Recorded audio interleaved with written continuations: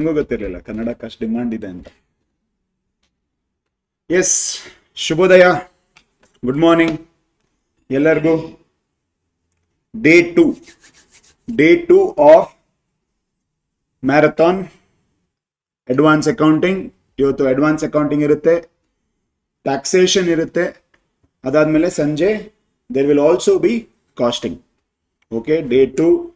S students, are you there online? ಕೇಳ್ತಾ ಇದೆಯಾ? Audio video is it fine?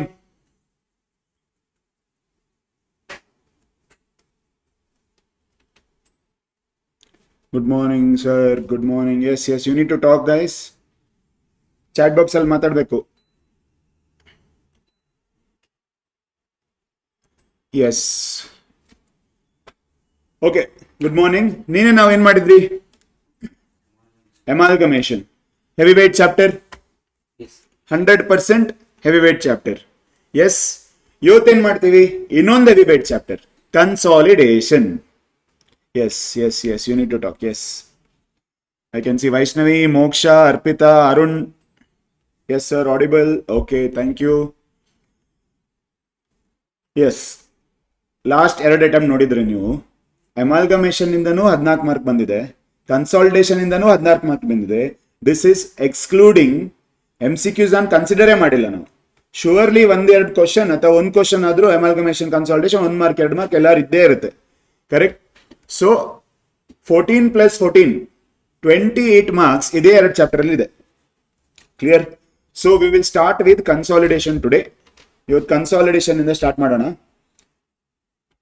ಏನು consolidation ಅಂದ್ರೇನು? ಕನ್ಸಾಲಿಡೇಷನ್ ಅಂದ್ರೇನು? 2 ಬ್ಯಾಲೆನ್ಸ್ ಶೀಟ್ ಅನ್ನು ಜಸ್ಟ್ ಆಡ್ ಮಾಡೋದು ಅಲ್ವಾ? ಓಕೆ, ಯಾವ 2 ಬ್ಯಾಲೆನ್ಸ್ ಶೀಟ್ ಅನ್ನು ಆಡ್ ಮಾಡ್ಬೇಕು ನಾವು? Holding company and subsidiary company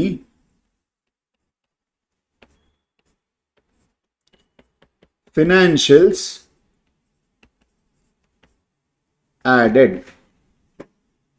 holding company ಮತ್ತೆ ಸಬ್ಸಿಡರಿ ಕಂಪನಿದು ಫಿನಾನ್ಷಿಯಲ್ಸ್ ಅನ್ನು ಆಡ್ ಮಾಡಿದ್ರೆ it will become consolidation. But ಯಾಕೆ ಆಡ್ ಮಾಡಬೇಕು? Who is holding company, who is subsidiary company? Holding company ಅಂತ ಹೇಳಿದ್ರೆ ಯಾವ ಕಂಪನಿಗೆ ನಾವು ಹೋಲ್ಡಿಂಗ್ ಕಂಪನಿ ಅಂತ ಹೇಳ್ತೇವೆ? ಯಾವ ಕಂಪನಿ ಹೋಲ್ಡಿಂಗ್ ಕಂಪನಿ ಅಂತ ಹೇಳ್ತೇವೆ? Which company holds more than 51%. So ಒಂದು ಕಂಪನಿ ಇನ್ನೊಂದು ಕಂಪನಿಯಲ್ಲಿ greater than 50%, at least 51% hold ಮಾಡಿದ್ರೆ the company that is holding becomes holding company, ಇನ್ನೊಂದು company subsidiary company. Okay sir, holding company subsidiary company ಗೊತ್ತಾಯ್ತು. Consolidation ಯಾಕೆ ಮಾಡಬೇಕು? ಹೋಲ್ಡಿಂಗ್ ಕಂಪನಿಗೆ ಅವ್ರದೇ ಬ್ಯಾಲೆನ್ಸ್ ಶೀಟ್ ಇದೆ, ಸಬ್ಸಿಡರಿ ಕಂಪನಿಗೆ ಅವ್ರದೇ ಬ್ಯಾಲೆನ್ಸ್ ಶೀಟ್ ಇದೆ. ಕನ್ಸಾಲಿಡೇಟ್ ಯಾಕೆ ಮಾಡ್ಬೇಕು ಎರಡನ್ನು? ಹೋಲ್ಡಿಂಗ್ ಕಂಪನಿ ಶೇರ್ ಹೋಲ್ಡರ್ಸ್ ಅವ್ರ ಬ್ಯಾಲೆನ್ಸ್ ಶೀಟ್ ಇದೆ ಕಾಣುತ್ತೆ, ಸಬ್ಸಿಡರಿ ಕಂಪನಿ ಶೇರ್ ಹೋಲ್ಡರ್ಸ್ ಅವ್ರ ಬ್ಯಾಲೆನ್ಸ್ ಶೀಟ್ ಇದೆ. ಎರಡನ್ನು ಆಡ್ ಮಾಡಿ ಇನ್ನೊಂದು ಬ್ಯಾಲೆನ್ಸ್ ಶೀಟ್ ಯಾಕೆ ಮಾಡ್ಬೇಕು ನಾವು? Yes, holding company share holder subsidiary company ಮೇಲೂ ಇಂಟ್ರೆಸ್ಟ್ ಇರುತ್ತೆ.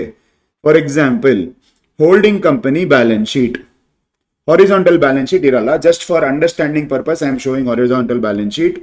Holding company balance sheet, holding company balance sheet ಅಲ್ಲಿ equity share capital. What does it ಮೀನ್?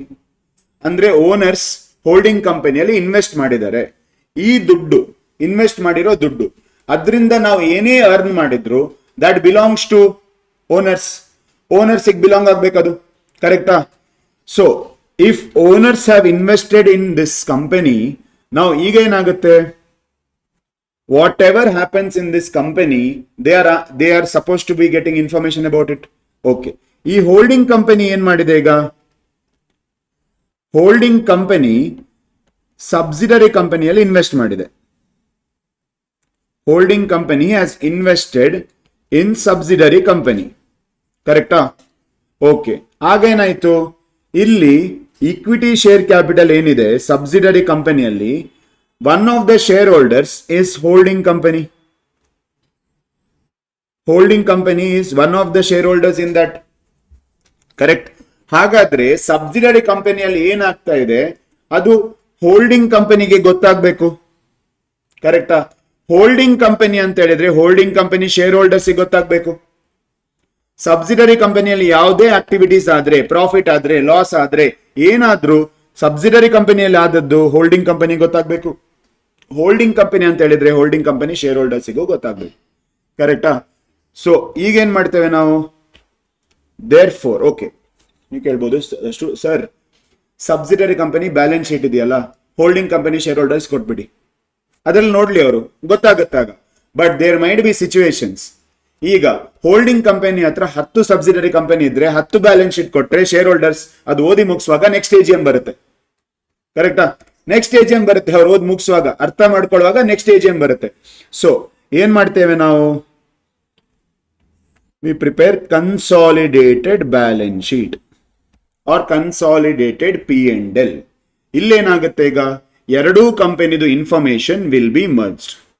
ಎರಡೂ ಕಂಪನಿಯಲ್ಲಿ ಏನ್ ಇನ್ಫಾರ್ಮೇಶನ್ ಇದೆ ಅದನ್ನೆರಡು ಮರ್ಜ್ ಮಾಡಿ ನಾವು consolidated balance sheet or consolidated P&L prepare ಮಾಡ್ತೇವೆ.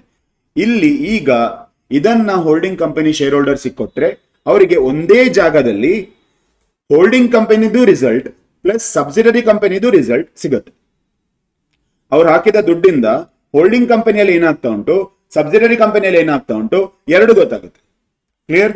This is the reason for consolidation. Now we have two things. Consolidation chapter ಅಂತ ಹೇಳಿದ್ರೆ ಎರಡು, ಏನದೆರಡು, ಒಂದು ಕನ್ಸಾಲಿಡೇಟೆಡ್ ಬ್ಯಾಲೆನ್ಸ್ ಶೀಟ್ ಮಾಡಲಿಕ್ಕೆ, ಇನ್ನೊಂದು ಕನ್ಸಾಲಿಡೇಟೆಡ್ P&L ಮಾಡಲಿಕ್ಕೆ. ಕನ್ಸಾಲಿಡೇಟೆಡ್ ಬ್ಯಾಲೆನ್ಸ್ ಶೀಟ್ ಮಾಡಬೇಕು, ಕನ್ಸಾಲಿಡೇಟೆಡ್ P&L ಮಾಡಬೇಕು. Okay, consolidated balance sheet, consolidated P&L horizontal ಮಾಡ್ಬೇಕಾ ನಾವು ವರ್ಟಿಕಲ್ ಮಾಡ್ಬೇಕಾ? ಹಾರಿಜಾಂಟಲ್ ಶೆಡ್ಯೂಲ್ 3 ಫಾರ್ಮ್ಯಾಟ್ ಯಾವ್ದು ಅಪ್ಲಿಕೇಬಲ್ ಆಗುತ್ತೆ ಕಂಪನಿಗೆ ಅದು ಕನ್ಸಾಲಿಡೇಟೆಡ್ ಬ್ಯಾಲೆನ್ಸ್ ಶೀಟಿಗೂ ಅಪ್ಲಿಕೇಬಲ್. ಸೊ ಶೆಡ್ಯೂಲ್ 3 ಫಾರ್ಮ್ಯಾಟೇ ನಾವು ಅಪ್ಲೈ ಮಾಡ್ಬೇಕು, ಯೂಸ್ ಮಾಡ್ಬೇಕು. Okay, now first thing, steps to prepare consolidated balance sheet. Steps to prepare consolidated balance sheet. Okay. Yes, online students, ಎಷ್ಟು ಜನ ಸ್ಕಿಪ್ ಮಾಡಿದಿರಿ ಇದನ್ನ ಪ್ರೀವಿಯಸ್ ಅಟೆಂಪ್ಟ್ ಅಲ್ಲಿ? ಸ್ಕಿಪ್ ಮಾಡಿದಿರಾ? ಫಸ್ಟ್ ಟೈಮ್ ಓದೋರು ಯಾರು ಇದ್ದಾರಾ? Okay, steps to prepare consolidated balance sheet. Now first step is called as date of acquisition. First step, ಇದು ಗೊತ್ತಿರಲೇಬೇಕು ನಮ್ಗೆ. ಇದು ಗೊತ್ತಿಲ್ಲದೆ ಇದ್ರೆ ನಮ್ಗೆ ಮುಂದೆ ಹೋಗ್ಲಿಕ್ಕೆ ಆಗಲ್ಲ. Okay, date of acquisition.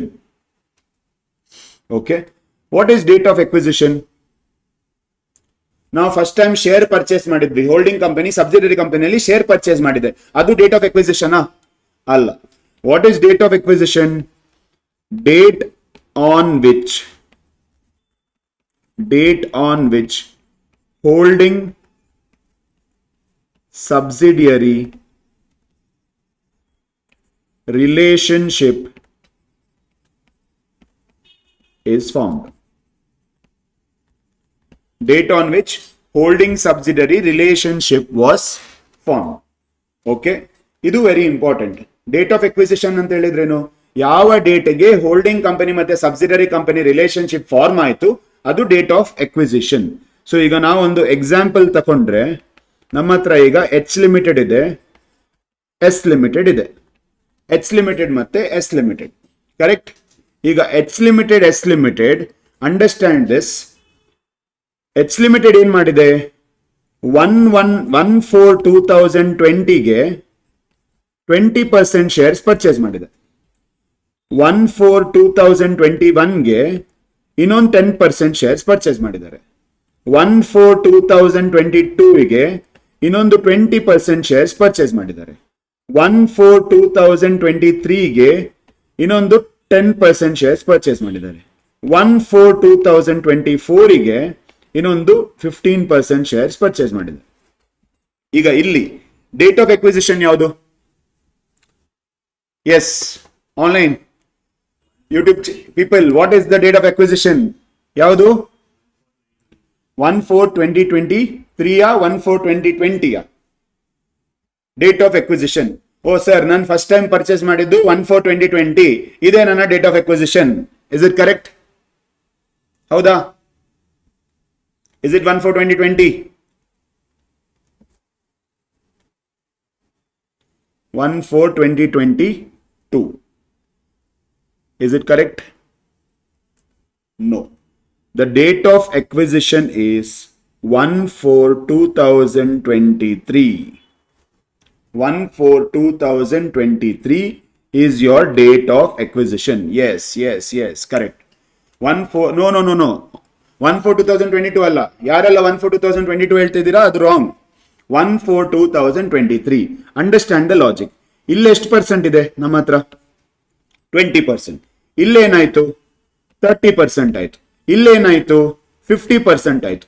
50% shares ಇದ್ರೆ ನಿಮ್ಮ ಹತ್ರ ನಿಮ್ಗೆ ಕಂಟ್ರೋಲ್ ಇದೆಯಾ? ಕಂಟ್ರೋಲ್ ಇಲ್ಲ. ಕಂಟ್ರೋಲ್ ಸಿಗ್ಬೇಕಿದ್ರೆ 50% ಗಿಂತ ಸ್ವಲ್ಪ ಜಾಸ್ತಿ ಬರಲೇಬೇಕು. ಕರೆಕ್ಟಾ? ಸೊ ಇಲ್ಲಿ ನೀವು 10% ಶೇರ್ಸ್ ಪರ್ಚೇಸ್ ಮಾಡಿದಾಗ 60% ಶೇರ್ಸ್ ಆಯ್ತು. 60% ಶೇರ್ಸ್ ಆದ್ರೆ now you are the holding company. ಈಗ ನೀವು holding company. Is this clear? So 1/4/2022 ಅಲ್ಲ, 1/4/2023. Is this clear? Greater than 50% ಆದ್ರೆ ಹೋಲ್ಡಿಂಗ್ ಕಂಪನಿ ಆಗೋದು. Yes. Now date of acquisition. Okay, understood. This is very, very important. E-date will be the base for many calculations as we go further. Correct? Okay. Any doubt with step 1? If you follow all the steps, ಎಲ್ಲ steps ನಿಮ್ಗೆ ಅರ್ಥ ಆದ್ರೆ consolidated balance sheet ಇದೆಯಲ್ಲ, ಅದು actually solution ಇರೋದು consolidated balance sheet. ಅವ್ರು ನೋಡೋದು consolidated balance sheet. Obviously working notes should form part of your answer ಅಂತ ಹೇಳಿರ್ತಾರೆ. ಸೊ ವರ್ಕಿಂಗ್ ನೋಟ್ ಮಾಡ್ಲೇಬೇಕು ನೀವು. ಆದ್ರೆ ನೀವು ಈ ಸ್ಟೆಪ್ಸ್ ಅನ್ನ ಫಾಲೋ ಮಾಡಿದ್ರೆ ಕರೆಕ್ಟ್ ಆಗಿ consolidated balance sheet is just fill in the blanks. Blanks ಅನ್ನ ಫಿಲ್ ಮಾಡಿ ಅಷ್ಟೇ. ಎಲ್ಲ ಸ್ಟೆಪ್ಸ್ ಅಲ್ಲೇ ಆನ್ಸರ್ಸ್ ಇರುತ್ತೆ ನಿಮ್ಗೆ. Okay, date of acquisition. Next will go further. Next one is share holding pattern. Shareholding pattern. Shareholding pattern. Now, what is shareholding pattern? Yes, 1/4/2023 people are correct. Shareholding pattern anta helidrenu? Shareholding pattern. Shareholding pattern means on the date of consolidated balance sheet preparation, shares held. On the date of consolidated balance sheet preparation, shares held by holding company and minority interest. MI ಅಂದ್ರೆ Mumbai Indians ಅಲ್ಲ, minority interest. Clear? Yes. Now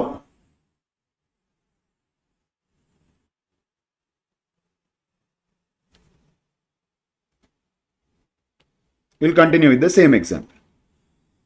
same example ನಾವೀಗ ತಕೊಂಡ್ರೆ, okay, ಇಲ್ಲಿ ನಾವೀಗ balance sheet, consolidated balance sheet ನಾನು 31st March 2025ಗೆ prepare ಮಾಡ್ತೇನೆ. Consolidated balance sheet. Okay, 31st March. Balance sheet ಯಾವಾಗಲೂ end of the year ಅಲ್ವಾ? 31st March 2025ಗೆ ಪ್ರಿಪೇರ್ ಮಾಡ್ತೇನೆ. Clear? 31st March 2025 ನಾನು ಬ್ಯಾಲೆನ್ಸ್ ಶೀಟ್ ಪ್ರಿಪೇರ್ ಮಾಡುವಾಗ ಆ ದಿವಸ ಹೋಲ್ಡಿಂಗ್ ಕಂಪನಿ ಎಚ್ ಲಿಮಿಟೆಡ್ ಹತ್ರ ಎಷ್ಟು ಶೇರ್ಸ್ ಇದೆ? ಎಚ್ ಲಿಮಿಟೆಡ್ ಹತ್ರ ಎಷ್ಟು ಶೇರ್ಸ್ ಇದೆ? 20% became 30%, 30% became 50%, 50% became 60%, 60% became 75%. So H limited ಹತ್ರ ಇರುವ ಶೇರ್ಸ್ 75%. ಎಚ್ ಲಿಮಿಟೆಡ್ ಹತ್ರ 75% ಶೇರ್ಸ್ ಇದೆ. ಕ್ಲಿಯರ್? ಎಚ್ ಲಿಮಿಟೆಡ್ ಹತ್ರ 75% ಶೇರ್ಸ್ ಇದ್ರೆ ಉಳಿದ 25% ಯಾರ ಹತ್ರ ಇದೆ? Other share holders. ನಾನೊಂದು ಶೇರ್ ಹೋಲ್ಡರ್ ಆದ್ರೆ ಉಳಿದಿರೋ ಶೇರ್ ಹೋಲ್ಡರ್ಸ್ ಇದ್ದಾರೆ. ಬಟ್ ಮೆಜಾರಿಟಿ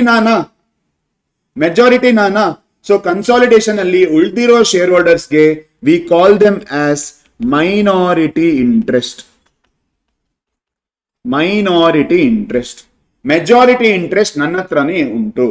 ಸೊ ಹಾಗಾದ್ರೆ ಮೈನಾರಿಟಿ ಇಂಟ್ರೆಸ್ಟ್ ಯಾರೋ ಬೇರೆಯವ್ರು ಇದ್ದಾರೆ ಅಂದ್ರೆ it is not one person, it can be one person also, but many people put together. Is it clear? Did you understand this? Okay. ಒಂದ್ ವೇಳೆ ನಾನೀಗ ಈ ಇಯರ್ ಎಂಡ್ ಅಲ್ಲಿ ಪ್ರಿಪೇರ್ ಮಾಡಿದ್ರೆ 1/4/2023 ಅಂದ್ರೆ 31st of March 2024, 31st of March 2024 ಗೆ ಒಂದ್ ವೇಳೆ ನಾನು ಬ್ಯಾಲೆನ್ಸ್ ಶೀಟ್ ಪ್ರಿಪೇರ್ ಮಾಡಿದ್ರೆ ಆಗ share holding pattern will not be 75%, it will B 60%. ಹಾಗಾದ್ರೆ minority interest will be 40%. Is this clear? Yes. This is your next step, share holding pattern. ಇದು ಎರಡು ಚಿಕ್ಕ ಚಿಕ್ಕ ಸ್ಟೆಪ್ಸ್ ಬೇಕೇ ಬೇಕು. ಡೇಟ್ ಆಫ್ ಅಕ್ವಿಸಿಷನ್ ಏನು? the date on which you became holding company. Share holding pattern ಅಂತ ಹೇಳಿದ್ರೇನು? ನೀವು balance sheet prepare ಮಾಡುವ ದಿವಸ ಎಷ್ಟು ಶೇರ್ಸ್ ಇದೆ ಹೋಲ್ಡಿಂಗ್ ಕಂಪನಿ ಹತ್ರ, ಅದು ಉಳಿದಿರೋ shares minority interest. Is it clear? Yes. Now the most important step in consolidation ಈ ಸ್ಟೆಪ್ 3. Most important step. ಇದೊಂದು ಕರೆಕ್ಟ್ ಆಗಿ ಆದ್ರೆ ಉಳಿದಿರೋ ಸ್ಟೆಪ್ಸ್ ಆಟೋಮ್ಯಾಟಿಕಲಿ ಕರೆಕ್ಟ್ ಆಗಿ ಆಗುತ್ತೆ. So this is analysis of profits. Analysis of profits of whom? Subsidiary company. ಈಗ ಒಂದು ವಿಷಯ ಹೇಳಿ ನಂಗೆ, ಕನ್ಸಾಲಿಡೇಟೆಡ್ ಬ್ಯಾಲೆನ್ಸ್ ಶೀಟ್ ಪ್ರಿಪೇರ್ ಮಾಡೋದು ಯಾರು? ಕನ್ಸಾಲಿಡೇಟೆಡ್ ಬ್ಯಾಲೆನ್ಸ್ ಶೀಟ್ ಪ್ರಿಪೇರ್ ಮಾಡೋದು ಯಾರು? Holding company. ಈ ಸ್ಟೆಪ್ಸ್ ಎಲ್ಲ ಮಾಡ್ತಾ ಇರೋದು ಯಾರು? Holding company. ಸಬ್ಸಿಡರಿ ಕಂಪನಿಗೆ ಯಾವುದೇ ಟೆನ್ಷನ್ ಇಲ್ಲ ಇರೋದೆಲ್ಲ. ಸಬ್ಸಿಡರಿ ಕಂಪನಿ ಅವ್ರ ಬ್ಯಾಲೆನ್ಸ್ ಶೀಟ್ ಮಾಡಿದ್ದಾರೆ, ಮುಗೀತು, ಅವ್ರ ಕೆಲಸ ಮುಗೀತು. ಅವ್ರ ಬ್ಯಾಲೆನ್ಸ್ ಶೀಟ್ ಏನ್ ಮಾಡಿದ್ದಾರೆ ಅದನ್ನ ಜಸ್ಟ್ ಹೋಲ್ಡಿಂಗ್ ಕಂಪನಿ ಕೊಡ್ತಾರೆ. ನಿಮ್ ಕನ್ಸಾಲಿಡೇಷನ್ ಮಾಡ್ಬೇಕಾ? ತಗೊಳ್ಳಿ. ನಂಗೆ ಗೊತ್ತಿಲ್ಲ ಅದೆಲ್ಲ ಕನ್ಸಾಲಿಡೇಷನ್. ನನ್ನ ಕಂಪನಿಯಲ್ಲಿ ನೀವು ಇನ್ವೆಸ್ಟ್ ಮಾಡಿದ್ದೀರಾ, ಓಕೆ, ಅದಕ್ಕೆ ನಾನು ಡಿವಿಡೆಂಡ್ ಕೊಡ್ತಾ ಇದ್ದೀನಿ, ಓಕೆ, ಬೋನಸ್ ಇಶ್ಯೂ ಮಾಡ್ತೇನೆ ಬೇಕಾದ್ರೆ, ಓಕೆ, ಬಟ್ ಕನ್ಸಾಲಿಡೇಷನ್ ಅಲ್ಲ ನನ್ನ ರೆಸ್ಪಾನ್ಸಿಬಿಲಿಟಿ ಅಲ್ಲ. According to AS 21, consolidation is done by holding company or to be done by holding company. Holding company ಏನ್ ಮಾಡ್ತಾರೆ? Take, okay, investment. Subsidiary company ಏನ್ ಮಾಡ್ತಾರೆ? Take dividend, take bonus. ಕರೆಕ್ಟಾ? End of the year holding ಕಂಪನಿಗೆ ಈಗ tension, ಅಯ್ಯಯ್ಯೋ ಹೇಗೆ analyse ಮಾಡೋದು, ನನ್ನ ದುಡ್ಡೆಲ್ಲ ಹೋಯ್ತು ಅಂತ. ಸೊ ಏನ್ ಮಾಡ್ತಾರೆ? ಕನ್ಸಲ್ಟೇಷನ್ ಮಾಡ್ತೀಯಾ? ಇಲ್ಲ, ನಾನು ಮಾಡಲ್ಲ, ನಾನು ನನ್ನ ಬ್ಯಾಲೆನ್ಸ್ ಶೀಟ್ ಮಾಡಿದ್ದೀನಿ, ತಗೋ ಬ್ಯಾಲೆನ್ಸ್ ಶೀಟ್ ಬೇಕಾ? ತಗೋ, ಶೇರ್ ಹೋಲ್ಡರ್ ಅಲ್ವಾ ನೀನು, ತಗೋ ಬ್ಯಾಲೆನ್ಸ್ ಶೀಟ್. ಕನ್ಸಾಲಿಡೇಷನ್ ಏನ್ ಬೇಕಾದ್ರೂ ಮಾಡ್ಕೋ. Are you getting my point? It is done in the books of holding company. So analysis of profits is done by holding company. Analysis of profits is done by holding company. Analysis of profits andre enu? Holding company analyzing subsidiary company, okay, profits, and dividing the profit into two categories, that is called as pre-acquisition profit, post-acquisition profit. ಈಗ ನಾವು partnership ಅಲ್ಲೆಲ್ಲ ಮಾಡ್ತಿದ್ವಲ್ಲ, partnership. CA students, do you remember once upon a time you were in CA foundation? ಅಲ್ಲೊಂದು chapter ಇತ್ತು partnership ಅಂತ ಹೇಳಿ, ನಿಮ್ favourite chapter ಅದು, ಕರೆಕ್ಟಾ? ಓಕೆ, ಪಾರ್ಟ್ನರ್ಶಿಪ್ ಅಲ್ಲಿ ಅಡ್ಮಿಷನ್, ರಿಟೈರ್ಮೆಂಟ್, ಡೆತ್ ಎಲ್ಲ ಆಗುವಾಗ ನಾವೇನ್ ಮಾಡ್ತೇವೆ? ಜನರಲ್ ರಿಸರ್ವ್ ಇದ್ರೆ ಅಥವಾ ರಿಸರ್ವ್ಸ್ ಇದ್ರೆ ಅಡ್ಮಿಷನ್ ಒಬ್ಬ ಬರುವ ಮೊದಲು ಆ ರಿಸರ್ವ್ಸ್ ಅನ್ನು ಓಲ್ಡ್ ಪಾರ್ಟ್ನರ್ಸ್ ಡಿಸ್ಟ್ರಿಬ್ಯೂಟ್ ಮಾಡಿಕೊಂಡು ಆಮೇಲೆ ಅಡ್ಮಿಷನ್ ಮಾಡ್ತಾ ಇದ್ವಿ. ಕಂಪನಿಲಿ ಹಾಗಾಗತ್ತಾ? ಕಂಪನಿಲಿ ರಿಸರ್ವ್ಸ್ ಅಂಡ್ ಸರ್ಪ್ಲಸ್ ಇದೆ. ರಿಸರ್ವ್ಸ್ ಈಗ ಒಂದು ಹೊಸ ಶೇರ್ ಹೋಲ್ಡರ್ ಪರ್ಚೇಸ್ ಮಾಡೋ ಮೊದಲು ಆ ರಿಸರ್ವ್ಸ್ ಅನ್ನು ಡಿಸ್ಟ್ರಿಬ್ಯೂಟ್ ಮಾಡಿ ಮತ್ತೆ ಆ ಶೇರ್ ಹೋಲ್ಡರ್ ಎಂಟರ್ ಮಾಡ್ಲಿಕ್ಕೆ ಬಿಡ್ತೇವೆ ನಾವು? ಹಾಗೇನಿಲ್ಲ. ಯಾಕಂತ ಹೇಳಿದ್ರೆ every moment somebody is buying or somebody is selling in the stock market, correct? So ನಾವು ಇಲ್ಲೇನಾಗುತ್ತೆ, ನಾನೀಗ ಇವತ್ತು ಎಂಟರ್ ಆದ್ರೂ ಇಷ್ಟೊರಗೆ ಅರ್ನ್ ಮಾಡಿ ಇಟ್ಟಿರೋ ಪ್ರಾಫಿಟ್ಸ್ ಅದ್ರಲ್ಲಿ ನಾನಿರ್ಲಿಲ್ಲ, ಆಗ ನಾನು ಶೇರ್ ಹೋಲ್ಡರ್ ಆಗಿರ್ಲಿಲ್ಲ, ಆದ್ರೂ I will get it. So therefore pre acquisition profit means profit that is earned before I became shareholder. ನಾನ್ ಶೇರ್ ಹೋಲ್ಡರ್ ಆಗೋ ಮೊದಲು ಅರ್ನ್ ಮಾಡಿರುವ ಪ್ರಾಫಿಟ್, ಅದು ಪ್ರೀ ಅಕ್ವಿಸಿಷನ್. ನಾನ್ ಶೇರ್ ಹೋಲ್ಡರ್ ಆದ ಮೇಲೆ ಅರ್ನ್ ಆಗಿರುವ ಪ್ರಾಫಿಟ್, ಅದು post acquisition. Is it clear? Yes. Now our job is what? Dividing it into pre acquisition and post acquisition. Now let's go further. We will take one example and we will discuss all possible situations that can come in the exam. Exam ಅಲ್ಲಿ ಯಾವುದೆಲ್ಲ situation ಬರ್ಬೋದು ಎಲ್ಲ ಈ example ಅಲ್ಲೇ ನಾವು cover ಮಾಡೋಣ. Okay, now balance sheet of S Limited as at 31st of March 2024.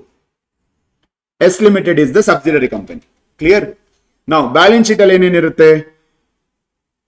Equity and liabilities, ಅದರಲ್ಲಿ shareholders funds, ಅದರಲ್ಲಿ share capital. Share capital, we have 10,000 shares of rupees 100. That makes it 10 lakhs. ಇವ್ರ ಹತ್ರ equity share capital ಇರೋದು 10 lakhs. B, reserves and surplus. Reserves and surplus, general reserve ಇದೆ, ಅದರಲ್ಲಿ ನಮ್ಮ ಹತ್ರ 3 lakhs. Sorry, we'll make it 5 lakhs general reserve. P&L ನಮ್ಮ ಹತ್ರ ಇರೋದು 3 lakhs. P&L ನಮ್ಮ ಹತ್ರ ಇರೋದು 3 lakhs. Somebody on YouTube is like, and here comes the set of what if questions. Okay. Okay. P&L 3 lakhs. Clear? Illi tanka? Okay.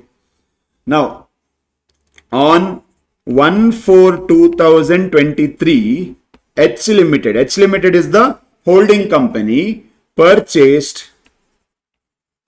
H Limited purchased 80% shares, or we will do one thing. H Limited purchased 8,000 shares in S Limited. H Limited has purchased 8,000 shares in S Limited. Okay.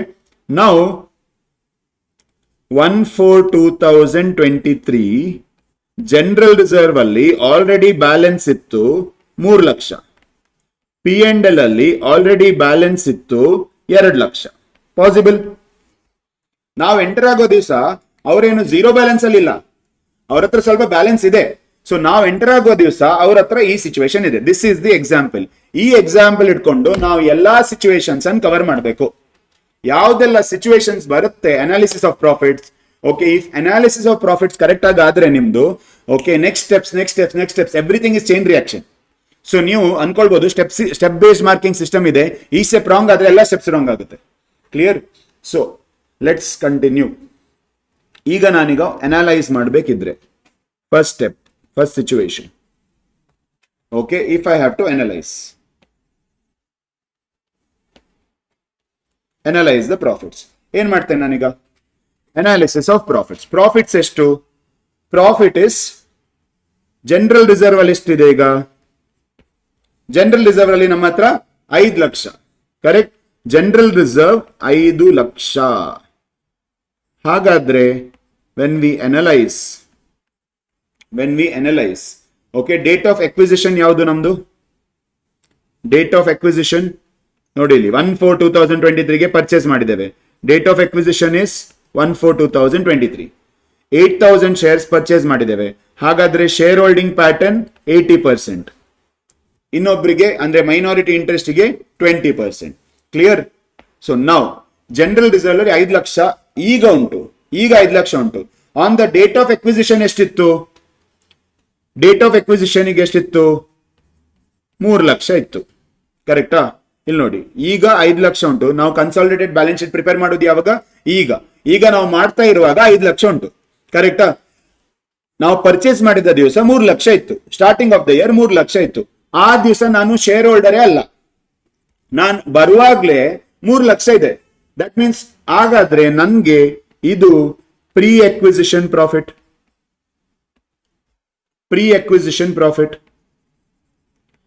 ಆಗ 3 ಲಕ್ಷ ಇದ್ದದ್ದು ಈಗ 5 ಲಕ್ಷ ಆಗ್ಬೇಕಾದ್ರೆ 2 ಲಕ್ಷ ನಾನು ಈ ವರ್ಷ earn ಮಾಡಿದ್ದೇನೆ. Subsidiary company 2 lakh ಈ ವರ್ಷ ಅರ್ನ್ ಮಾಡಿದ್ದಾರೆ. ಹಾಗಾದ್ರೆ ಇದು post acquisition profit.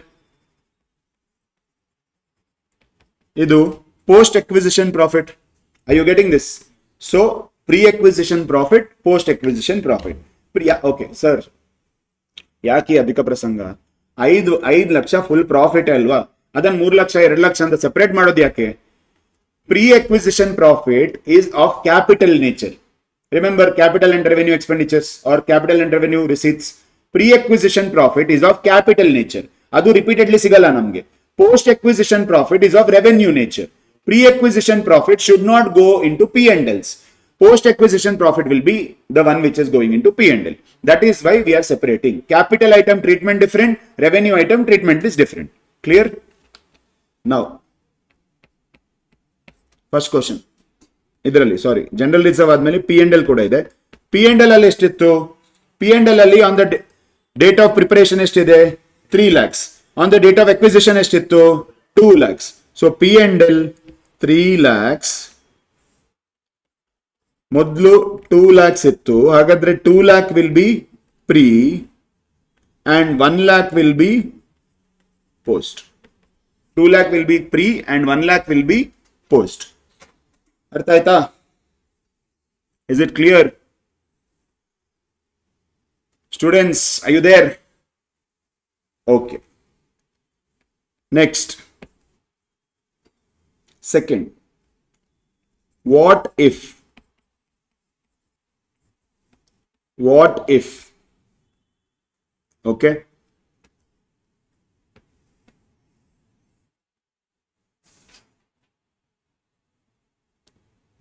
okay, what if shares were acquired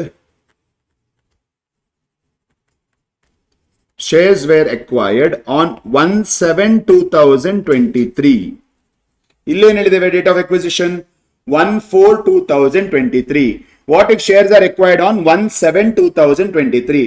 ಅಂದ್ರೆ middle of the year, during the year. Shares are acquired during the year. ಈಗ ಏನಾಗ್ತದೆ? ನಾವು ಜನರಲ್ ರಿಸರ್ವ್ ಅನ್ನು ಅನಲೈಸ್ ಮಾಡುವಾಗ general reserve end of the year ಎಷ್ಟಿತ್ತು? 5 ಲಕ್ಷ ಇತ್ತು. End of the year general reserve 5 lakh ಇತ್ತು. 1/7/2023 ಎಷ್ಟಿದೆ ಅಂತ ನಮ್ಗೆ ಗೊತ್ತಿದ್ಯಾ? 1/7/2023 ಎಷ್ಟು ಜನರಲ್ ರಿಸರ್ವ್ ಉಂಟು ಅಂತ ನಮ್ಗೆ ಗೊತ್ತಿಲ್ಲ. 1/7/2023 we don't know. We know on what date? 1/4/2023 starting of the year ಇತ್ತು. ಯಾಕಂತ ಹೇಳಿದ್ರೆ ಅವರಿಗೂ 1/7/2023 ಎಷ್ಟಿದೆ ಅಂತ ಗೊತ್ತಿರೋದಿಲ್ಲ. ಯಾಕಂತ ಹೇಳಿದ್ರೆ ಫಿನಾನ್ಷಿಯಲ್ ಸ್ಟೇಟ್ಮೆಂಟ್ ಪ್ರಿಪೇರ್ ಮಾಡೋದು ಎಂಡ್ ಆಫ್ ದ ಇಯರ್. ಅವ್ರು ನಮ್ಗೆ end of the year balance sheet, starting of the year balance sheet ಎರಡು ಕೊಟ್ಟಿರ್ತಾರೆ. ನಾವು ಪರ್ಚೇಸ್ ಮಾಡಿದ್ದು ಯಾವಾಗ? ನಡುವಲ್ಲಿ. ಸೊ ಈಗ ಏನಾಯ್ತು? Starting of the year 3 lakh ಉಂಟು. ಇದು ಪ್ರೀಯಾ ಪೋಸ್ಟಾ? ಇದು 100% ಪ್ರೀ. ಯಾಕೆ? ಯಾಕಂತ ಹೇಳಿದ್ರೆ ಆ ದಿವಸ ನಾನು ಇರ್ಲೇ ಇಲ್ಲ. 1/4/2023 ನಾನು ಇರ್ಲೇ ಇಲ್ಲ. ನಾನು ಯಾವಾಗ ಎಕ್ವೈರ್ ಮಾಡಿದ್ದು ಶೇರ್ಸ್? 1/7/2023 ಎಕ್ವೈರ್ ಮಾಡಿದ್ದು. Okay, starting of the year 3 lakh ಇದ್ರೆ during the year 2 lakh earn ಮಾಡಿದ್ದಾರೆ ಇವರು. Starting of the year 3 lakh ಇದ್ದದ್ದು end of the year 5 lakh ಆಗ್ಬೇಕಾದ್ರೆ ಈ ವರ್ಷ ಅವ್ರು 2 ಲಕ್ಷ ಅರ್ನ್ ಮಾಡಿದ್ದಾರೆ. ಈ 2 ಲಕ್ಷದಲ್ಲಿ ನನ್ಗೆ ಎಲ್ಲ ಪೋಸ್ಟ್ ಅಲ್ಲ. ಯಾಕಂತ ಹೇಳಿದ್ರೆ ನಾನು ಬಂದದ್ದೇ ಜುಲೈಯಲ್ಲಿ. So 3 months 9 months distribution. So this will be 50,000 idralli pre and 9 months 1,50,000 idralli post. So basically April ಇಂದ ಜೂನ್ ತನಕ ನಾನು ಇಲ್ಲದೇ ಇರುವ ಟೈಮಲ್ಲಿ ಅವ್ರು ಅರ್ನ್ ಮಾಡಿದ ಪ್ರಾಫಿಟ್ ಅದು ನನಗೆ ಪ್ರೀ. ಜುಲೈ ಇಂದ ಯಾವ್ದು ಪ್ರಾಫಿಟ್ ಅರ್ನ್ ಆಗಿದೆ ಅದು ನನಗೆ post. Clear? Yes. What about when we are doing P&L? P&L ಮಾಡುವಾಗ ಏನಾಯ್ತು? P&L ಅಲ್ಲಿ ಎಷ್ಟಿತ್ತು? 3 ಲಕ್ಷ. P&L ಅಲ್ಲಿ ಇದ್ದದ್ದು 3 lakh. Starting of the year ಎಷ್ಟಿತ್ತು? 2 ಲಕ್ಷ. ಈ 2 ಲಕ್ಷ ವಿಲ್ ಬಿ ಪ್ರೀ.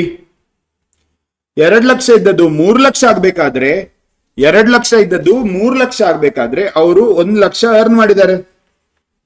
ಕರೆಕ್ಟಾ? ಅವರು 1 ಲಕ್ಷ ಅರ್ನ್ ಮಾಡಿದ್ದಾರೆ.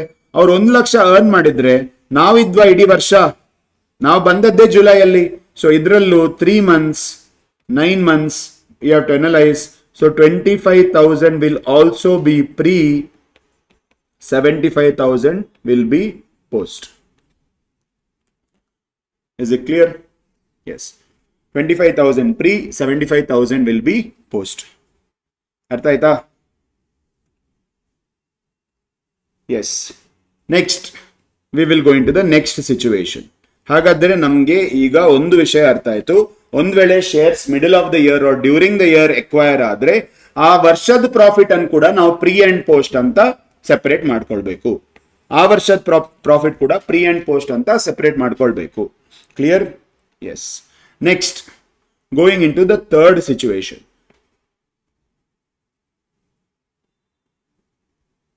What if? Next situation. What if S Limited declared bonus, okay, 1:4 on 1/10/2023. S Limited has given bonus 1/10/2023. ಒಂದು ಕೆಲಸ ಮಾಡುವ, ಈಗ ಒಂದು ಮಾಡಿಫಿಕೇಶನ್ ಮಾಡ್ಬೇಕು ನೀವು. ಶೇರ್ ಕ್ಯಾಪಿಟಲ್ ಇದು 1/4/2023 ಇಂದ ಸೇಮ್ ಇದೆ, ಅಂದ್ರೆ ಬೋನಸ್ ಎಂಟ್ರಿ ಇನ್ನೂ ಪಾಸ್ ಆಗಿಲ್ಲ. ಓಕೆ, ಶೇರ್ ಕ್ಯಾಪಿಟಲ್ 1/4/2023 ಇಂದ share capital is still 10 lakhs only. So ಈಗ ಏನ್ ಹೇಳಿದ್ದಾರೆ, ಬೋನಸ್ ಡಿಕ್ಲೇರ್ ಆಗಿದೆ. Bonus issue was a chapter which you have studied. Bonus declare ಆದ್ರೆ ನಾವು ಫಸ್ಟ್ ಗೆ ಹಣ ಯಾವ್ದ್ರಿಂದ ತೆಗಿತೇವೆ, CRR ಇಂದ ತೆಗಿತೇವೆ. CRR ಇಲ್ವಾ, ಓಕೆ, ಸೆಕ್ಯೂರಿಟೀಸ್ ಪ್ರೀಮಿಯಂ ಇಂದ ತೆಗಿತೇವೆ. ಇಲ್ಲಿ CRR ಇಲ್ಲ, ಸೆಕ್ಯೂರಿಟೀಸ್ ಪ್ರೀಮಿಯಂ ಇಲ್ಲ. ಸೊ ಹಾಗಾದ್ರೆ ನೆಕ್ಸ್ಟ್ ಯಾವ್ದಿಂದ ತೆಗಿತೇವೆ, ಜನರಲ್ ರಿಸರ್ವ್ ಇಂದ ತೆಗಿತೇವೆ. ಅದು ಸಾಕಾಗದೆ ಇದ್ರೆ ಆಗ P&L ಇಂದ ತೆಗಿತೇವೆ. ಕರೆಕ್ಟಾ? ಸೊ ಈಗ ಶೇರ್ಸ್ ಇರುವುದೆಷ್ಟು, 10,000 ಶೇರ್ಸ್. ಸೊ ಬೋನಸ್ ಡಿಕ್ಲೇರ್ ಮಾಡಿದ್ರೆ 10,000 ಇಂಟು 1/4 ಅಂತ ಹೇಳಿದ್ರೆ 2,500 is bonus shares. Bonus shares face value ಅಲ್ಲಿ ಇಶ್ಯೂ ಆದ್ರೆ ಇಂಟು 100 2.5 lakhs ಇಸ್ ಬೋನಸ್. ಇಷ್ಟು ಬೇಕು ಬೋನಸ್ಗೆ. ಕರೆಕ್ಟಾ? ಈಗ ನಾವು ಅನಲೈಸ್ ಮಾಡುವಾಗ ನೋಡಿ, ಪ್ರತಿ situation is back to original situation. ಪ್ರತಿ situation will be back to original situation. Clear? Now if I go back to original situation, first one is general reserve. General reserve ಅಲ್ಲಿ ಎಷ್ಟುಂಟು, 5 ಲಕ್ಷ. ಯಾವಾಗ 5 ಲಕ್ಷ ಇರೋದು, end of the year. End of the year 5 lakh ಉಂಟು. ಕರೆಕ್ಟಾ? Starting of the year ಎಷ್ಟಿತ್ತು, 3 ಲಕ್ಷನಾ, 3-4? Yes, starting of the year ಎಷ್ಟಿತ್ತು, 3 ಲಕ್ಷ ಇತ್ತು. ಕರೆಕ್ಟ್? ಈಗ ಬೋನಸ್ ಇಶ್ಯೂ ಆದ್ರೆ ಬೋನಸ್ ಯಾವಾಗ ಇಶ್ಯೂ ಆದದು, 110ಗೆ. 110ಗೆ ಬೋನಸ್ ಇಶ್ಯೂ ಆಗುವಾಗ ಮೈನಸ್ ಬೋನಸ್ ಇಶ್ಯೂಗೆ ಎಷ್ಟು ಬೇಕಿದ್ದದ್ದು ನಮ್ಗೆ, 2,50,000. 2,50,000 ಬೇಕಿದ್ದದ್ದು. ಸೊ 2,50,000 ನೀವು ತೆಗೆದ್ರೆ ಆಗ ಎಷ್ಟು ಉಳಿತದೆ, 50,000 ಉಳಿತದೆ. 50,000 ಉಳಿದ್ರೆ that is called as pre. 50,000 ಉಳಿದ್ರೆ that is called as pre acquisition. Okay, during the year, ಈಗ ವರ್ಷದ ನಡುವೆ ನೀವು 2.5 ಲಕ್ಷ ತೆಗ್ದಿದ್ದೀರಿ, ಅದು 50,000ಕ್ಕೆ ಇಳ್ದಿದೆ. ಆ 50,000ಕ್ಕೆ ಇಳ್ದದ್ದು end of the year balance 5 lakh ಅಂತ ಆದ್ರೆ, ಹಾಗಾದ್ರೆ ಈ ವರ್ಷ ಅರ್ನ್ ಮಾಡಿದ್ದೆಷ್ಟು, ನಾವು ಈ ವರ್ಷ ಅರ್ನ್ ಮಾಡಿದ್ದು 4.5 lakhs. This will be your post. Are you getting this? Okay, you have to be very careful. Bonus issue ಬಂದಾಗ ಬೋನಸ್ ನೋಡಿ 5 ಲಕ್ಷ ಇತ್ತು. ಯಾವಾಗ, end of the year 5 lakh ಇತ್ತು. ಸ್ಟಾರ್ಟಿಂಗ್ ಆಫ್ ದ ಇಯರ್ ಎಷ್ಟಿತ್ತು, ಸ್ಟಾರ್ಟಿಂಗ್ ಆಫ್ ದ ಇಯರ್ ಇದ್ದದ್ದು 3 lakh. 3 lakh starting of the year ಇದ್ರೆ, okay, during the year ಯಾವಾಗ bonus ಕೊಟ್ಟದ್ ನಾವು, 1/10/2023ಗೆ ಬೋನಸ್ ಡಿಕ್ಲೇರ್ ಆಗಿದೆ. 1/10/2023ಗೆ ಬೋನಸ್ ಡಿಕ್ಲೇರ್ ಆದ್ರೆ ಆ 1/10/2023ಗೆ ನಾವು ಜನರಲ್ ರಿಸರ್ವ್ ಇಂದ ತೆಗೆದಿದ್ದೇವೆ. ಜನರಲ್ ರಿಸರ್ವ್ ಇಂದ ತೆಗೆದಾಗ ಬ್ಯಾಲೆನ್ಸ್ ಎಷ್ಟಾಯ್ತು, 50,000 ಆಯ್ತು. ಈ 50,000 ಆದ ಬ್ಯಾಲೆನ್ಸ್ ಎಂಡ್ ಆಫ್ ದ ಇಯರ್ಗೆ 4.5 ಲಕ್ಷ ರೀಚ್ ಆಗಿದೆ ಅಂತ ಆದ್ರೆ, 4.5 ಲಕ್ಷ ಎಲ್ಲಿಂದ ಬಂತು, ಈ ವರ್ಷ ಅರ್ನ್ ಆದದ್ದು. ಈ ವರ್ಷ ಅರ್ನ್ ಆಗಿ ಜನರಲ್ ರಿಸರ್ವ್ಗೆ ನಾವು ಟ್ರಾನ್ಸ್ಫರ್ ಮಾಡಿದ್ದು. ಸೊ ಇದು ಪೋಸ್ಟ್ ಆಗ್ತದೆ, ಇದು ಪ್ರೀ ಆಗ್ತದೆ. Is this clear? P&L ಅಲ್ಲಿ ಏನಾದ್ರು ಪ್ರಾಬ್ಲಮ್ ಇದೆಯಾ? P&L ಇಂದ ತೆಗೆಯುವಂತ ಪರಿಸ್ಥಿತಿ ಬಂದಿದಾ? ಇಲ್ಲ. P&L starting of the year 3 lakhs, then it is 2 lakhs, 2 lakhs is pre, 1 lakh is post. Same ಮೊದಲೇನು ನಾವು ಅನಲೈಸ್ ಮಾಡಿದ್ವಿ ಅದೇ, ಏನು ಚೇಂಜಸ್ ಇರುವುದಿಲ್ಲ. Okay, YouTube students, any doubt with the situation over here? Third situation ಏನಾದ್ರೂ doubt ಉಂಟಾ? Bonus issue ಆದ್ರೆ ಏನಾಗ್ತದೆ? Is this clear? You have to talk. Sitting at home morning dosa ತಿನ್ಕೊಂಡು ಕ್ಲಾಸ್ ನೋಡೋದಲ್ಲ, ಮಾತಾಡ್ಬೇಕು, ಡೌಟ್ಸ್ ಕೇಳಬೇಕು. ಒಳ್ಳೆ ಬಿಸಿ ದೋಸೆ ತಿನ್ಕೊಂಡು 1 minute ಆಗಿದ್ಯಾ ಕಾರಣ ನಾವು ಅವ್ರ ದೋಸೆ ಚಟ್ನಿ ಎಲ್ಲ ತಿಂದಾಗುತ್ತೆ ಆಗ. Sir, can we present the pre and post acquisition profits in the exact same way in the exams for general reserve and P&L? Yes, you can present it in the exact same way. You can draw the chart and present it, no problem at all. Clear sir? No sir. Dosa ತಿಂತ ಇಲ್ಲ ಅಂತ ಅವ್ರು ಇಡ್ಲಿ ತಿಂತ ಇದ್ದಾರೆ. Best ಅಲ್ವಾ? Online ಮನೇಲಿ ಕೂತು ಅಮ್ಮ ಚಟ್ನಿ ಕೇಳ್ಕೊಂಡು ಆರಾಮ್ಸೆ ಒಂದು ಚಾಯ್. Yes, this is the situation. The third one. Yes, you can present it, Shreya. You can present it exactly same way, no problem. These are anyways working notes, no?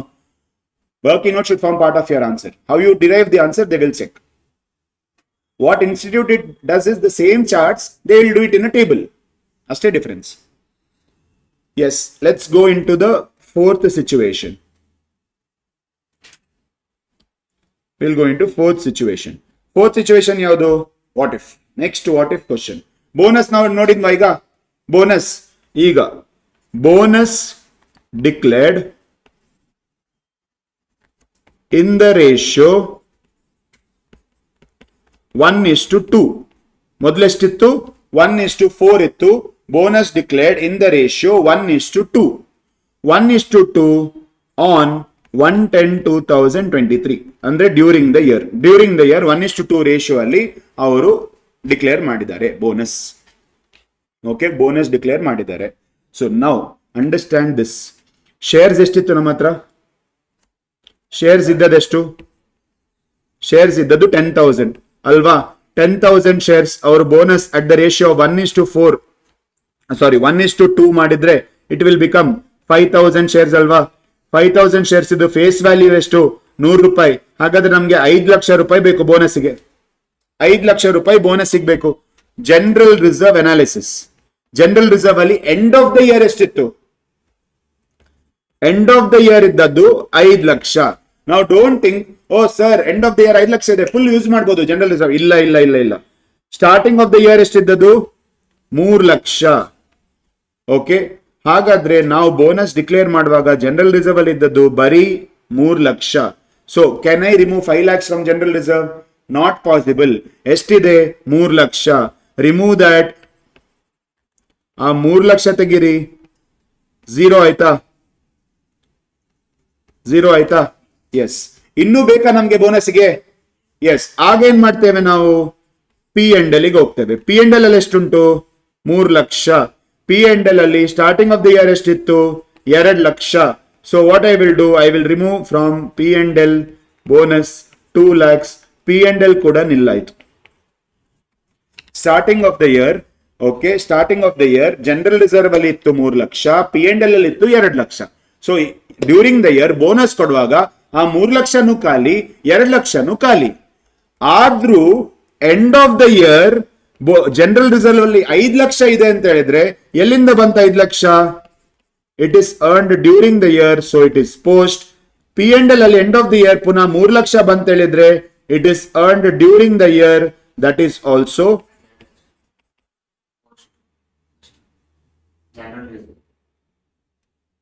ಹೌದು, ಅದು ಇಲ್ಲಿ ಖಾಲಿ ಆಯ್ತಲ್ಲ. ಜನರಲ್ ರಿಸರ್ವ್ ಇಲ್ಲಿ 0 ಆಯ್ತು during the year. 0 ಆಗಿದ್ದು ನಾವು 5 lakh reach ಆಗ್ಬೇಕಂತಾದ್ರೆ ಈ ವರ್ಷ 5 ಲಕ್ಷ ಅರ್ನ್ ಆಗಿದೆ. ಇಲ್ಲಿ 0 ಆಗಿದ್ದು 1/10/2023ಗೆ 0 ಆಗಿದ್ದು 3 ಲಕ್ಷ ರೀಚ್ ಆಗಿದೆ ಅಂತ ಆದ್ರೆ ಈ 3 ಲಕ್ಷ ಅರ್ನ್ ಆಗಿದೆ. ಸೊ 3 ಲಕ್ಷ will be post. Is it clear? Okay. Now understand this. ನಮ್ದೇನು ಅನಾಲಿಸಿಸ್ ಅಂತ ಹೇಳಿದ್ರೆ, ಈ ವರ್ಷ ನೀವು ಖರ್ಚು ಮಾಡಿದಾಗ ಅದು ಕಮ್ಮಿ ಆಯ್ತು. ಕಮ್ಮಿ ಆದದ್ದು ಎಂಡ್ ಆಫ್ ದ ಇಯರ್ ಗೆ ಒಂದು ಅಮೌಂಟ್ ರೀಚ್ ಆಗಿದೆ ಅಂತ ಹೇಳಿದ್ರೆ ಎಲ್ಲಿಂದ ಬರಬೇಕು? ಈ ವರ್ಷ ಮತ್ತೆ ನಾವು ಅರ್ನ್ ಮಾಡಿ ಜನರಲ್ ರಿಸರ್ವ್ ಗೆ ಟ್ರಾನ್ಸ್ಫರ್ ಆಗಿದೆ, ಮತ್ತೆ ಅರ್ನ್ ಆಗಿ P&L ಅಲ್ಲಿ ಕೂತಿದೆ. Clear? Is it clear? Yes. This is your fourth situation that can arise. Fifth situation. Situation number 5. What if dividend declared by S Limited on 1/9/2023 at the rate of 15%. At the rate of 15%. ಈಗ ಒಂದು ವಿಷಯ ಹೇಳಿ ನಿಮ್ಗೆ, 1/9/2023ಗೆ ಅವರು dividend declare ಮಾಡಿದ್ರೆ ಅದು ಈ ವರ್ಷದ ಡಿವಿಡೆಂಟಾ ಮುಂಚಿನ ವರ್ಷದ ಡಿವಿಡೆಂಟಾ? Last year dividend. ಯಾಕಂದ್ರೆ 1/9/2023ಗೆ ಅವರು ಡಿವಿಡೆಂಡ್ ಡಿಕ್ಲೇರ್ ಮಾಡ್ತಾ ಇದ್ದಾರೆ ಅಂತ ಆದ್ರೆ ಇನ್ನು ಈ ವರ್ಷ ಮುಗ್ದೇ ಇಲ್ಲ. ಈ ವರ್ಷಕ್ಕೆ ಡಿವಿಡೆಂಡ್ ಅವ್ರು ಕೊಡ್ತಾರೆ ಅಂತ ಆದ್ರೆ ಕೊಡ್ಲಿಕ್ಕೆ ಆಗುತ್ತೆ. ಅವರು ಏನ್ ಹೇಳ್ಬೇಕು, they should call it interim dividend. Interim dividend ಅಂತ ಹೇಳಿದ್ರೆ ಅದು ಈ ವರ್ಷದ dividend. Clear? So dividend declared by S limited on 1/9/2023 at the rate of 15%. ಈಗೇನಾಗ್ತದೆ, 15% ರೇಟ್ ಅಲ್ಲಿ ಅವರು ಡಿವಿಡೆಂಡ್ ಡಿಕ್ಲೇರ್ ಮಾಡ್ತಾ ಇದ್ದಾರೆ. 15% ರೇಟ್ ಅಲ್ಲಿ ಅವರು ಡಿವಿಡೆಂಡ್ ಡಿಕ್ಲೇರ್ ಮಾಡಿದ್ರೆ understand this. Okay, in this case what you have to understand is, general reserve ಇಂದ ತೆಗಿತೇವ ನಾವು ಡಿವಿಡೆಂಡ್ಗೆ? ಜನರಲ್ ರಿಸರ್ವ್ ಇಂದ ತೆಗಿಬೋದಾ? ತೆಗಿಬಹುದು. ರಿಮೆಂಬರ್, ಡಿವಿಡೆಂಡ್ ಚಾಪ್ಟರ್ ಅಲ್ಲಿ ಡಿವಿಡೆಂಡ್ ಡಿಕ್ಲರೇಷನ್ ರೂಲ್ಸ್ ಅಂತ ಇದೆ. ಒಂದ್ ವೇಳೆ P&L ಅಲ್ಲಿ ಸಫಿಶಿಯಂಟ್ ಪ್ರಾಫಿಟ್ ಇಲ್ಲ, can we take from previous year profits which is transfer to general reserve? Yes, ಕೆಲವು ರೂಲ್ಸ್ ಇದೆ, ಅದು ಕಂಡೀಷನ್ಸ್. ಆದ್ರೆ ಇಲ್ಲಿ ನಮ್ಮ ಹತ್ರ ಜನರಲ್ ರಿಸರ್ವ್ ಇಂದ ತೆಗೆಯುವಂತ ಅವಶ್ಯಕತೆ ಇಲ್ಲ. ಫಸ್ಟ್ ಏನ್ ಮಾಡ್ತೇವೆ ನಾವು, ಜನರಲ್ ರಿಸರ್ವ್ ಅನ್ನು ಪೆಂಡಿಂಗ್ ಇಟ್ಟು P&L ಗೆ ಹೋಗ್ತೇವೆ. P&L ಅಲ್ಲಿ ಎಷ್ಟಿದೆ? 3 ಲಕ್ಷ ಇತ್ತು, ಕರೆಕ್ಟಾ? ಸ್ಟಾರ್ಟಿಂಗ್ ಆಫ್ ದ ಇಯರ್ ಎಷ್ಟಿತ್ತು? ಸ್ಟಾರ್ಟಿಂಗ್ ಆಫ್ ದ ಇಯರ್ ಎಷ್ಟಿತ್ತು? ಸ್ಟಾರ್ಟಿಂಗ್ ಆಫ್ ದ ಇಯರ್ ಇದ್ದಿದ್ದು 2 ಲಕ್ಷ, correct? Starting of the year 2 ಲಕ್ಷ ಇತ್ತಂತಾದ್ರೆ, ಸ್ಟಾರ್ಟಿಂಗ್ ಆಫ್ ದ ಇಯರ್ 2 ಲಕ್ಷ ಇತ್ತಂತಾದ್ರೆ ನಾವು ಡಿವಿಡೆಂಡ್ ಎಷ್ಟು ಬೇಕು ನಮ್ಗೆ? ಡಿವಿಡೆಂಡ್ 15%. 15% on what? ಯಾವುದ್ರ ಮೇಲೆ 15%? ಅಲ್ಲ, ಶೇರ್ ಕ್ಯಾಪಿಟಲ್ ಮೇಲೆ. Dividend is always given on the face value of the shares. Share capital ಎಷ್ಟಿದ್ದು ನಮ್ದು ಇದರಲ್ಲಿ? 10 lakhs, ಕರೆಕ್ಟಾ? Share capital was 10 lakhs in the example. So share capital 10 lakh ಆದ್ರೆ 10 lakh into 15% dividend, ಹಾಗಾದ್ರೆ dividend is 1,50,000. 1,50,000 dividend ಆದ್ರೆ ಉಳಿದದ್ದೆಷ್ಟು? 50,000. ಈ 50,000 will be called as pre. ಇದು pre ಆದ್ರೆ ಈ ವರ್ಷ ಡಿವಿಡೆಂಡ್ ಕೊಟ್ಟ ಮೇಲೆ ನಮ್ಮ ಹತ್ರ ಬರೀ 50,000 ಉಳಿದಿತ್ತು. ಆದ್ರೆ end of the year P&L balance 3 lakh ಆಗಿದೆ. ಅಂದ್ರೆ what does it mean? It means 2,50,000 is post. 2,50,000 is post. Is it clear? Okay, did you understand? ಈಗ ಜನರಲ್ ರಿಸರ್ವ್ ಇಂದ ತೆಗೆಯುವಂತ ಪರಿಸ್ಥಿತಿ ಬಂತ ನಮ್ಗೆ? ಇಲ್ಲ. ಸೊ ಹಾಗಾದ್ರೆ ಜನರಲ್ ರಿಸರ್ವ್ ಅಲ್ಲಿ 5 lakhs ಇತ್ತು. 5 lakhs ಅಲ್ಲಿ 3 lakhs is pre and 2 lakhs is post. Is this clear? Dividend situation. So dividend bandre ಏನಾಗುತ್ತೆ? You have to be very very specific and clear about it. Clear? Next. Yes, online dosa gang. Are you there? 6. Okay. Now we'll go into sixth situation. Sixth situation is again, what if?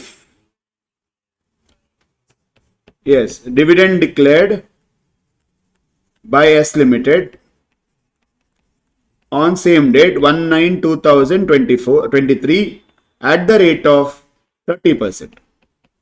If it is declared at the rate of 30%, ಯಾವಾಗಲೂ ಏನ್ ಮಾಡ್ಬೇಕು ನಾವು? First P&L ನೋಡಿ. General reserve analysis ಮಾಡ್ಬೇಕು, ಹೌದು. ಆದ್ರೆ first P&L analysis ಮಾಡಿ ಡಿವಿಡೆಂಡ್ಗೆ. P&L ಅಲ್ಲಿ ಎಷ್ಟಿತ್ತು? 3 ಲಕ್ಷ ಇತ್ತು. ಸ್ಟಾರ್ಟಿಂಗ್ ಆಫ್ ದ ಇಯರ್ ಎಷ್ಟಿತ್ತು? 2 ಲಕ್ಷ ಇತ್ತು, ಕರೆಕ್ಟಾ? 2 ಲಕ್ಷ ಇತ್ತು. ಡಿವಿಡೆಂಡ್ ಎಷ್ಟು ಅಂತ ಹೇಳಿದ್ದಾರೆ? Dividend at the rate of 30%. Dividend at the rate of 30% will become 3 lakhs. 3 lakhs ಇದೆಯಾ ನಮ್ಮ ಹತ್ರ P&L ಅಲ್ಲಿ? ಇಲ್ಲ. ಸೊ ಏನ್ ಮಾಡ್ತೇವೆ ನಾವು? 2 lakh ತೆಗಿತೇವೆ. ಇದ್ದದನ್ನ ತೆಗಿತೇವಲ್ವಾ? ಇದ್ದದ್ದನ್ನ ತೆಗಿತೇವೆ. So this becomes nil. General reserve ಅಲ್ಲಿ ಎಷ್ಟಿತ್ತು? 5 lakhs. ಜನರಲ್ ರಿಸರ್ವ್ ಅಲ್ಲಿ ಇದ್ದದ್ದು 5 lakhs. Starting of the year ಎಷ್ಟಿತ್ತು? 3 lakhs. ಈಗ P&L ಅಲ್ಲಿ ನಮ್ಗೆ ಸಾಕಾಗ್ಲಿಲ್ಲ. P&L ಅಲ್ಲಿ ಸಾಕಾಗ್ಲಿಲ್ಲ. ಆಗ ನಾವು ಏನ್ ಮಾಡ್ತೇವೆ? ರಪ್ ಅಂತ ಏನ್ ಮಾಡ್ತೇವೆ? ಇಮಿಡಿಯೇಟ್ಲಿ ಜನರಲ್ ರಿಸರ್ವ್ ಇಂದ ತೆಗಿತೇವೆ. So minus dividend general reserve 1 lakh. Can you see over here? Dividend ಬೇಕಿದ್ದದ್ದು 3 ಲಕ್ಷ ನಮ್ಗೆ. ಅದರಲ್ಲಿ 2 ಲಕ್ಷ P&L ಇಂದ ತೆಗೆದಿದ್ದೇವೆ. ಇನ್ನೊಂದು 1 ಲಕ್ಷ ಜನರಲ್ ರಿಸರ್ವ್ ಇಂದ ತೆಗೆದಿದ್ದೇವೆ. ಸರ್, ಒಂದ್ ವೇಳೆ ಜನರಲ್ ರಿಸರ್ವ್ ಇಂದನು ತೆಗಿಲಿಕ್ಕೆ ನಮ್ಗೆ ಸಾಕಾಗದೆ ಇದ್ರೆ ಡಿವಿಡೆಂಡೇ ಬರಲ್ಲ, ಸಿಚುವೇಶನ್ ಬರಲ್ಲ. Are you getting my point? Dividend ಅಂತ ಹೇಳಿದ್ರೇನು? ಪ್ರಾಫಿಟ್ ಅರ್ನ್ ಆಯ್ತು, ಓನರ್ ಡೈರೆಕ್ಟರ್ಸ್ ಪ್ರಾಫಿಟ್ ನೋಡಿದ್ರು, ಪ್ರಾಫಿಟ್ ನೋಡಿದ್ರ ಓಕೆ, ಏನ್ ಮಾಡ್ಬೋದು ಈ ಪ್ರಾಫಿಟ್ ಅಲ್ಲಿ? ಬೋನಸ್ ಕೊಡ್ಬೋದು, ಡಿವಿಡೆಂಡ್ ಕೊಡ್ಬೋದು. ಪ್ರಾಫಿಟ್ ಕಾಣದೇ ಇದ್ರೆ ಬೋನಸ್ ಐಡಿಯಾ, ಡಿವಿಡೆಂಡ್ ಐಡಿಯಾ ಬರೋದಿಲ್ಲ. Is is clear? So now here general reserve balance ಎಷ್ಟಾಯ್ತು? 2 ಲಕ್ಷ ಆಯ್ತು. ಜನರಲ್ ರಿಸರ್ವ್ ಬ್ಯಾಲೆನ್ಸ್ 2 ಲಕ್ಷ ಆಯ್ತು. This will be considered as free. 2 ಲಕ್ಷ ಆದ general reserve balance end of the year ಗೆ 5 ಲಕ್ಷದಲ್ಲಿ ಕೂತಿದೆ ಅಂತ ಹೇಳಿದ್ರೆ 3 ಲಕ್ಷದಿಂದ ಬಂತು earned during the year post. Clear? P&L during the year, P&L ಖಾಲಿ, P&L ಖಾಲಿ ಆಗಿದೆ, 0 ಆದ್ರೂ ನಾವು 3 lakh ರೀಚ್ ಆಗಿದ್ದೇವೆ ಅಂತ ಹೇಳಿದ್ರೆ 3 lakh is post. Is this clear? Are you following the analysis pattern? How to do the analysis? ಹಾಗಾದ್ರೆ ಈಗ ಒಂದು ನೋಟ್, ಅಂಡರ್ಸ್ಟ್ಯಾಂಡ್ ದಿಸ್. ನಾವು ಬೋನಸ್ ತೆಗಿವಾಗ first preference is general reserve, ಸಾಕಾಗದೆ ಇದ್ರೆ P&L ಗೆ ಹೋಗಿ. ನಾವು ಡಿವಿಡೆಂಡ್ ಡಿಸ್ಟ್ರಿಬ್ಯೂಷನ್ ಮಾಡುವಾಗ ಫಸ್ಟ್ ಪ್ರಿಫರೆನ್ಸ್ ಇಸ್ P&L, ಸಾಕಾಗದೆ ಇದ್ರೆ ಜನರಲ್ ರಿಸರ್ವ್ ಗೆ ಹೋಗಿ. Is this clear? So we have seen situations of bonus and dividend. Yes, any doubts guys? Is there any doubt? Bonus ಆಗುವಾಗ ಏನ್ ಮಾಡಬೇಕು? ಡಿವಿಡೆಂಡ್ ಡಿಸ್ಟ್ರಿಬ್ಯೂಷನ್ ಆಗುವಾಗ ಏನಾಗಬೇಕು? Yes online guys, you need to talk. Any doubt with regards to bonus, with regards to dividend?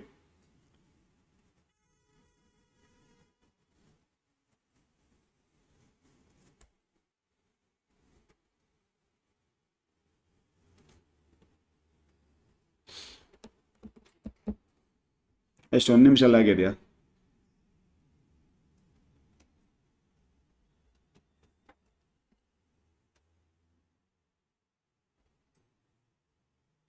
Clear? ಈಗ ಬರ್ತಾ ಇದೆ. Clear. No doubt sir.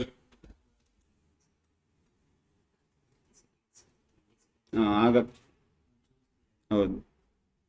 Clear sir. No doubts. Okay, yes, let's go further. ಅದು situation number 6 ಆಗಿತ್ತು. ಈಗ situation number 7. Situation number 7. ಈಗ analysis of profits ಅಲ್ಲಿ ಬರುವಂತ steps ಯಾವ್ದಂತ ಹೇಳಿದ್ರೆ, ಒಂದು clear sir? Yes, analysis of profits ಅಲ್ಲಿ ಬರುವಂತ ಸ್ಟೆಪ್ಸ್ ಏನಂತ ಹೇಳಿದ್ರೆ, ಒಂದು ಓಕೆ ಬೋನಸ್, ಇನ್ನೊಂದು ಡಿವಿಡೆಂಡ್, ಮೂರನೇದು ರಿವ್ಯಾಲ್ಯೂಯೇಷನ್. ಮೂರನೇದು ಬರುವಂತದ್ದು ರಿವ್ಯಾಲ್ಯೂಯೇಷನ್. ಈಗ ಒಂದ್ ವೇಳೆ ಈ ತರ ಕೊಟ್ಟಿದ್ರೆ, what if on the date of acquisition, on the date of acquisition, assets and liabilities were revalued. On the date of acquisition, assets and liabilities were revalued. Okay, revalued ಎಷ್ಟಕ್ಕೆ? On the date of acquisition, assets and liabilities were revalued ಎಷ್ಟಕ್ಕೆ?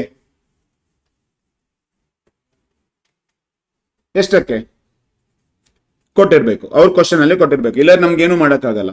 ನಾನು ಒಂದು question ಕೇಳ್ತೇನೆ ನಾನೀಗ. Okay, asset and liabilities on the date of acquisition ಯಾಕೆ revalue ಆಯ್ತು?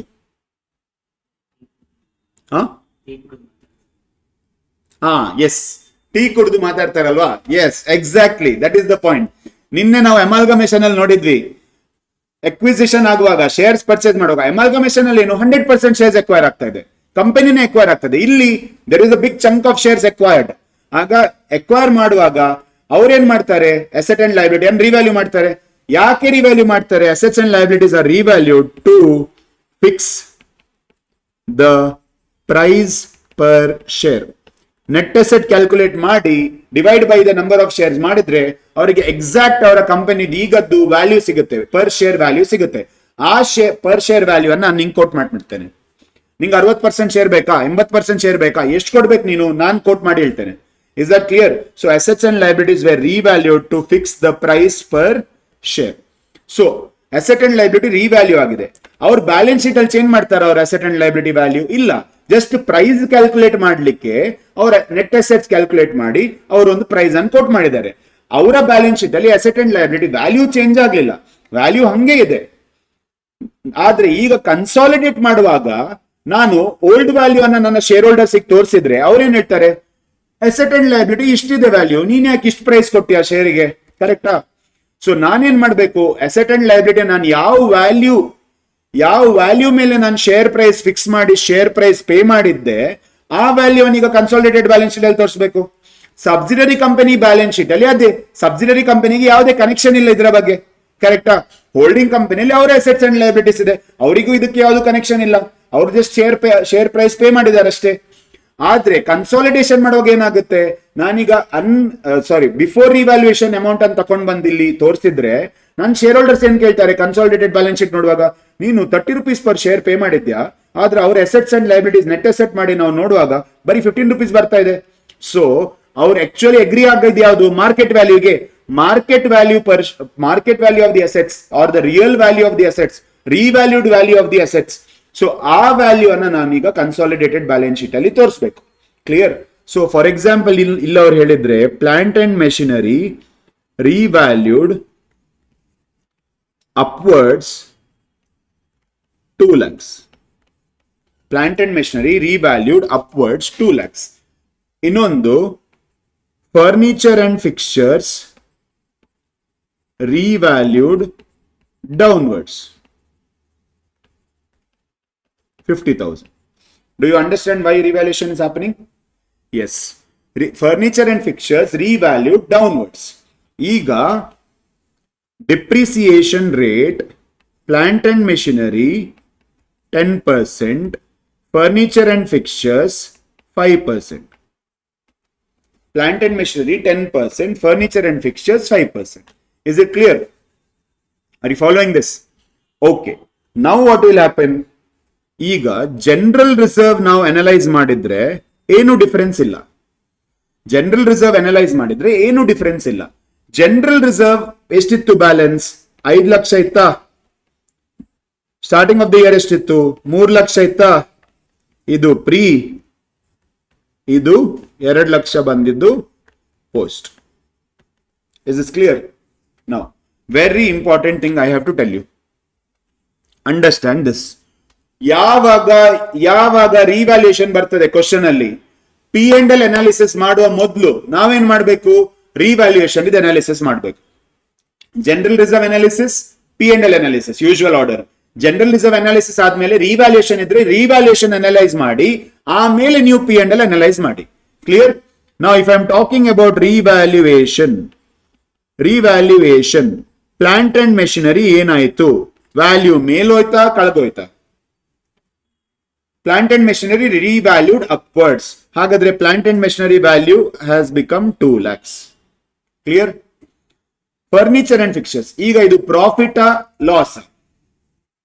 Asset value ಮೇಲೋದ್ರೆ profit loss? Profit ಅಲ್ವಾ? Asset value increasing is always profit. Furniture and fixtures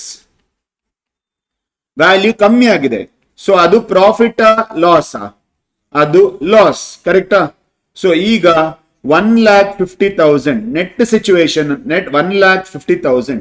ಈಗ ನಾವೇನ್ ಮಾಡ್ತಿದ್ವಿ ಇಲ್ಲಿ, analysing into pre and post. Please tell me, is it pre or is it post? ಈ 1,50,000 ಪ್ರೀಯಾ ಪೋಸ್ಟ್? 1,50,000 ಪ್ರೀಯಾ post?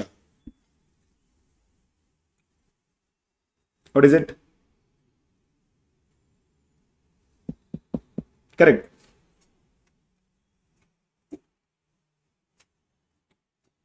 Yes, this 1,50,000 is pre. Sir, yak sir pre? Now acquire ಮಾಡಿದ್ದೆ ಯಾವಾಗ? 1/4/2020. Yes, pre. Acquire ಮಾಡಿದ್ದೆ ಯಾವಾಗ? 1/4/2023. ನಾವು acquire ಮಾಡುವ ಡೇಟಿಗೆ ಅಸೆಟ್ ವ್ಯಾಲ್ಯೂ ಆಲ್ರೆಡಿ ಮೇಲ್ ಹೋಗಿದೆ, ಕಳೆದು ಹೋಗಿದೆ. ಅಂದ್ರೆ ಅಸೆಟ್ ವ್ಯಾಲ್ಯೂ ಚೇಂಜ್ ಆಗದ್ ಯಾವಾಗ? ನಾವು ಬರೋ ಮೊದಲು. ನಾವು ಚೇಂಜ್ ಮಾಡಿದ್ದು ನಾವು ಬಂದ ದಿವಸ, ಆದ್ರೆ ಅಸೆಟ್ ವ್ಯಾಲ್ಯೂ ಚೇಂಜ್ ಆದದ್ ಯಾವಾಗ? ನಾವು ಬರೋ ಮೊದಲು, ಕರೆಕ್ಟಾ? ನಾವು ಬರುವ ಮೊದಲು ಚೇಂಜ್ ಆಗಿದ್ರೆ it is pre acquisition profit. ನಾವು ಬಂದ ಮೇಲೆ ಏನಾದ್ರೂ ಆದ್ರೆ ಅದು post acquisition. So that is why revaluation profit consolidation ಅಲ್ಲಿ ಯಾವಾಗ್ಲೂ it will be pre only. Now when we go to P and L, P and L ಅಲ್ಲಿ ಎಷ್ಟಿತ್ತು? 3 ಲಕ್ಷ ಅಲ್ವಾ? ಒಟ್ಟು 3 lakh. Starting of the year ಇದ್ದಿದ್ದು 2 lakh. This will be pre. 2 lakh ಇದ್ದದ್ದು 3 ಲಕ್ಷ ಆಗ್ಬೇಕಾದ್ರೆ 1 ಲಕ್ಷ ಆಯ್ತು. ಕರೆಕ್ಟಾ? ಈಗ ನಾವು ಅಸೆಟ್ಸ್ ಅಂಡ್ ಲಯಬಿಲಿಟೀಸ್ ರಿವ್ಯಾಲ್ಯೂ ಮಾಡಿದೀವಿ. ಅಸೆಟ್ ಅಂಡ್ ಲಯಬಿಲಿಟಿ ರಿವ್ಯಾಲ್ಯೂ ಮಾಡಿದ್ರೆ ಏನಾಯ್ತು? ಡಿಪ್ರಿಸಿಯೇಷನ್ ಇರುತ್ತಾ? Yes, minus depreciation on plant and machinery. Asset value ಜಾಸ್ತಿ ಆದ್ರೆ ಡಿಪ್ರಿಸಿಯೇಷನ್ ಕೂಡ ಜಾಸ್ತಿ ಆಗ್ಬೇಕು. ಪ್ಲಾಂಟ್ ಅಂಡ್ ಮೆಷಿನರಿ ಎಷ್ಟು ಇನ್ಕ್ರೀಸ್ ಆಗಿದೆ? 2 lakhs. ಸೊ ಹಾಗಾದ್ರೆ 2 lakhs into 10% will be 20,000. 2 lakhs into 10% will be 20,000. Is it clear? Okay. Furniture and fixtures ನಾವು value ಕಮ್ಮಿ ಮಾಡಿದೀವಿ. ಕಮ್ಮಿ ಮಾಡಿದ್ರೆ ಡಿಪ್ರಿಸಿಯೇಷನ್ ಕೂಡ ಅಗತ್ಯ ಇಲ್ಲ, ಡಿಪ್ರಿಸಿಯೇಷನ್ ಕೂಡ ಕಮ್ಮಿ ಆಗ್ಬೇಕು. ಸೊ ಡಿಪ್ರಿಸಿಯೇಷನ್ ಕಮ್ಮಿ ಆದ್ರೆ profit will increase. So plus depreciation on furniture and fixtures 50,000 into 5%, 2,500. ಈಗ ನೀವು ನೋಡಿದ್ರೆ 82,500 is post. ಎರಡು major doubts sir.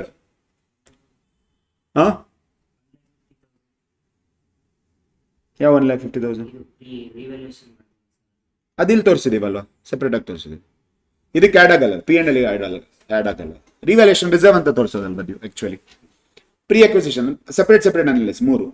General reserve ಇಂದ ಇಲ್ಲಿ ಪ್ರೀ ಪೋಸ್ಟ್, ರಿವ್ಯಾಲ್ಯೂಯೇಷನ್ ಇಂದ ಇದು ಪ್ರೀ, ಮತ್ತೆ P&L ಇಂದ ಇದು ಪ್ರೀ ಪೋಸ್ಟ್. ಈಗ ಮೇಜರ್ ಡೌಟ್ ಏನಂತ ಹೇಳಿದ್ರೆ, ಸರ್ ನೀವು ರಿವ್ಯಾಲ್ಯೂ ಮಾಡಿದಾಗ ಆ ಪ್ರಾಫಿಟ್ ಅನ್ನ ಪ್ರೀ ಅಂತ ಹೇಳಿದ್ರಿ, ಡಿಪ್ರಿಸಿಯೇಷನ್ ಅನ್ನ ಪೋಸ್ಟ್ ಎಕ್ವಿಸಿಷನ್ ಪ್ರಾಫಿಟ್ ಇಂದ ತೆಗಿತಿದ್ದೀರಾ, ಪ್ರೀ ಇಂದ ಯಾಕೆ ತೆಗಿಲಿಲ್ಲ? Depreciation of the end.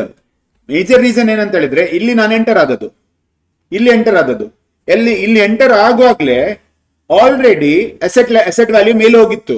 Asset value ಮೇಲೆ ಹೋಗಿದ್ರೆ ಈ ದಿವಸ ಮೇಲೆ ಹೋದದಲ್ಲ, ಹೋದದ್ ಯಾವಾಗ? ನಾನು ಬರೋ ಮೊದಲು. So asset revaluation is pre acquisition profit. Okay, ನಾನು ಬಂದ ಮೇಲೆ ಬಂದಾಗ ಅಸೆಟ್ ರಿವ್ಯಾಲ್ಯೂ ಆಯ್ತು. ಅಸೆಟ್ ಇವತ್ತು ರಿವ್ಯಾಲ್ಯೂ ಆದ್ರೆ ಡಿಪ್ರಿಶಿಯೇಟ್ ಯಾವಾಗದಿಂದ ಆಗ್ತದೆ? ನಾಳೆಯಿಂದ. Asset will depreciate. Asset depreciate ಆದ್ರೆ that is post acquisition. Asset revalue ಆದದ್ದು ನಾನು ಬರುವ ಮೊದಲು, ಪ್ರೀ ಎಕ್ವಿಸಿಷನ್. ನಾನು ಬಂದ ನಂತರ ಅಸೆಟ್ ಡಿಪ್ರಿಶಿಯೇಟ್ ಆಯ್ತು, so that is post acquisition. Is this clear? So this is the situation. Depreciation will be removed from post acquisition profit. Clear? Step 3. Are you getting this? Okay. Now let's go further. Okay, revaluation, plant and machinery and everything is done. If revaluation happens, this is the situation. ಈಗ ಒಂದು last situation ನಾವು ನೋಡೋಣ. That is point number 8.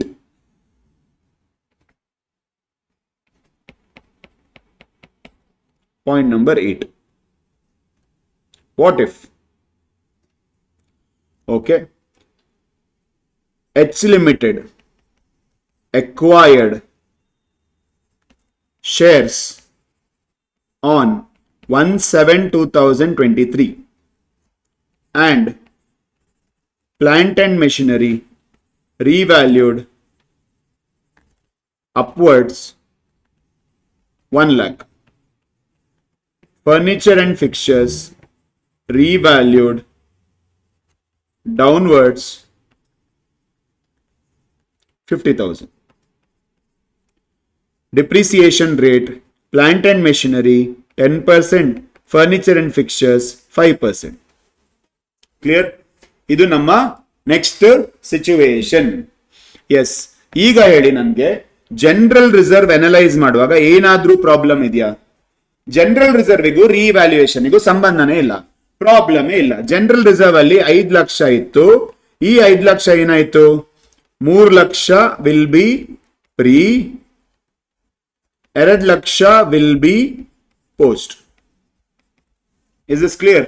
3 ಲಕ್ಷ pre ಆಗ್ತದೆ, 2 ಲಕ್ಷ post ಆಗ್ತದೆ. Okay, sorry, 2 ಲಕ್ಷ post ಆಗಲ್ಲ. 2 ಲಕ್ಷದಲ್ಲಿ we have to do 3 months 9 months. ಯಾಕಂತ ಹೇಳಿದ್ರೆ ನಾವು ಎಕ್ವೈರ್ ಮಾಡಿದ್ವಿ ಯಾವಾಗ? 1/7. ಸೊ ಇದರಲ್ಲಿ 50,000 will be pre and 1,50,000 will be post. 50,000 will be pre, 1,50,000 will be post. Clear? Next, after that, what we have? Revaluation. Revaluation ಏನಾಯ್ತು? Plant and machinery ಏನಾಯ್ತು? Plant and machinery revalued 50,000 upwards. Sorry, 1 lakh upwards. Profit. Furniture and fittings revalued 50,000 downwards. Correct? So net ಆಗದ ನಂಗೆ profit ಎಷ್ಟಾಯ್ತು revaluation ಇಂದ? 50,000. This is free. ಇಲ್ಲಿವರೆಗೆ problem ಇಲ್ಲ, ನಮ್ಗೆ ಗೊತ್ತಿದೆ. ಕರೆಕ್ಟಾ? Next third one, P and L. I want you to analyze P and L on your own. Yes, this is your situation. P and L you have to analyze. Analyze P and L and tell me the answer fast.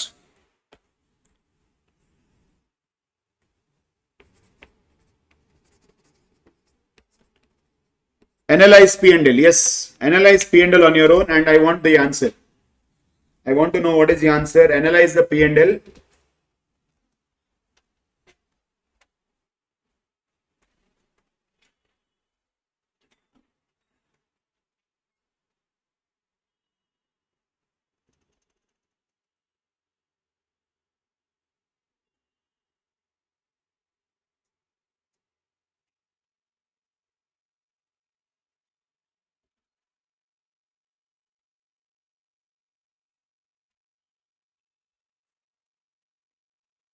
Yes, what is the answer for P and L? Analyze the P and L and tell me the answer.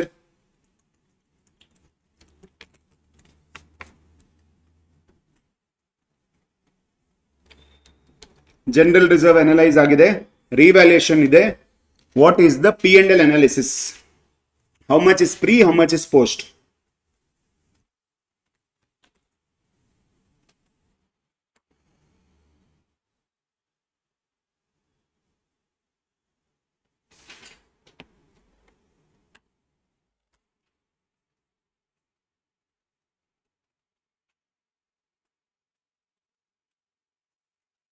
Pre acquisition ಅಂತ ಹೇಳೋದಲ್ಲ, profit ಎಷ್ಟು ಅಂತ ಹೇಳಿ.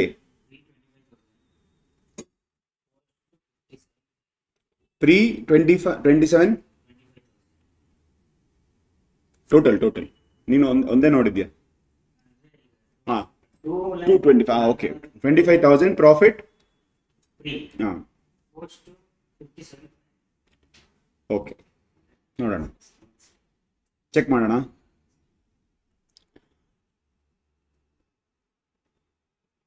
S ಗೌಡ್ರೆ, pre acquisition ಅಂತ ಹೇಳೋದಲ್ಲ, answer ಹೇಳ್ಬೇಕು ಎಷ್ಟಂತ. Pre 2,25,000, post 67,500. ನೋಡೋಣ, ನಿಂಗೂ ಅದೇ ಬಂದಿದ್ದ? ಹಾ,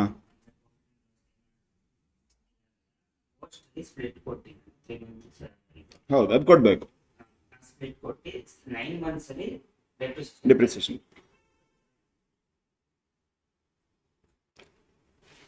ಎಸ್, ಸಹನಾ, ಶ್ರೇಯಾ, ಸಿದ್ಧಾರ್ಥ್, ಅರುಣ್, ಶೋಭಿತಾ, ಮೋಕ್ಷ, ವೈಷ್ಣವಿ, ಭರತ್. ಆನ್ಸರ್ಸ್. ಅಮೃತ್, ಸಿದ್ಧಾರ್ಥ್, ಶಾಜ್, ಲಹರಿ, ಎಲ್ಲಿದ್ದೀರಾ? ಆನ್ಸರ್ಸ್. ಅರ್ಪಿತಾ, ಅರುಣ್ ಶಶಾಂಕ್ ಕೊಟ್ಟಿದ್ದಾನೆ. Okay, yes. Now have a look at this P and L. Starting of the year end of the year ಎಷ್ಟಿತ್ತು? 3 ಲಕ್ಷ ಇತ್ತು. ಕರೆಕ್ಟಾ? ಇಲ್ಲೆಷ್ಟ ಸ್ಟಾರ್ಟಿಂಗ್ ಆಫ್ ದ ಇಯರ್ ಎಷ್ಟಿದೆ? 2 ಲಕ್ಷ ಇದೆ. ಕರೆಕ್ಟಾ? So this will be 100% pre. Okay, during the year ಎಷ್ಟು earn ಮಾಡಿದ್ದೇವೆ ನಾವು? 1 lakh during the year. But ಅದರಲ್ಲಿ 3 months will be pre and 9 months will be post. 3 months will be pre and 9 months will be post. Yes, we will check all the answers, guys. 3 months ಎಷ್ಟಾಗುತ್ತೆ ಇದು? 25,000 pre. Correct? Post ಇದು ಎಷ್ಟಾಯಿತು? 75,000. Correct? ಈಗ depreciation ಎಲ್ಲಿಂದ ತೆಗಿಬೇಕು ನಾವು?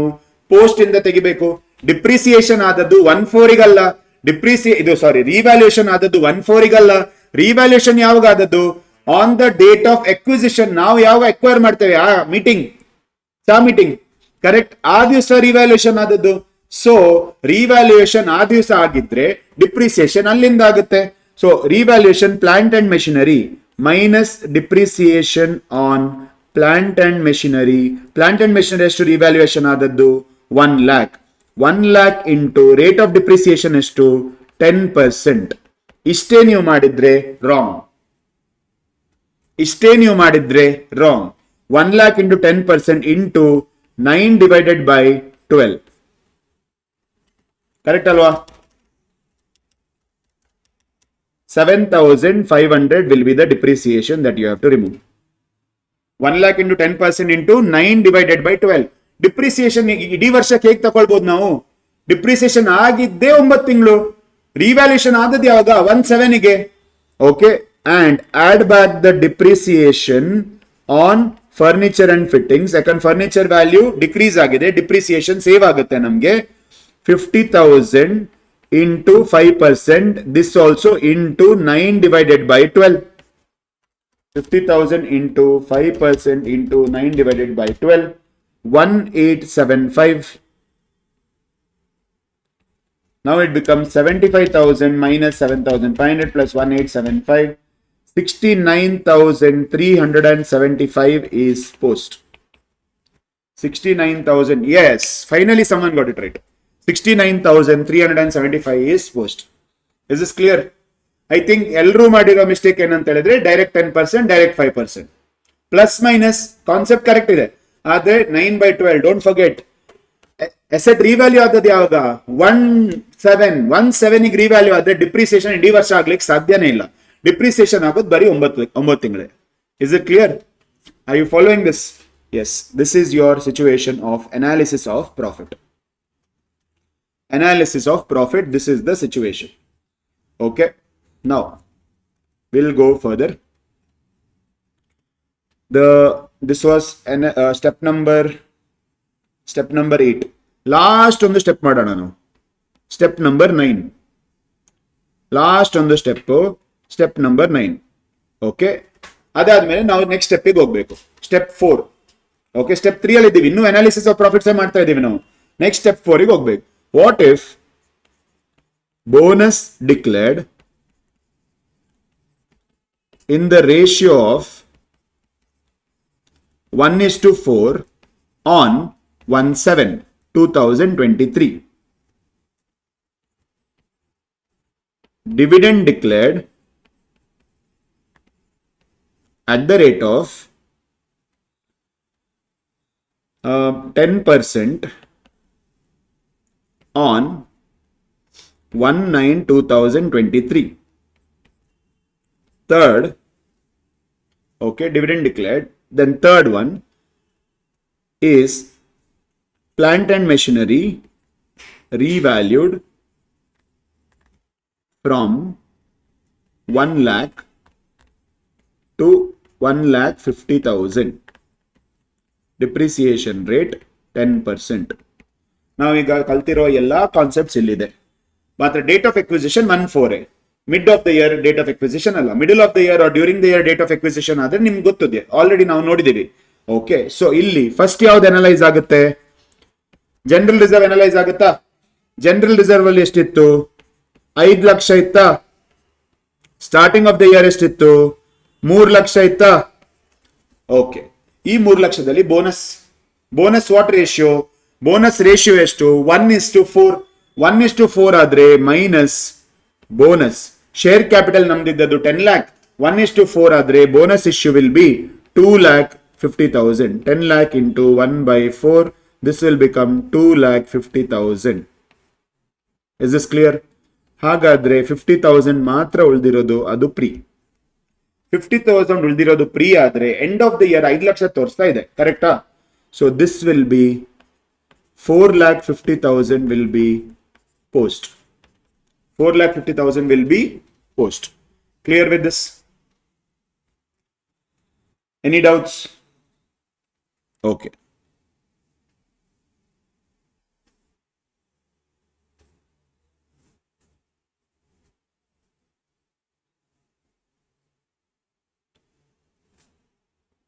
1 second.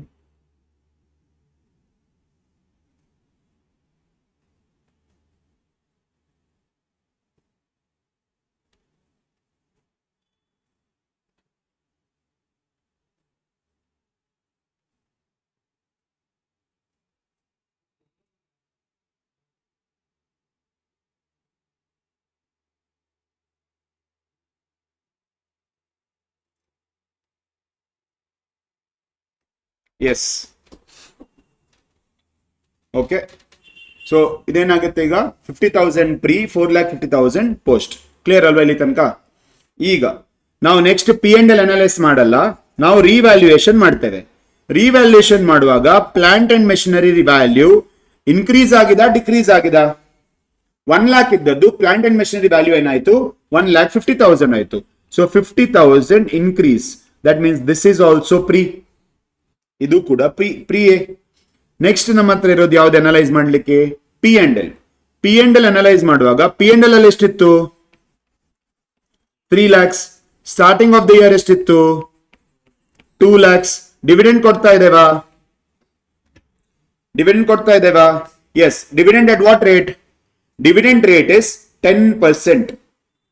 ಈಗ ನನ್ನ ಹತ್ರ ಒಂದು $1 million ಕ್ವಶನ್ ಇದೆ. Dividend starting of the year ಇದ್ದ ಶೇರ್ ಕ್ಯಾಪಿಟಲ್ ಮೇಲೆ ಡಿವಿಡೆಂಡ್ ಕೊಡ್ತೇವಾ ಅಥವಾ ಇನ್ಕ್ಲೂಡಿಂಗ್ ಬೋನಸ್ ಮಾಡಿ ಅದರ ಮೇಲೆ ಡಿವಿಡೆಂಡ್ ಕೊಡ್ತೇವಾ? Starting of the year. ಯಾಕಂತ ಹೇಳಿದ್ರೆ ಡಿವಿಡೆಂಡ್ ನೀವು ಕೊಡ್ತಾ ಇರೋದು ಲಾಸ್ಟ್ ಇಯರ್ಗೆ. ಇದು ಲಾಸ್ಟ್ ಇಯರ್ ಇದ್ ಡಿವಿಡೆಂಡ್. ಲಾಸ್ಟ್ ಇಯರ್ ಡಿವಿಡೆಂಡ್ ಕೊಡಬೇಕಾದ್ರೆ ಲಾಸ್ಟ್ ಇಯರ್ ಶೇರ್ ಕ್ಯಾಪಿಟಲ್ ಎಷ್ಟಿದ್ದು? 10 lakhs. ಸೊ ಅದ್ರ ಮೇಲೆ ನಾವು ಈಗ ಡಿವಿಡೆಂಡ್ ಕೊಡ್ತೇವೆ. ಬೋನಸ್ ಬಂದದ್ದು ಯಾವಾಗ? ಬೋನಸ್ ಬಾರ್ನ್ ಆಗಿದೆ ಈ ವರ್ಷ. ಸೊ ಬೋನಸ್ ಮೇಲೆ ಡಿವಿಡೆಂಡ್ ಬರಲ್ಲ. So unless they tell in the question. ಅದೇ $1 million ಕೊಡೋಣ. Yes, dividend at the rate of 10% on 10 lakhs. This will become 1 lakh. 10 lakh into 10%. So this will become 1 lakh. ಹಾಗಾದ್ರೆ 1 lakh ಉಳಿತು. ಇದು pre.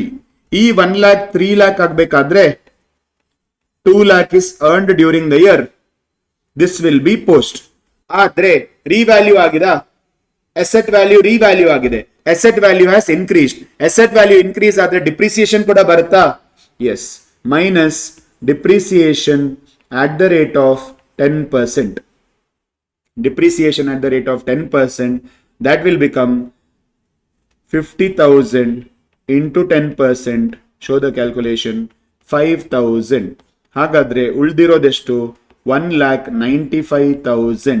This will become post. Are you following this? This is the comprehensive question where we included all three situations which are there. We try to include that in this particular situation. Clear? So general reserve ಅಲ್ಲಿ bonus ಹೋಯ್ತು, revaluation ಆಯ್ತು, P&L ಇಂದ dividend ಹೋಯ್ತು. Revaluation ಆದ ಕಾರಣ post acquisition profit ಇಂದ depreciation ಕೂಡ minus ಆಗುತ್ತೆ. Okay, this is the situation. Yes, with this we are done with step 3. Step 3 completed. ಈಗ ಏನ್ ಮಾಡ್ಬೇಕು ನಾವು? ಸ್ಟೆಪ್ 4 ಗೆ ಹೋಗೋಣ. Step 4 is called as apportionment. ಏನು ಇಲ್ಲ ಸ್ಟೆಪ್ 4 ಅಲ್ಲಿ. Step 4 is called as apportionment. Step 3 ಅಲ್ಲಿ ಏನ್ ಮಾಡಿದ್ದೇವೆ ಅದನ್ನೊಂದು ಟೇಬಲಿಗಾಗಿ ಡಿಸ್ಟ್ರಿಬ್ಯೂಟ್ ಮಾಡಿಬಿಡೋದು. ಸ್ಟೆಪ್ 4 ಅಲ್ಲಿ, step 4 it will look like this. See, CP means capital profit. RR means revenue reserve. RP means revenue profit. RP means revenue profit. ಈಗ ಏನೆಲ್ಲ analyse ಮಾಡಿದ್ದೇವೆ ನಾವು? ಒಂದು ಜನರಲ್ ರಿಸರ್ವ್, ಇನ್ನೊಂದು P&L. P&L ಆಗೋ ಮೊದಲು ರಿವ್ಯಾಲ್ಯೂಯೇಷನ್ ಕೂಡ ಆಗಿದೆ. ಮೂರನೇದು P&L. ಕರೆಕ್ಟಾ? ಈಗ ಪ್ರೀವಿಯಸ್ ಎಕ್ಸಾಂಪಲ್ ಅನ್ನೇ ಬೇಸ್ ಆಗಿ ತಗೊಳ್ಳೋಣ ನಾವು. Previous example, that means example number 9. Okay, case number 9. Based on case number 9 or 8 ಎಷ್ಟಿದೆ? 9. Yes. Based on case number 9, we will solve this. ಈಗ ಏನಾಯ್ತು ಇಲ್ಲಿ ನೋಡಿ, ಜನರಲ್ ರಿಸರ್ವ್ ಇಂದ ಎಷ್ಟು ಪ್ರೀ ಎಕ್ವಿಸಿಷನ್ ಪ್ರಾಫಿಟ್ ಬಂದಿದೆ? ಜನರಲ್ ರಿಸರ್ವ್ ಇಂದ ಬಂದ pre acquisition profit is 50,000. Can you see this? 50,000. General reserve ಇಂದ ಬಂದ pre acquisition profit is 50,000. Okay, ಹಾಗಾದ್ರೆ we will put it into capital profit. I told you pre ಅಂತ ಹೇಳಿದ್ರೆ capital profit. General reserve ಇಂದ ಬಂದ post ಎಷ್ಟು? General reserve ಇಂದ ಬಂದ ಪೋಸ್ಟ್ 4,50,000. ರಿಸರ್ವ್ ಇಂದ ಬಂದ post, so we will put it into revenue reserve. Reserve ಇಂದ ಬಂದ ಪೋಸ್ಟ್ ಆದ ಕಾರಣ ರೆವೆನ್ಯೂ ರಿಸರ್ವ್ ಅಲ್ಲಿ ಹಾಕೋಣ ನಾವು. ಓಕೆ, ರಿವ್ಯಾಲ್ಯೂಯೇಷನ್ ಇಂದ ಏನ್ ಬಂದಿದೆ? ರಿವ್ಯಾಲ್ಯೂಯೇಷನ್ ಇಂದ ಬಂದಿದ್ದು 50,000, ಅದು pre acquisition. Okay, so put it into pre acquisition column. Next P&L ಅಲ್ಲಿ ಏನ್ ಬಂತು? 1 lakh, ಇದು pre. Okay, put it into pre acquisition column. P&L ಇಂದ ಪೋಸ್ಟ್ ಎಷ್ಟು ಬಂತು? 1,95,000. put it into post column, but put it into revenue profit. Simple. General reserve ಇಂದ ಬಂದ post revenue reserve ಗೆ ಹಾಕಿ, P&L ಇಂದ ಬಂದ ಪೋಸ್ಟ್ ರೆವೆನ್ಯೂ ಪ್ರಾಫಿಟ್ ಗೆ ಹಾಕಿ. Clear? ಈಗ ನೀವು ಟೋಟಲ್ ಮಾಡಿದ್ರೆ ನಿಮಗೆ total capital profit, total revenue reserve ಸಿಗುತ್ತೆ. So this total is 2 lakhs. This total is 4,50,000. This total is 1,95,000. Is this clear? Are you following this? Okay. ಈಗ ಒಂದು ವಿಷಯ ಹೇಳಿ ನನಗೆ, ಈ ಪ್ರಾಫಿಟ್ ಟೋಟಲ್ ಮಾಡಿಟ್ಟಿದ್ದೀವಲ್ವಾ ನಾವು, ಯಾರ ಪ್ರಾಫಿಟ್ ಇದು? ಹೋಲ್ಡಿಂಗ್ ಕಂಪನಿ ಪ್ರಾಫಿಟಾ, ಸಬ್ಸಿಡರಿ ಕಂಪನಿ ಪ್ರಾಫಿಟಾ? Subsidiary company profit. Subsidiary company profit ಯಾರಿಗೆ ಹೋಗ್ಬೇಕು? Shareholders. Subsidiary company profit subsidiary company share holders ಹೋಗ್ಬೇಕು. ಸಬ್ಸಿಡರಿ ಕಂಪನಿ ಶೇರ್ ಹೋಲ್ಡರ್ಸ್ ಯಾರು? Holding and minority interest. So this will go to H Limited at the rate of 80% and it will go to minority interest at the rate of 20%. H Limited 80%, minority interest 20%. ಈ 80-20 ಎಲ್ಲಿ ಸಿಕ್ಕಿತು? Basic example ಅಲ್ಲಿ ಕೊಟ್ಟಿದ್ದು. 8,000 shares were purchased. Okay, so 2 lakh into 80% will be 1,60,000 to holding company and 40,000 to minority interest. 4,50,000 into 80% will be 3,60,000 and 90,000. 1,95,000 into 80% will be 1,56,000 and 39,000. ಮಾಡಿದ್ವಲ್ಲ analysis of profits, apportionment ಮುಗೀತು. ಈಗ analysis of profits ಅಲ್ಲಿ mistake ಮಾಡ್ತಿದ್ರೆ ನಾವು apportionment 100% wrong. Profit ಅಲ್ಲಿಂದ ಬಂದದ್ದೇ wrong ಅಂತ ಆದ್ರೆ distribute ಆಗೋ ಪ್ರಾಫಿಟ್ ಕೂಡ ರಾಂಗ್ ಆಗುತ್ತೆ. Is this clear? Yes, this is your step 4. Any doubts with step 4? Is it clear till step 4? Online guys ಇದೀರಾ? ಲ್ಯಾಗ್ ಇದೆ ಕಾರಣ. Okay, yes. Next, step 5. Let's go into step 5. Step 5 is minority interest. Yes sir, clear? Yes. Minority interest computation.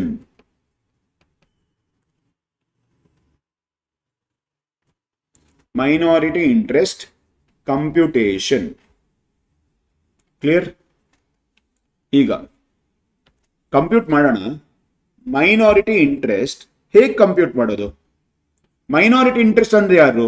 ನಾನೊಬ್ನೇ share holder ಅಲ್ಲ subsidiary ಕಂಪನಿಯಲ್ಲಿ, ಉಳ್ದವರು ಇದ್ದಾರೆ, but ಅವ್ರ ಹತ್ರ control ಇಲ್ಲ. Control ನನ್ನ ಹತ್ರ ಇದೆ. ಸೊ ಅವರು ಯಾರಿದ್ದಾರೆ ಅಲ್ವಾ, ಉಳ್ದವರು, ಆ ಉಳ್ದವರು they are called as minority interest. ಈಗ ಆ ಉಳಿದವರಿಗೆ ಎಷ್ಟು ಕೊಡ್ಬೇಕು? ನಾನು ಎಷ್ಟು ಕೊಡ್ಬೇಕು? ಆ ಕ್ಯಾಲ್ಕುಲೇಷನ್ ಮೈನಾರಿಟಿ ಇಂಟ್ರೆಸ್ಟ್ ಕಂಪ್ಯೂಟೇಷನ್. ಅಂದ್ರೆ ಅವರ ಅಮೌಂಟ್ ಎಷ್ಟು, ಅವರ ಶೇರ್ ಎಷ್ಟು ಈ ಸಬ್ಸಿಡರಿ ಕಂಪನಿಯಲ್ಲಿ, ಅದು ಮೈನಾರಿಟಿ ಇಂಟ್ರೆಸ್ಟ್. ಅವ್ರಿಗೆ ನಾನು ಏನ್ ಕೊಡ್ಬೇಕು? ಈಕ್ವಿಟಿ ಶೇರ್ ಕ್ಯಾಪಿಟಲ್ ಶೇರ್, ಅವರ share of equity share capital. ಮತ್ತೇನ್ ಕೊಡ್ಬೇಕು? ಅವರ share of capital profit share. ಇಲ್ಲೇ ನಾವು ಕ್ಯಾಲ್ಕುಲೇಟ್ ಮಾಡಿಟ್ಟಿದ್ದೀವಿ ನೋಡಿ. ಕ್ಯಾಪಿಟಲ್ ಪ್ರಾಫಿಟ್ ಅವರಿಗೆ ಎಷ್ಟು ಹೋಗ್ಬೇಕು, ರೆವೆನ್ಯೂ ರಿಸರ್ವ್ ಎಷ್ಟು ಹೋಗ್ಬೇಕು? ಅವರ ಶೇರ್ ಆಫ್ ರೆವೆನ್ಯೂ ರಿಸರ್ವ್.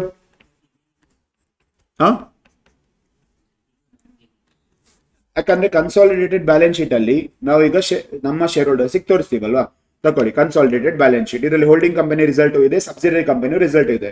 ನಾವು ಇದನ್ನು ತೋರಿಸದೇ ಇದ್ರೆ ಅದರಲ್ಲಿ ಆ ಬ್ಯಾಲೆನ್ಸ್ ಶೀಟ್ ಅಲ್ಲಿ ಇರೋದೆಲ್ಲ ಬಿಲಾಂಗ್ಸ್ ಟು ಅಸ್ ಅಂತ ಅವ್ರು ತಿಳ್ಕೊಳ್ತಾರೆ. ಕರೆಕ್ಟಾ? ಆ ಬ್ಯಾಲೆನ್ಸ್ ಶೀಟ್ ಅಲ್ಲಿ ಇರೋದು ಎಲ್ಲ doesn't belong to holding company share holders. ಅದರಲ್ಲಿ ಒಂದು portion belongs to subsidiary company's minority interest. ಕರೆಕ್ಟಾ? ಸೊ ಅದನ್ನ ನಾವು ತೋರಿಸಿದ್ರೆ ಓಕೆ, ಈ ಅಮೌಂಟ್ ಒಂದ್ ವೇಳೆ ನಾವೀಗ ಲಿಕ್ವಿಡೇಟ್ ಆದ್ರೆ ಈ ಅಮೌಂಟ್ ಇವ್ರಿಗೆ ಹೋಗ್ಬೇಕು, ಉಳಿದಿರೋ ಅಮೌಂಟ್ ಎಲ್ಲ ನಮ್ಗೆ. Clear? That is the reason of preparing minority interest.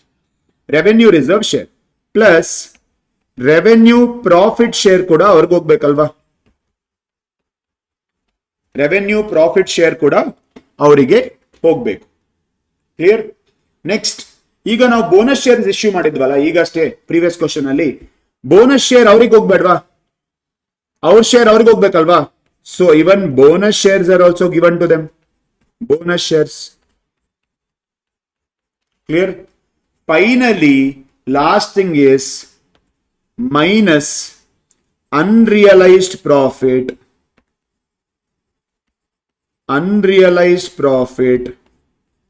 upstream.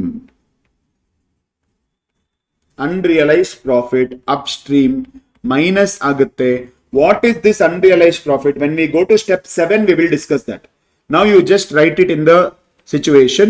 When we go to step 7 I will discuss what is this unrealized profit upstream.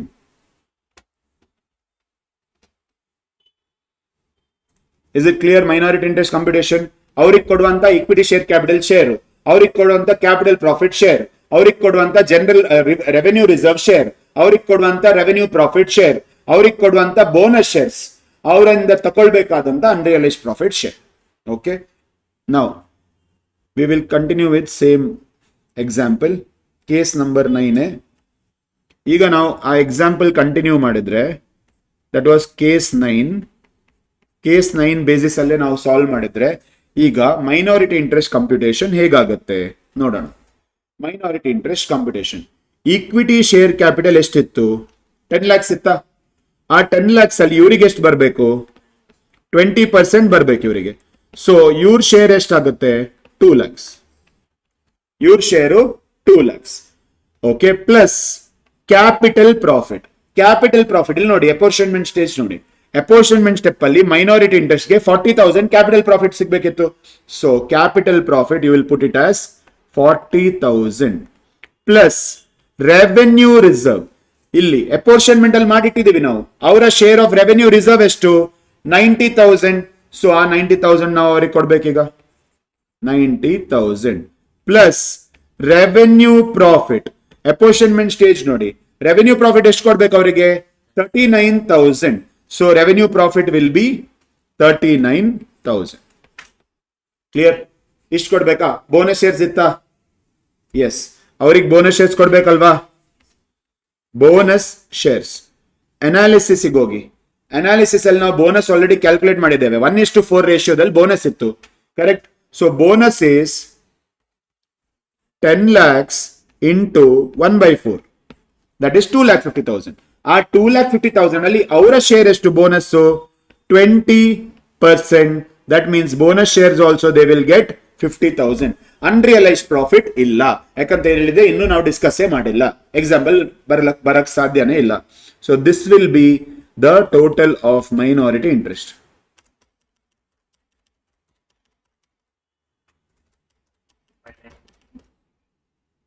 Sorry, are you sure?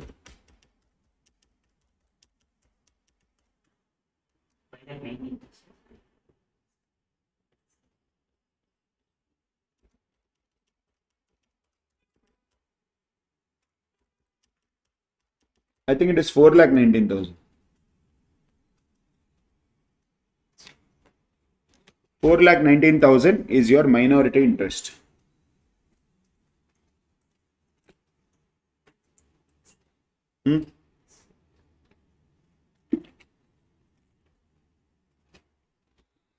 We have finished till step 5.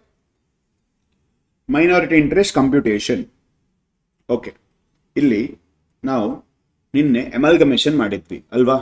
Amalgamation ಅಲ್ಲಿ ನಾನು 100% shares purchase ಮಾಡ್ತಾ ಇದ್ದೇನೆ. Okay, full ಕಂಪನಿನೇ purchase ಮಾಡ್ತಾ ಇದ್ದೇನೆ. Purchase ಮಾಡುವಾಗ ನಾನೇನ್ ಮಾಡಿದೆ? ಪರ್ಚೇಸ್ ಕನ್ಸಿಡರೇಷನ್ ಅಂದ್ರೆ ನಾನು ಪೇ ಮಾಡುವಂತ ಅಮೌಂಟ್, ಆ ಪೇ ಮಾಡಿದ್ದಕ್ಕೆ ನಂಗೆ ಸಿಗುವಂತದ್ದು ನೆಟ್ ಅಸೆಟ್ಸ್ ಇದನ್ನ ಎರಡು ಕಂಪೇರ್ ಮಾಡಿ ಜಾಸ್ತಿ ಪೇಮೆಂಟ್ ಮಾಡಿದ್ರೆ ಗುಡ್ ವಿಲ್, ಕಮ್ಮಿ ಪೇಮೆಂಟ್ ಮಾಡಿದ್ರೆ ಕ್ಯಾಪಿಟಲ್ ರಿಸರ್ವ್ ಅಂತ ಹೇಳಿದ್ದೆ. ಕರೆಕ್ಟಾ? ಇಲ್ಲಿ ನಾನು 100% ಶೇರ್ಸ್ ಪರ್ಚೇಸ್ ಮಾಡ್ತಾ ಇಲ್ಲ, ಮೋರ್ ದನ್ 50% ಪರ್ಚೇಸ್ ಮಾಡ್ತಾ ಇದ್ದೀನಿ. ಸೊ ಇಲ್ಲೂ ನಾನು ಆ ಸ್ಟೆಪ್ ಕ್ಯಾಲ್ಕುಲೇಟ್ ಮಾಡಬೇಕು. ಕರೆಕ್ಟಾ? ಇಲ್ಲೂ ನಾನು ಗುಡ್ ವಿಲ್ ಕ್ಯಾಪಿಟಲ್ ಜಾಸ್ತಿ ಕೊಟ್ಟಿದ್ದೀನ ಕಮ್ಮಿ ಕೊಟ್ಟಿದ್ದೀನಿ ಅಂತ ನೋಡ್ಲೇಬೇಕು. So step 6 will be called as cost of control and goodwill or capital reserve computation.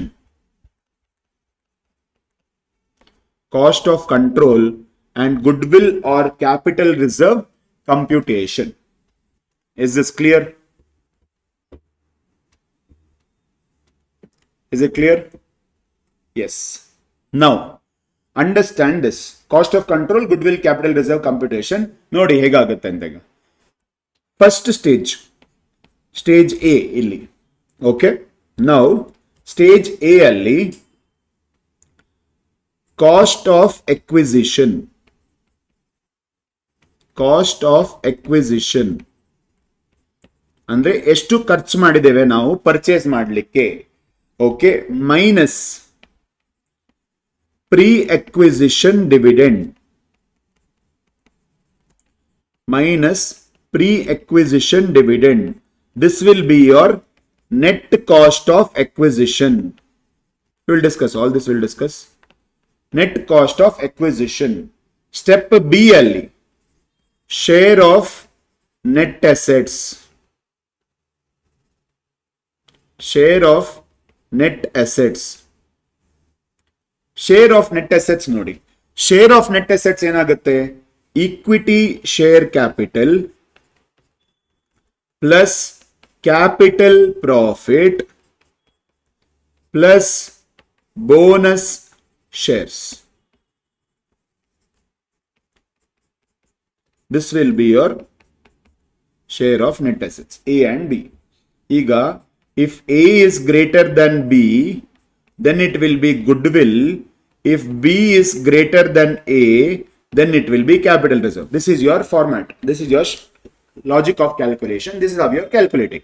Clear? Are you following this? A is greater than B, goodwill ಆಗ್ತದೆ. B is greater than A ಆದ್ರೆ capital reserve ಆಗ್ತದೆ. ಕರೆಕ್ಟಾ? ಈಗ ಅರ್ಥ ಮಾಡ್ಕೊಳ್ಳಿ. ಈ first stage ಇದೆಯಲ್ಲ, ನಾವು ಪೇ ಮಾಡಿದಂತ ಅಮೌಂಟ್. ಫಸ್ಟ್ ಸ್ಟೇಜ್ ಇಸ್ ನಾವು ಪೇ ಮಾಡಿದಂತ ಅಮೌಂಟ್. ಕಾಸ್ಟ್ ಆಫ್ ಎಕ್ವಿಸಿಷನ್ ಅಂದ್ರೆ ನಾನು ಎಷ್ಟು ಪೇ ಮಾಡಿದ್ದೇನೆ ಶೇರ್ಸ್ ಪರ್ಚೇಸ್ ಮಾಡ್ಲಿಕ್ಕೆ, ಅದು cost of acquisition.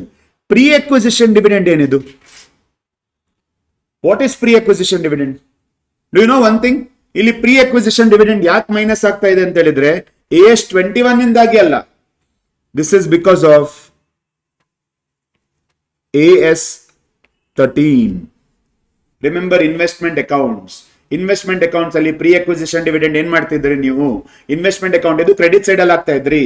It is reduce from the cost. Correct? What is the logic? Logic is pre acquisition dividend is like a cashback. Cashback ಅಂತ ಹೇಳಿದ್ರೇನು? ನಾನೀಗ ಖರ್ಚು ಮಾಡಿ ಶೇರ್ಸ್ ಪರ್ಚೇಸ್ ಮಾಡಿದೆ. ಈಗ ನನಗೆ ಶೇರ್ಸ್ ಪರ್ಚೇಸ್ ಮಾಡಿದ್ಮೇಲೆ ಐ ಗಾಟ್ ಡಿವಿಡೆಂಡ್. ಡಿವಿಡೆಂಡ್ ಯಾವ ವರ್ಷಕ್ಕೆ ಸಿಕ್ಕಿದ್ದು? ಈ ವರ್ಷಕ್ಕಲ್ಲ, ನಾನು ಪರ್ಚೇಸ್ ಮಾಡಿದ ಇಯರಿಗಲ್ಲ, ಲಾಸ್ಟ್ ಇಯರ್. ನಾನು ಶೇರ್ ಹೋಲ್ಡರೇ ಆಗಿರ್ಲಿಲ್ಲ ಲಾಸ್ಟ್ ಇಯರ್. ಶೇರ್ ಹೋಲ್ಡರ್ ನಾನು ಯಾವಾಗ ಆಗಿರ್ಲಿಲ್ಲ, ಆ ಪೀರಿಯಡ್ ನಂಗೆ ಡಿವಿಡೆಂಡ್ ಸಿಗ್ತಾ ಇದೆ. ಆ ಪೀರಿಯಡ್ ಡಿವಿಡೆಂಡ್ ಸಿಕ್ಕಿದ್ರೆ it is called as pre acquisition dividend. ಯಾಕದು ಪ್ರೀ ಎಕ್ವಿಸಿಷನ್ ಡಿವಿಡೆಂಡ್? ಆ ಪೀರಿಯಡ್ ಅಲ್ಲಿ ನಾನು ಇರ್ಲೇ ಇಲ್ಲ. ಸೊ ನೀವೀಗ ಹೋಗಿ ಒಂದು ರೀಚಾರ್ಜ್ ಮಾಡಿದ್ರೆ, ರೀಚಾರ್ಜ್ ಮಾಡುವಾಗ ಒಂದು 300 ರೂಪಾಯಿ ಖರ್ಚು ಮಾಡಿದ್ರಿ. ಓಕೆ, 300 ರೂಪಾಯಿ ಡೆಬಿಟೆಡ್ ಟು ಯುವರ್ ಅಕೌಂಟ್ ಅಂತ ಮೆಸೇಜ್ ಬಂತು. ರೀಚಾರ್ಜ್ ಮಾಡಿ ಆದ್ಮೇಲೆ ಒಂದು ಸ್ಕ್ರಾಚ್ ಕಾರ್ಡ್ ಸಿಕ್ಕಿತ್ತು ನಿಮ್ಗೆ.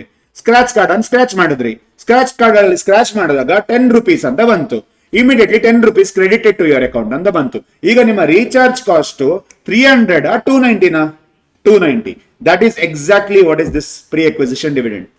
ನಾನು ಏನೂ ಮಾಡಿಲ್ಲ ಲಾಸ್ಟ್ ಇಯರ್, ನಾನು ಇರ್ಲೇ ಇಲ್ಲ ಲಾಸ್ಟ್ ಇಯರ್. ಆದ್ರೂ ನನಗೆ ಲಾಸ್ಟ್ ಇಯರ್ ಇದು ಪ್ರಾಫಿಟ್ ಶೇರ್ ಬರ್ತಾ ಇದೆ. ಸೊ ಏನಾಯ್ತು ನಂದು? ಪರವಾಗಿಲ್ಲ, ಬಂತ? ನಾನು ಬೇಡ ಅಂತ ಹೇಳ್ತೇನಾ? ಇಲ್ಲ, ಬಂತು. ಕಾಸ್ಟ್ ಕಮ್ಮಿ ಆಯ್ತು. ಕರೆಕ್ಟಾ? ಕಾಸ್ಟ್ ಏನ್ ಖರ್ಚು ಮಾಡಿದ್ದೆ ನಾನು, ಆ ಕಾಸ್ಟ್ ಕಮ್ಮಿ ಆಯ್ತು. So my net cost of acquisition will be this. ಇಷ್ಟೀಗ ಖರ್ಚಾಗಿದೆ, ನನ್ನ ಪಾಕೆಟ್ ಇಂದ ಇಷ್ಟು ಹೋಗಿದೆ. ಕ್ಲಿಯರಾ? ಈಗ ಅದು ಹೋದದಕ್ಕೆ ನನ್ಗೇನ್ ಸಿಕ್ತು? ಈಕ್ವಿಟಿ ಶೇರ್ ಕ್ಯಾಪಿಟಲ್ ಅಲ್ಲಿ ಒಂದು ಶೇರ್ ಸಿಕ್ತು. ಕ್ಯಾಪಿಟಲ್ ಪ್ರಾಫಿಟ್ ಏನ್? ನಾನು ಬಂದಾಗ ಇದ್ದ ಪ್ರಾಫಿಟ್ ಅದ್ ನಂಗೆ ಕೊಟ್ರು. ಕರೆಕ್ಟ್? ಕೊಟ್ರ ಅಂತ ಹೇಳಿದ್ರೆ ನಂಗೆ ಸಿಗ್ಬೇಕದು. Okay, and bonus shares also I got. This is what I am getting, this is what I am paying. This is what I have paid, this is what I am getting in return. So if I am paying more, ಜಾಸ್ತಿ ಕೊಟ್ಟಿದ್ರೆ ನಾನು ಅದು goodwill, ಕಮ್ಮಿ ಕೊಟ್ಟಿದ್ರೆ ನಾನು ಅದು capital reserve. Are you getting my point? ನಾನು ಒಂದ್ ವೇಳೆ ಜಾಸ್ತಿ ಕೊಟ್ಟಿದ್ರೆ ಅದು ಗುಡ್ವಿಲ್ ಆಯ್ತು, ನಾನು ಕಮ್ಮಿ ಕೊಟ್ಟಿದ್ರೆ ಅದು ಕ್ಯಾಪಿಟಲ್ ರಿಸರ್ವ್ ಆಯ್ತು. ಜಾಸ್ತಿ ಕೊಟ್ಟಿದ್ರೆ ನಾನು ಯಾಕೆ ಜಾಸ್ತಿ ಕೊಡ್ತೇನೆ? ಆ ಕಂಪನಿದು ರೆಪ್ಯುಟೇಷನ್ಗೋಸ್ಕರ ಪೇ ಮಾಡಿದ್ದೇನೆ ನಾನು ಜಾಸ್ತಿ. So it becomes goodwill. Consolidated balance sheet ಅಲ್ಲಿ ಇಂಟ್ಯಾಂಜಿಬಲ್ ಅಸೆಟ್ ಅಲ್ಲಿ ತೋರಿಸ್ತೀವಿ ನಾವು. ಸೊ ಗುಡ್ವಿಲ್ ಆದ್ರೆ it will be shown under intangible asset. Intangible asset. Capital reserve ಆದ್ರೆ it will go into reserves and surplus. In consolidated balance sheet, capital reserve will go into reserves and surplus. Is this clear how step 6 works? Now, you have to understand what is pre-acquisition dividend and post-acquisition dividend. AS 13 ali, it will help you. Okay. Dividend received always is separated into two categories. One is pre-acquisition dividend. Other one is post acquisition dividend. Pre acquisition dividend ಏನಂತ ಹೇಳಿದ್ರೆ, ನಾವು ಯಾವ period ಅಲ್ಲಿ ಇರ್ಲಿಲ್ಲ ಆ period ಗೆ ನಮ್ಗೆ dividend ಸಿಕ್ಕಿದ್ರೆ, ಆ ಪೀರಿಯಡ್ ಇದ್ದು ಡಿವಿಡೆಂಡ್ ನಮ್ಗೀಗ ಸಿಕ್ಕಿದ್ರೆ ಅದು pre acquisition dividend. That means dividend received for the period prior to acquisition. Prior to acquisition of shares. ಅರ್ಥ ಆಯ್ತಾ? ಪ್ರೀ ಎಕ್ವಿಸಿಷನ್ ಡಿವಿಡೆಂಡ್ ಅಂತ ಹೇಳಿದ್ರೇನು? Dividend received for the period prior to acquisition of shares. ಅಂದ್ರೆ dividend ಈಗ ನನಗೆ ಸಿಗ್ತಾ ಇದೆ, I am at the right time at the right place, ಅದ್ ಕಾರಣ ನನಗೆ ಡಿವಿಡೆಂಡ್ ಸಿಗ್ತಾ ಇದೆ. ಆದ್ರೆ ಆ ಡಿವಿಡೆಂಡ್ ಸಿಗ್ತಾ ಇರೋದು ಯಾವ ಪೀರಿಯಡ್ಗೆ? ನಾನು ಯಾವಾಗ ಶೇರ್ ಹೋಲ್ಡರ್ ಆಗಿಯೇ ಇರಲಿಲ್ಲ ಆ ಪೀರಿಯಡ್ ಡಿವಿಡೆಂಡ್ ನಂಗೆ ಸಿಗ್ತಾ ಇದೆ. Therefore it is called as pre acquisition dividend. Correct. Post acquisition dividend ಅಂತ ಹೇಳಿದ್ರೇನು? ನಾನ್ ಅಮೌಂಟ್ ಇನ್ವೆಸ್ಟ್ ಮಾಡಿದೆ, ಆ ಇನ್ವೆಸ್ಟ್ ಮಾಡಿದ ಅಮೌಂಟ್ ಇಂದ ಪ್ರಾಫಿಟ್ ಬಂತು ಕಂಪನಿಗೆ, ಆ ಡಿವಿಡೆಂಡ್ ಅನ್ನ ಡಿಸ್ಟ್ರಿಬ್ಯೂಟ್ ಮಾಡಿದ್ರೆ ಅದು ನಂದೇ dividend. That is called as post acquisition dividend. Post acquisition dividend is dividend received for the period after acquisition of shares. After acquisition of shares. Okay. ಈಗ pre-acquisition dividend ಏನಾಗಬೇಕು? Pre-acquisition dividend will be subtracted from cost of acquisition. Pre-acquisition dividend will be subtracted from cost of acquisition. ಯಾಕಂತ ಹೇಳಿದ್ರೆ cash back. ಯಾಕೆ subtract ಆಗ್ತಾ ಇದೆ? As per provided in AS 13. Okay, subtracted from cost of acquisition as per AS 13. Post acquisition dividend ಏನಾಗಬೇಕು? It will be credited to P&L of holding company. ನಮ್ಗೆ ಅಲ್ವಾ ಅದು? Post acquisition dividend ಅಂದ್ರೆ ನಮ್ದಲ್ವಾ? Income ಅಲ್ವಾ? ನಾನು ಒಂದು ಕಂಪನಿಯಲ್ಲಿ ಇನ್ವೆಸ್ಟ್ ಮಾಡಿದೆ, ಆ ಕಂಪನಿಯಿಂದ ಪ್ರಾಫಿಟ್ ಬರ್ತಾ ಇದೆ ನನಗೆ, income. So it will go to credit side of P&L of holding company. Credited to P&L of holding company. Credited ಅಂತ ಹೇಳಿದ್ರೆ it will be shown as other income in schedule 3. Other income. Schedule 3 ಅಲ್ಲಿ P&L side revenue from operations and other income. Revenue from operation ಅಲ್ಲ, ಯಾಕಂದ್ರೆ ನಾನು investment company ಅಲ್ಲ, invest ಮಾಡಿ ಅದರಿಂದ regular ಆಗಿ ಪ್ರಾಫಿಟ್ ಬರ್ಲಿಕ್ಕೆ. So it will go into other income of schedule 3. Is this clear? Okay.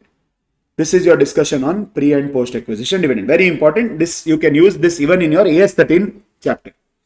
Now, Iga, what was our case? Case 9 alva? ಅದೇ ಕೇಸಿಗೆ ನಾನೀಗ ಕ್ಯಾಲ್ಕುಲೇಟ್ ಮಾಡಿದ್ರೆ, ಕೇಸ್ 9 ಎಕ್ಸಾಂಪಲ್ ಆಗಿ ತಕೊಂಡು ನಾನು ಕ್ಯಾಲ್ಕುಲೇಟ್ ಮಾಡಿದ್ರೆ ಸ್ಟೆಪ್ 6 ಕ್ಯಾಲ್ಕುಲೇಷನ್ ನೋಡೋಣ. Step 6 calculation. Okay, very very important. Step 6 calculation. First ಏನು? Cost of acquisition ಅಲ್ವಾ? Part A is cost of acquisition. Cost of acquisition. ಒಂದು ಕೆಲಸ ಮಾಡಿ, ನಿಮ್ ಎಕ್ಸಾಂಪಲ್ ಇದೆಯಲ್ಲ, ಎಲ್ಲಿ ಬರ್ದಿದ್ದೀರಾ ನೀವು? ಫಸ್ಟ್ ಎಕ್ಸಾಂಪಲ್ ಅಲ್ಲಿಗೆ ಹೋಗಿ. ಓಹೋ, ಎಲ್ಲಿದೆ ಅದು? ಬೇರೆ ಊರಲ್ಲಿದೆ. Yes, cost of acquisition. ನಾವು ಇಲ್ಲಿ you add one sentence.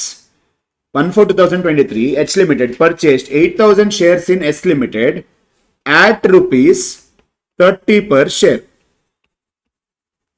At rupees 30 per share. ಇದೊಂದೊಂದು add ಮಾಡಿ. ಯಾಕಂದ್ರೆ ಅಲ್ಲಿ ಎಷ್ಟಕ್ಕೆ ಪರ್ಚೇಸ್ ಮಾಡಿದ್ವಿ ಅಂತ ನಾವು ತಗೊಂಡಿರಲಿಲ್ಲ. ಯಾಕಂದ್ರೆ ಈ ಸ್ಟೆಪ್ ತನಕ ನಮ್ಗೆ ಅದು ಅಗತ್ಯ ಇರಲಿಲ್ಲ. at 30 rupees per share ಅಂತ ಆಡ್ ಮಾಡಿ. ಓಕೆ, ಆಡ್ ಮಾಡಿದ್ರ?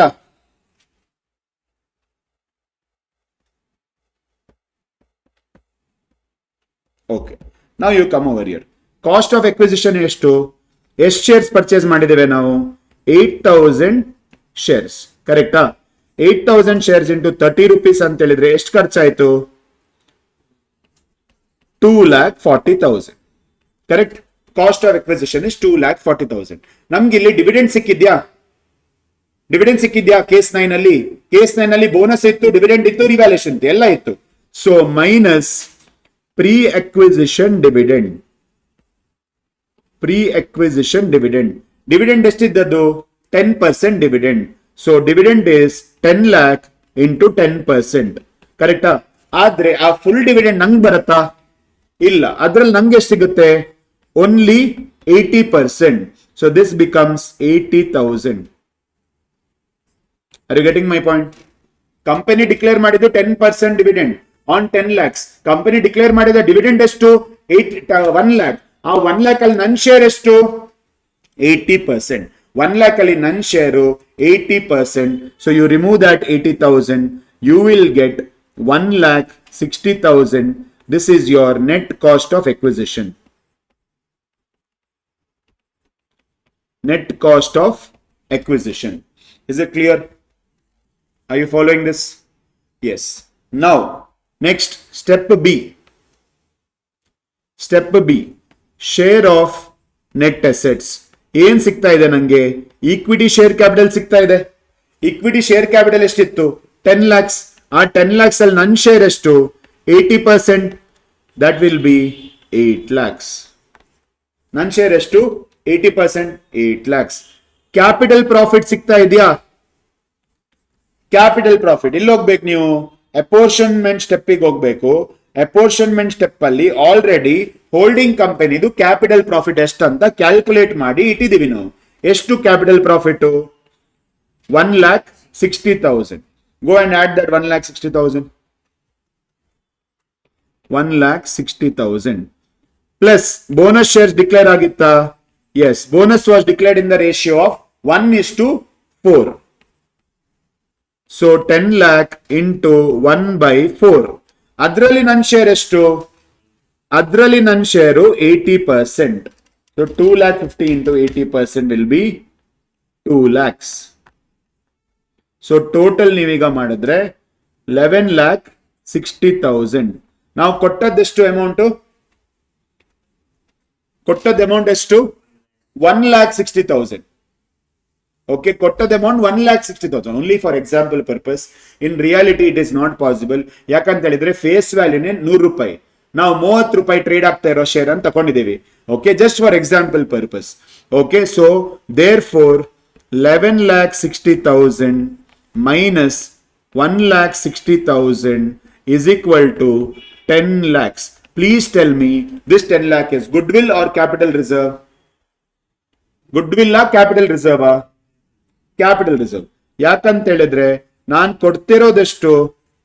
1,60,000. ನಂಗೆ ಸಿಕ್ತಿರೋದೆಷ್ಟು? 11,60,000. That means 100% it is capital reserve. Is this clear? Yes, this is your case 9. Done with step 6, cost of control. Yes, any doubts? If you have any doubts will clear it right now. ಯಾರಿಗಾದ್ರೂ doubts ಇದೆಯಾ?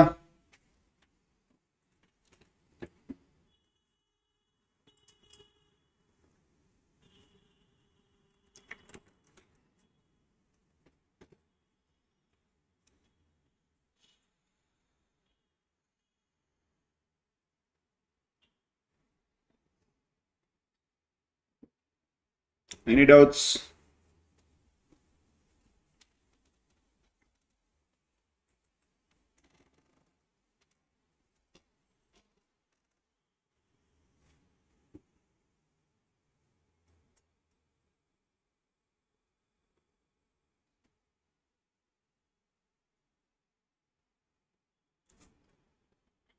Clear. Okay. Let's go further. That is case number 9, which we solved for step number 6. We'll go into step 7.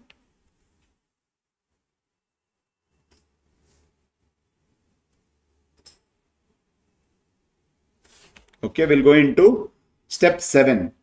Step 7 is intercompany owings. ನಿನ್ನೆ amalgamation ಅಲ್ಲಿ mutual cancellation ಅಂತ ಇತ್ತಾ? Mutual cancellation ಅದೇ ಇದು, intercompany owings. Debtors, creditors, bills receivable, bills payable, loan given, loan borrowed, loan given, loan borrowed. ಇದು ಯಾವುದಾದ್ರೂ ಇದ್ರೆ it has to be cancelled. This is your intercompany owings. Is it clear? Yes. Step 7 we have finished till here. Unrealized profit is our next discussion. Unrealized profit. Okay, you can take a small break. You can take a break.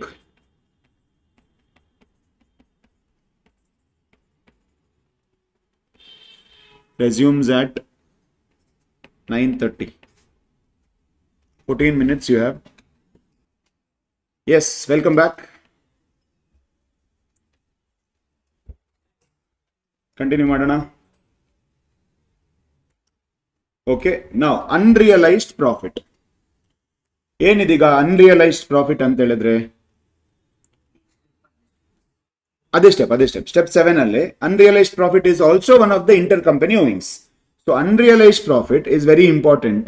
Okay, understand this. ಈಗ for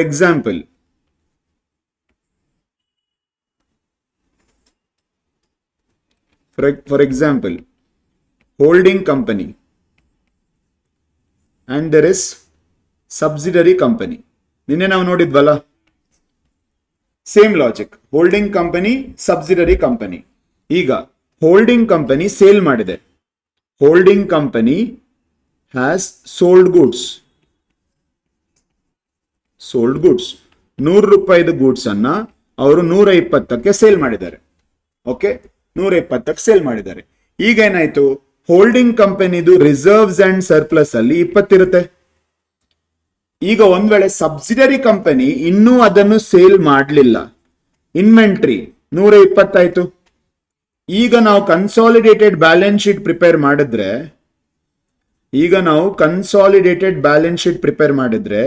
reserves and surplus will show 20 and inventory will show 120. Same logic as yesterday. It will look like ನಾವು ನಮ್ಗೆ sale ಮಾಡಿ 20 ರೂಪಾಯಿ profit ಮಾಡ್ಕೊಂಡಾಗೆ. ಕರೆಕ್ಟಾ? So, profit has to be eliminated. Profit, yara profit? Holding company profit. Correct? Holding company profit. So, what will happen? Holding company profit belongs to holding company shareholders. So, ಏನಾಗುತ್ತೆ, ಇದು 20 will be reduced from holding company profit. 20 will be reduced from holding company profit and stock reserve will be created. 20 will be reduced from holding company profit and stock reserve is created. Stock reserve is created. Is this clear? Now if you see this, okay, 20 is reduced from holding company profit and stock reserve is created. Now you have to understand one very important thing. That is, this is called as downstream.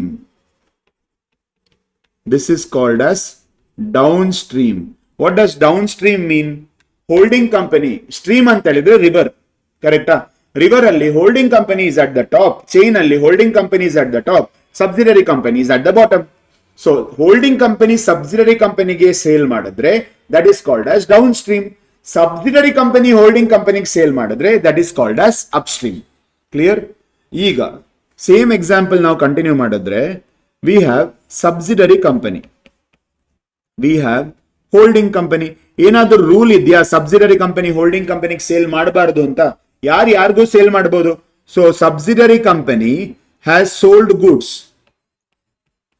Subsidiary company has sold goods of 100 at 120 to holding company. ಈಗ ಏನಾಯ್ತು, subsidiary company reserves and surplus ಅಲ್ಲಿ 20 ತೋರಿಸ್ತಾ ಇದ್ದಾರೆ. Holding company ಇನ್ವೆಂಟ್ರಿಯಲ್ಲಿ 120 ತೋರಿಸ್ತಾ ಇದ್ದಾರೆ. ಈಗ ನಾವು consolidated balance sheet ಮಾಡಿದ್ರೆ ರಿಸರ್ವ್ಸ್ ಅಂಡ್ ಸರ್ಪ್ಲಸ್ ಅಲ್ಲಿ ಇನ್ವೆಂಟ್ರಿ ಅಲ್ಲಿ 120 ಇದೆ. ರಿಸರ್ವ್ಸ್ ಅಂಡ್ ಸರ್ಪ್ಲಸ್ ಅಲ್ಲಿ 20 ಇರುತ್ತಾ? ರಿಸರ್ವ್ಸ್ ಅಂಡ್ ಸರ್ಪ್ಲಸ್ ಅಲ್ಲಿ 20 ಇರಲ್ಲ. ಯಾಕಂತ ಹೇಳಿದ್ರೆ ಸಬ್ಸಿಡರಿ ಕಂಪನಿದು ಪ್ರಾಫಿಟ್ ಯಾರಿಗೆ ಬಿಲಾಂಗ್ ಆಗುತ್ತೆ? ಸಬ್ಸಿಡರಿ ಕಂಪನಿ ಪ್ರಾಫಿಟ್ ಯಾರ್ದು? Subsidiary company share holders. ಇದು ಸಬ್ಸಿಡರಿ ಕಂಪನಿ ಶೇರ್ ಹೋಲ್ಡರ್ಸ್ ಯಾರು? Holding company and minority interest. Subsidiary company profit belongs to holding company and minority interest. So ಏನಾಗುತ್ತೆ ಇಲ್ಲಿ, ಸಬ್ಸಿಡರಿ ಕಂಪನಿ ಪ್ರಾಫಿಟ್ ಡಿಸ್ಟ್ರಿಬ್ಯೂಟ್ ಆಗುತ್ತೆ. Step 4 apportionment step ಅಲ್ಲಿ distribute ಆಗುತ್ತೆ. So subsidiary company profit will be distributed and 80%, if we take 80% as the number, 80% will go to reserves and surplus and 20% will go to minority interest 4. Clear? ಈಗ ಏನ್ ಕಾಣ್ತಾ ಇದೆ ನಮ್ಗೆ? ನಾವು ನಮ್ಗೆ sale ಮಾಡಿ ಪ್ರಾಫಿಟ್ ಮಾಡಿದಾಗ ಆಗ್ತಾ ಇದೆಯಾ? ಸೊ ಇದು ಕಾಲ್ಡ್ ಆಸ್ ಅಪ್ ಸ್ಟ್ರೀಮ್. ಈಗ ನಾವೇನ್ ಮಾಡಬೇಕು, ಮೈನಾರಿಟಿ ಇಂಟ್ರೆಸ್ಟ್ ಇಂದ 4 ಅನ್ನ ಮೈನಸ್ ಮಾಡಬೇಕು ಹಾಕಿದ್ದು, ಅಂಡ್ ರಿಸರ್ವ್ಸ್ ಅಂಡ್ ಸರ್ಪ್ಲಸ್ ಇಂದ 16 ಅನ್ನ ಮೈನಸ್ ಮಾಡಬೇಕು, ಇನ್ವೆಂಟ್ರಿ ಇಂದ 20 ಅನ್ನ ಮೈನಸ್ ಮಾಡಬೇಕು, ಸ್ಟಾಕ್ ರಿಸರ್ವ್ ಕ್ರಿಯೇಟ್ ಮಾಡಿ. Is this clear? This is called as upstream. ಅದಕ್ಕೋಸ್ಕರ ನೀವು ನಿಮ್ಮ ಸ್ಟೆಪ್ 5 ನೋಡಿದ್ರೆ, ಸ್ಟೆಪ್ 5 ಅಲ್ಲಿ can you see unrealised profit upstream ಅಂತ ಇತ್ತು. ಅನ್ರಿಯಲೈಸ್ಡ್ ಪ್ರಾಫಿಟ್ ಡೌನ್ ಸ್ಟ್ರೀಮ್ ಬರಲ್ಲ. ಅನ್ರಿಯಲೈಸ್ಡ್ ಪ್ರಾಫಿಟ್ ಡೌನ್ ಸ್ಟ್ರೀಮ್ ಅಂತ ಹೇಳಿದ್ರೆ ಹೋಲ್ಡಿಂಗ್ ಕಂಪನಿ ಸಬ್ಸಿಡರಿ ಕಂಪನಿಗೆ ಸೇಲ್ ಮಾಡಿದ್ದು. ಸೊ ಹೋಲ್ಡಿಂಗ್ ಕಂಪನಿ ಪ್ರಾಫಿಟ್ ಮಾಡಿದೆ. Holding company profit belongs to holding company share holders. So holding ಕಂಪನಿಯಿಂದ minus ಮಾಡ್ಬೇಕು ನಾವು. ಅಪ್ ಸ್ಟ್ರೀಮ್ ಆದ್ರೆ subsidiary company sells to holding company, ಆಗ subsidiary company made profit. Subsidiary ಕಂಪನಿದು profit holding company ಮತ್ತೆ minority interest ಗೆ distribute ಆಯ್ತು. So minority interest ಇಂದನೂ ಮೈನಸ್ ಆಗುತ್ತೆ, ಹೋಲ್ಡಿಂಗ್ ಕಂಪನಿಯಿಂದನೂ ಮೈನಸ್ ಆಗುತ್ತೆ, ರಿಸರ್ವ್ಸ್ ಅಂಡ್ ಸರ್ಪ್ಲಸ್ ಇಂದನೂ ಮೈನಸ್ ಆಗುತ್ತೆ. That's why only upstream will come over here. Is this clear? ಅರ್ಥ ಆಯ್ತಾ? Yes, that is your step 7 and that is your last step. Actually step 8 is preparing. Okay, step 8 is there, but no major calculations in that. Step 8 is basically reserves and surplus in consolidated balance sheet. Consolidated balance sheet ಅಲ್ಲಿ reserves and surplus ಹೇಗೆ ತೋರಿಸೋದು ಅಂತ step 8 ಅಲ್ಲಿ ನಾವು ನೋಡೋಣ. Okay, general reserve ಇರಬಹುದು, P&L ಇರಬಹುದು, capital reserve ಇರಬಹುದು. There can also be securities premium, other things also can be there. ಎಲ್ಲ ಒಂದೊಂದೇ ಲಿಸ್ಟ್ ಮಾಡಿದ್ರೆ ಆಯ್ತು. ಈಗ ಒಂದೇಳಿ reserves and surplus in consolidated balance sheet ಅಂತ ಹೇಳಿದ್ರೆ ಹೋಲ್ಡಿಂಗ್ ಕಂಪನಿದು ತೋರಿಸಬೇಕು, ಸಬ್ಸಿಡರಿ ಕಂಪನಿದು ತೋರಿಸಬೇಕು. ಕರೆಕ್ಟಾ? Holding company already had some balance. ಅವ್ರ ಹತ್ರ ಆಲ್ರೆಡಿ ಜನರಲ್ ರಿಸರ್ವ್ ಇತ್ತು, ಅವ್ರ ಹತ್ರ ಆಲ್ರೆಡಿ P&L ಇತ್ತು, ಅವ್ರ ಹತ್ರ ಆಲ್ರೆಡಿ ಕ್ಯಾಪಿಟಲ್ ರಿಸರ್ವ್ ಇತ್ತು. ಕರೆಕ್ಟಾ? Yes. Plus share from subsidiary company. Subsidiary ಕಂಪನಿಯಿಂದ ಶೇರ್ ಸಿಕ್ಕಿದ್ರೆ ಇಲ್ಲಿ ಬರುತ್ತಲ್ವಾ? ಸಬ್ಸಿಡರಿ ಕಂಪನಿಯಿಂದ ಸಿಕ್ಕೋ ಶೇರು ಎಲ್ಲಿದೆ? ನೀವು ಸ್ಟೆಪ್ 4 ನೋಡಿದ್ರೆ ನೋಡಿ, ಇಲ್ಲಿ step 4 apportionment. Capital profit already adjust ಆಯ್ತು, ಕ್ಯಾಪಿಟಲ್ ಪ್ರಾಫಿಟ್ ಬರಲ್ಲ ರಿಸರ್ವ್ಸ್ ಅಂಡ್ ಸರ್ಪ್ಲಸ್ ಗೆ, ಆದ್ರೆ ರೆವೆನ್ಯೂ ಪ್ರಾಫಿಟ್ ಬರುತ್ತೆ. ಇದೆರಡು ರೆವೆನ್ಯೂ ಪ್ರಾಫಿಟ್ ಅಲ್ವಾ? ರೆವೆನ್ಯೂ ಐಟಮ್ಸ್ ಇದೆರಡು. ರೆವೆನ್ಯೂ ರಿಸರ್ವ್ ಡಿಸ್ಟ್ರಿಬ್ಯೂಟ್ ಆಗಿದೆ, ಇಲ್ಲಿ ರೆವೆನ್ಯೂ ಪ್ರಾಫಿಟ್ ಇಲ್ಲಿ ಡಿಸ್ಟ್ರಿಬ್ಯೂಟ್ ಆಗಿದೆ. ರೆವೆನ್ಯೂ ರಿಸರ್ವ್ ಇದು ಹೋಲ್ಡಿಂಗ್ ಕಂಪನಿಗೆ ಹೋಗ್ಬೇಕು, ಇದು ಕೂಡ ಹೋಲ್ಡಿಂಗ್ ಕಂಪನಿಗೆ ಹೋಗ್ಬೇಕು. ಇದೆರಡು ಮೈನಾರಿಟಿ ಇಂಟ್ರೆಸ್ಟ್ ನಾವು ಕೊಟ್ಟಾಯ್ತು. ಕರೆಕ್ಟಾ? ಸೊ ಈಗ ಇಲ್ಲಿ ನಾವು ತೋರಿಸುವಂತದ್ದು okay, share from subsidiary company ಎಲ್ಲಿಂದ ಬರ್ತಾ ಇದೆ? ಇದು ಸ್ಟೆಪ್ 4 ಇಂದ ಬರ್ತಾ ಇದೆ. ಜನರಲ್ ರಿಸರ್ವ್ ಗೆ ಆಡ್ ಮಾಡೋಣ. ಅಲ್ಲಿ ನಾವು ರೆವೆನ್ಯೂ ರಿಸರ್ವ್ ಅಂತ ಬರ್ದಿದ್ದದು ಇಲ್ಲಿ ಆಡ್ ಆಗುತ್ತೆ ಜನರಲ್ ರಿಸರ್ವ್ ಗೆ. ಅಲ್ಲಿ ನಾವು ರೆವೆನ್ಯೂ ಪ್ರಾಫಿಟ್ ಅಂತ ಬರ್ದಿದ್ದದು ಅಲ್ಲಿ ಇಲ್ಲಿ ಆಡ್ ಆಗುತ್ತೆ. ಕ್ಯಾಪಿಟಲ್ ರಿಸರ್ವ್ ಗೆ ಶೇರ್ ಫ್ರಮ್ ಸಬ್ಸಿಡರಿ ಕಂಪನಿ ಬರಲ್ಲ. Clear? Are you following this? Yes. Share from subsidiary company. ಈಗ ಪ್ರೀ ಎಕ್ವಿಸಿಷನ್ ಡಿವಿಡೆಂಡ್ ಯಾರಾದ್ರೂ ತಪ್ಪಾಗಿ P&L ಗೆ ಹಾಕಿದ್ರೆ ಅದು ರಾಂಗ್ ಅಲ್ವಾ? ಪ್ರೀ ಎಕ್ವಿಸಿಷನ್ ಡಿವಿಡೆಂಡ್ ಎಲ್ಲಿ ಹೋಗ್ಬೇಕು? P&L ಗೆ ಬರಬಾರ್ದು, ಅದು ಇನ್ವೆಸ್ಟ್ಮೆಂಟ್ ಇಂದ ಮೈನಸ್ ಆಗಬೇಕು AS13 ಪ್ರಕಾರ. So minus pre acquisition dividend wrongly credited to P&L. ಅವ್ರು ಕರೆಕ್ಟ್ ಆಗಿ ಟ್ರೀಟ್ಮೆಂಟ್ ಮಾಡಿದ್ರೆ ಈ ಪಾಯಿಂಟ್ ಬರಲ್ಲ. ಕೆಲವು ಸತ್ ಕ್ವಶನ್ ಅಲ್ಲಿ ಏನ್ ಹೇಳ್ತಾರೆ, pre acquisition dividend is credited to P&L ಅಂತ. ಅದು ರಾಂಗ್ ಅಲ್ವಾ? P&L ಇಂದ ತೆಗಿಬೇಕು, ನಾವು ಇನ್ವೆಸ್ಟ್ಮೆಂಟ್ ಇಂದ ಮೈನಸ್ ಮಾಡಬೇಕು. ಪ್ರಾಫಿಟ್ ಇಲ್ಲಿ ಇರಬಾರ್ದು, P&L ಇಂದ ತೆಗೆದು ಇನ್ವೆಸ್ಟ್ಮೆಂಟ್ ಇಂದ ಮೈನಸ್ ಮಾಡಬೇಕು. Okay, this is your step 8. This is your step 8. Okay, reserves and surplus in consolidated balance sheet. Clear? Any doubts? No. Next, after that, any other item if you have, okay, it will be added or subtracted. These are the major consolidation items. Minus unrealized profit. Unrealized profit idre, it might be upstream also, it might be downstream also. Yaradu holding company inda enaru hogi hoguttalla. Unrealised profit ಇದ್ರೆ ಇಲ್ಲಿಂದ minus ಆಗುತ್ತೆ. Up stream ಆದ್ರೆ 80% minus ಆಗುತ್ತೆ, down stream ಆದ್ರೆ 100% minus ಆಗುತ್ತೆ. Is it clear? Okay, this will be your reserves and surplus. ಈಗ step 6 ನೆನಪು ಮಾಡ್ಕೊಳ್ಳಿ. ಸ್ಟೆಪ್ 6 ಅಲ್ಲಿ ಏನಿತ್ತು? ನಾವು ಜಾಸ್ತಿ ಪೇಮೆಂಟ್ ಮಾಡಿದ್ರೆ ಗುಡ್ ವಿಲ್, ಕಮ್ಮಿ ಪೇಮೆಂಟ್ ಮಾಡಿದ್ರೆ capital reserve. Capital reserve reserves and surplus ಹೋಗ್ಬೇಕಾ? S. Add capital reserve from step 6. ಇದನ್ನು ನೀವು ಆಡ್ ಮಾಡಿದ್ರೆ ಆಗ ನಿಮ್ಗೆ ಜನರಲ್ ರಿಸರ್ವ್ P&L ಮೂರದ್ದು ಸಿಗುತ್ತೆ. General reserve P&L capital reserve ಮೂರು ಸಿಗುತ್ತೆ.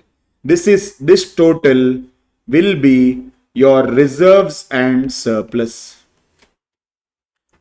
This total will be your reserves and surplus.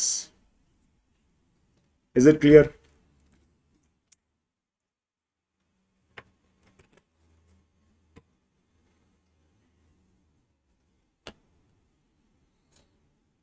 Any doubt? Okay. Reserves and surplus in consolidated balance sheet hee kanutte. So finally we are done with all the steps. Okay. Now we are going into note. One note I want to give. Now, tell me one thing. Share capital. Okay. Share capital. Irutalva. This is your items in consolidated balance sheet. Now, consolidated balance sheet prepare ಮಾಡಿದ್ರೆ ಹೆಂಗಿರುತ್ತೆ items ಅದನ್ನ ನಾವು ನೋಡ್ಕೊಳ್ಬೇಕು. Share capital ಯಾವುದು? Holding company, subsidiary company ಎರಡು add ಮಾಡ್ತೀವ ನಾವು? ಇಲ್ಲ. Share capital is holding company only. ಯಾಕೆ ಹೋಲ್ಡಿಂಗ್ ಕಂಪನಿ ಓನ್ಲಿ? ಪ್ರಿಪೇರ್ ಮಾಡೋದು ಯಾರು? Holding company. ಸಬ್ಸಿಡರಿ ಕಂಪನಿದು ಶೇರ್ ಕ್ಯಾಪಿಟಲ್ ನೀವು ಇಮ್ಯಾಜಿನ್ ಮಾಡಿದ್ರೆ ಈ ಎಲ್ಲಾ steps, subsidiary company share capital ಏನಾಯ್ತು? ಡಿವೈಡ್ ಆಗೋಯ್ತು. Subsidiary company share capital little was given to subsidiary company's minority interest and then it was given to holding company which is there in step 6. Correct? So this share capital will be holding company share capital only. Reserves and surplus step 8 ಅಲ್ಲಿ calculate ಮಾಡಿಟ್ಟಿದ್ದೀವಿ. Reserves and surplus step 8 ಅಲ್ಲಿ calculate ಮಾಡಿಟ್ಟಿದ್ದೀವಿ. If you have long term borrowing, holding company plus subsidiary company, holding company subsidiary company minus if there is any mutual. ಯಾವ್ದಾದ್ರು mutual ಇದ್ರೆ minus. Can you see fill in the blanks is happening. ಇಷ್ಟೊರದು ಮಾಡಿದ್ದು steps, ಇನ್ನಾಗೋದೆಲ್ಲ fill in the blanks. Current liability ಏನ್ ಮಾಡ್ತೀವಿ? Holding company plus subsidiary company. ಏನಾದ್ರೂ mutual ಇದ್ರೆ minus mutual. Clear? When we go in to asset side, property plant and equipment. ಏನ್ ಮಾಡ್ತೀವಿ ನಾವೀಗ? Property plant and equipment ಅಲ್ಲಿ holding company plus subsidiary company. Okay, plus or minus revaluation. Remember step 3 ಅಲ್ಲಿ ನಾವು revaluation ಮಾಡಿದ್ವಿ on the date of acquisition. Plus or minus revaluation. ಆ revaluation profit ಅಥವಾ asset ನೋಡಿ, ಪ್ಲಾಂಟ್ ಅಂಡ್ ಮೆಷಿನರಿ ಮೇಲೋಯ್ತು, ಫರ್ನಿಚರ್ ಕಳಗೋಯ್ತು ಅಂತ ಹೇಳಿದ್ರಲ್ವಾ, ಮೇಲೋಗಿದ್ರೆ add ಆಗುತ್ತೆ, ಕಳೆದೋಗಿದ್ರೆ minus ಆಗುತ್ತೆ. ಅದಿಲ್ಲಿ ನಾವು ರಿಫ್ಲೆಕ್ಟ್ ಮಾಡ್ತೇವೆ. ಕ್ಲಿಯರ್? ಅದಾದ್ಮೇಲೆ ಮೇಲೋಗಿದ್ರೆ ಎಕ್ಸ್ಟ್ರಾ ಡಿಪ್ರಿಸಿಯೇಷನ್ ಇತ್ತಲ್ವಾ, ಪ್ಲಸ್ ಆರ್ ಮೈನಸ್ ಡಿಪ್ರಿಸಿಯೇಷನ್, ಆಗ ನಿಮ್ಗೆ ರಿಸಲ್ಟೆಡ್ ಫಿಗರ್ ಸಿಗುತ್ತೆ. Clear? Plus or minus depreciation, that will give you the resultant figure that is required. Is it clear? Are you following this? Okay, so holding company plus subsidiary company plus or minus revaluation plus or minus depreciation. This is your property, plant and equipment. What about intangible asset? Intangible asset.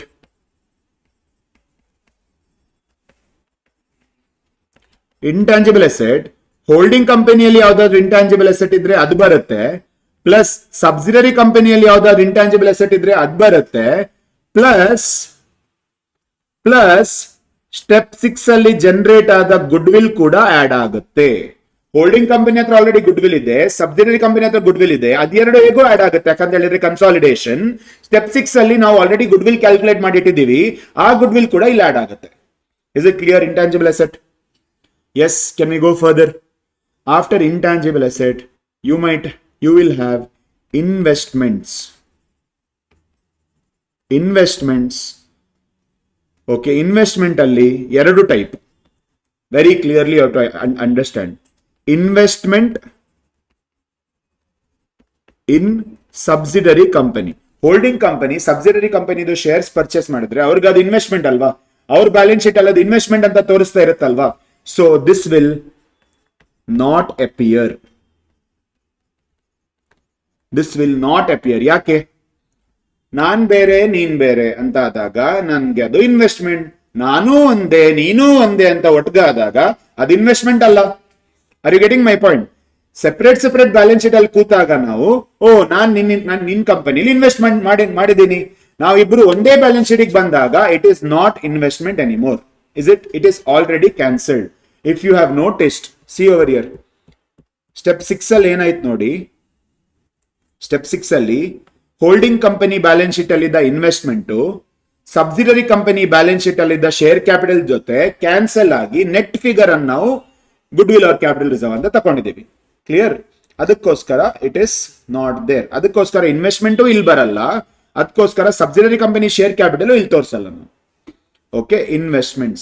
After investments, you have in investments you can have other investments. Investment in subsidiary company ಮಾತ್ರ ಅಲ್ಲ, other investments ಕೂಡ ಇರಬಹುದಲ್ವಾ. Other investments ಅಲ್ಲಿ holding company plus subsidiary company. Holding company investment, subsidiary company investment ಎರಡನ್ನು add ಮಾಡಿ, that time you will get it. Is it clear? Now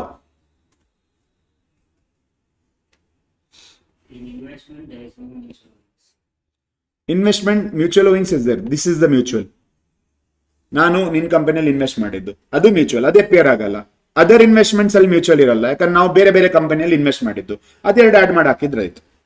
clear? After investment you have current assets. Current assets ಏನ್ ಮಾಡ್ತೇವೆ ನಾವು? Holding company plus subsidiary company minus mutual. Holding company plus subsidiary company minus mutual. Is this clear? Are you following this? Yes. This is your step. Mutual owings means debtor creditor. ಇಲ್ಲಿ creditor ಇಂದ minus ಆಗುತ್ತೆ ನೋಡಿ, ಇಲ್ಲಿ current liability ಇಂದ minus ಆಗುತ್ತೆ, ಇಲ್ಲಿ current asset ಇಂದ minus ಆಗುತ್ತೆ.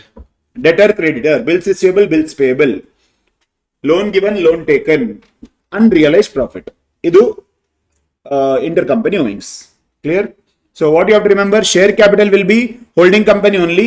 Reserves and surplus already ನಾವು ಸ್ಟೆಪ್ 8 ಅಲ್ಲಿ ಕ್ಯಾಲ್ಕುಲೇಟ್ ಮಾಡಿದೀವಿ.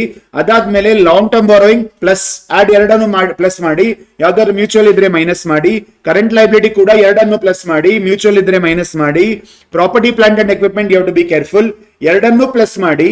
ಸ್ಟೆಪ್ 3 ಅಲ್ಲಿ ರಿವ್ಯಾಲ್ಯೂಯೇಷನ್ ಆಗಿತ್ತಲ್ಲ, ಇನ್ಕ್ರೀಸ್ ಆಗಿತ್ತಾ ರಿವ್ಯಾಲ್ಯೂಯೇಷನ್ ಅಸೆಟ್ ಆಡ್ ಮಾಡಿ, ಡಿಕ್ರೀಸ್ ಆಗಿತ್ತಾ ಮೈನಸ್ ಮಾಡಿ, ಇನ್ಕ್ರೀಸ್ ಆಗಿದ್ರೆ ಡಿಪ್ರಿಸಿಯೇಷನ್ ಕೂಡ ಇನ್ಕ್ರೀಸ್ ಆಯ್ತು, ಡಿಪ್ರಿಸಿಯೇಷನ್ ಏನ್ ಮಾಡುತ್ತೆ, ಅಸೆಟ್ ವ್ಯಾಲ್ಯೂ ಅನ್ನ ಕಮ್ಮಿ ಮಾಡುತ್ತೆ. ಓಕೆ, ಅಸೆಟ್ ವ್ಯಾಲ್ಯೂ ಅನ್ನು ಕಮ್ಮಿ ಮಾಡುತ್ತೆ. ಅಂಡ್ ಒನ್ ಮೋರ್ ಥಿಂಗ್, ಒಂದ್ ವೇಳೆ ಡಿಪ್ರಿಸಿಯೇಷನ್ ಆಡ್ ಬ್ಯಾಕ್ ಮಾಡ್ಬೇಕಿದ್ರೆ ಏನ್ ಮಾಡ್ಬೇಕು ನಾವು, ಡಿಪ್ರಿಸಿಯೇಷನ್ ಆಗ ಅಸೆಟ್ ವ್ಯಾಲ್ಯೂ ಜಾಸ್ತಿ ಆಗುತ್ತೆ. Okay, property plant and equipment ಆಯ್ತು. ಇಂಟ್ಯಾಂಜಿಬಲ್ ಅಸೆಟ್, ಇವರ ಇಂಟ್ಯಾಂಜಿಬಲ್ ಅಸೆಟ್ ಇದೆ, ಅವರ ಇಂಟ್ಯಾಂಜಿಬಲ್ ಅಸೆಟ್ ಇದೆ. ಆದ್ರೆ ಸ್ಟೆಪ್ 6 ಅಲ್ಲಿ ಕ್ರಿಯೇಟ್ ಆದ ಗುಡ್ ವಿಲ್ ಅದು ಕೂಡ ಬರ್ಬೇಕಲ್ವಾ? Yes. Then after that investment in subsidiary company ಬರಲ್ಲ, ಯಾಕಂತ ಹೇಳಿದ್ರೆ ಮ್ಯೂಚುವಲ್ ಆಯ್ತು. Okay, other investments will come. Yes, minority interest will talk. Wait.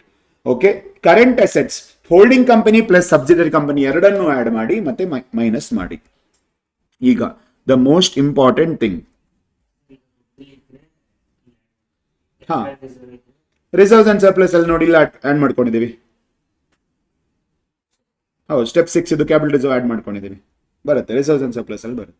Now the most important thing is, what about minority interest? Minority interest ಎಲ್ಲಿ ಬರುತ್ತೆ? Minority interest ಎಲ್ಲಿ ಬರುತ್ತೆ?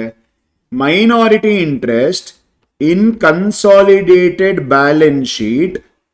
Minority interest amount tension ಇಲ್ಲ ನಮಗೆ, ಯಾಕಂದ್ರೆ ಆಲ್ರೆಡಿ ಸ್ಟೆಪ್ 5 ಕ್ಯಾಲ್ಕುಲೇಟ್ ಮಾಡಿ ಇಟ್ಟಿದ್ದೀವಿ amount is not a problem. Minority interest ಎಲ್ಲಿ ಬರುತ್ತೆ? In consolidated balance sheet you will show it in between shareholders funds and non-current liability. Okay guys, schedule 3 first step ಏನ್ ಬರುತ್ತೆ? equity and liabilities ಅಲ್ಲಿ first item shareholders funds, second item reserves and surplus, second item non-current liability, third item current liability. So first item ಮತ್ತೆ second item ನಡುವೆ you will show minority interest. Minority interest ಅನ್ನ share holders funds ಅಲ್ಲೂ ಹಾಕಕ್ಕಾಗಲ್ಲ, ಯಾಕಂತ ಹೇಳಿದ್ರೆ holding company prepare ಮಾಡ್ತಾ ಇರೋದು, ನಮ್ಗಿದು share holder ಅಲ್ಲ, ಇವರು ಔಟ್ಸೈಡರ್ ಇವರು. So it will be between shareholders funds and non current liability. Yes, with this we have completed the steps of consolidated balance sheet. Okay, in-depth discussion we have done on consolidated balance sheet. We are spending 2 days on consolidation. Today we have discussed all the concepts. Tomorrow we are going to solve major problems. Okay, I will try and pick the problems where all the adjustments are covered and we will be solving those problems. Clear? Yes, any doubts with all the steps? Did it help you guys? Help aita? Consolidation steps onsati full revision aita? ಯಾವ್ದು ಎಲ್ಲಿ ಹೋದ್ರೆ ಏನ್ ಮಾಡ್ಬೇಕು ಅಂತ?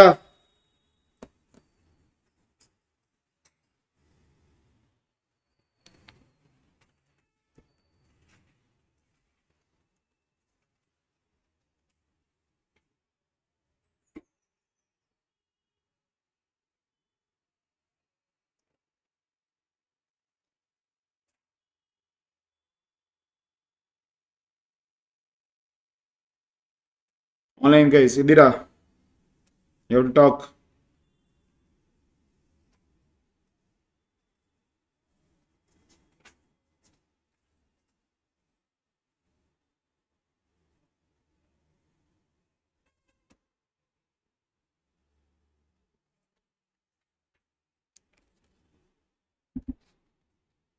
Yes.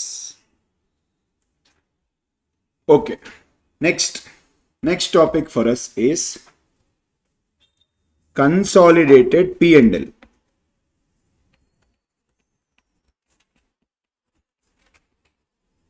Consolidated P&L. Consolidated balance sheet alle steps ittu, a steps in consolidated P&L alli illa. Consolidated P&L is actually much easier.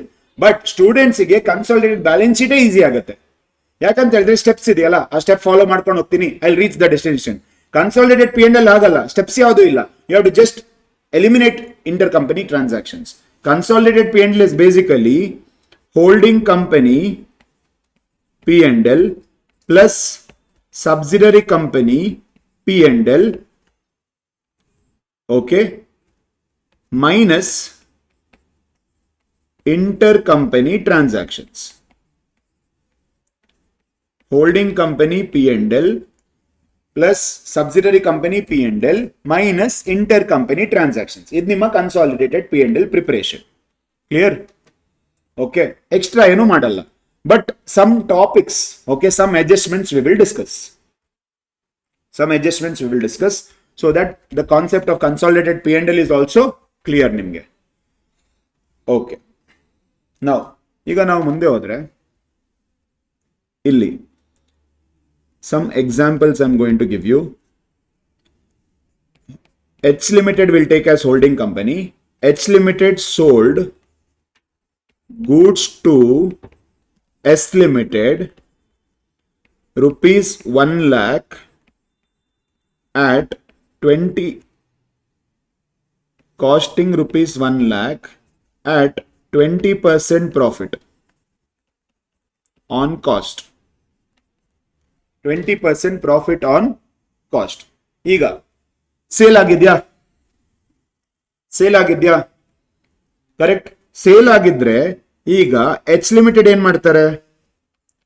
H limited ಅವರ revenue from operations ಅಲ್ಲಿ ತೋರಿಸ್ತಾರೆ. ಕರೆಕ್ಟಾ? ಎಚ್ ಲಿಮಿಟೆಡ್ ಇದನ್ನ ರೆವೆನ್ಯೂ ಫ್ರಮ್ ಆಪರೇಷನ್ಸ್ ಅಲ್ಲಿ 1,20,000 ಅಂತ ತೋರಿಸ್ತಾರೆ. 1 lakh is the cost, 20,000 profit. So ಅವರು 1,20,000 ಅಂತ ತೋರಿಸ್ತಾರೆ. ಎಸ್ ಲಿಮಿಟೆಡ್ ಏನ್ ಮಾಡ್ತಾರೆ?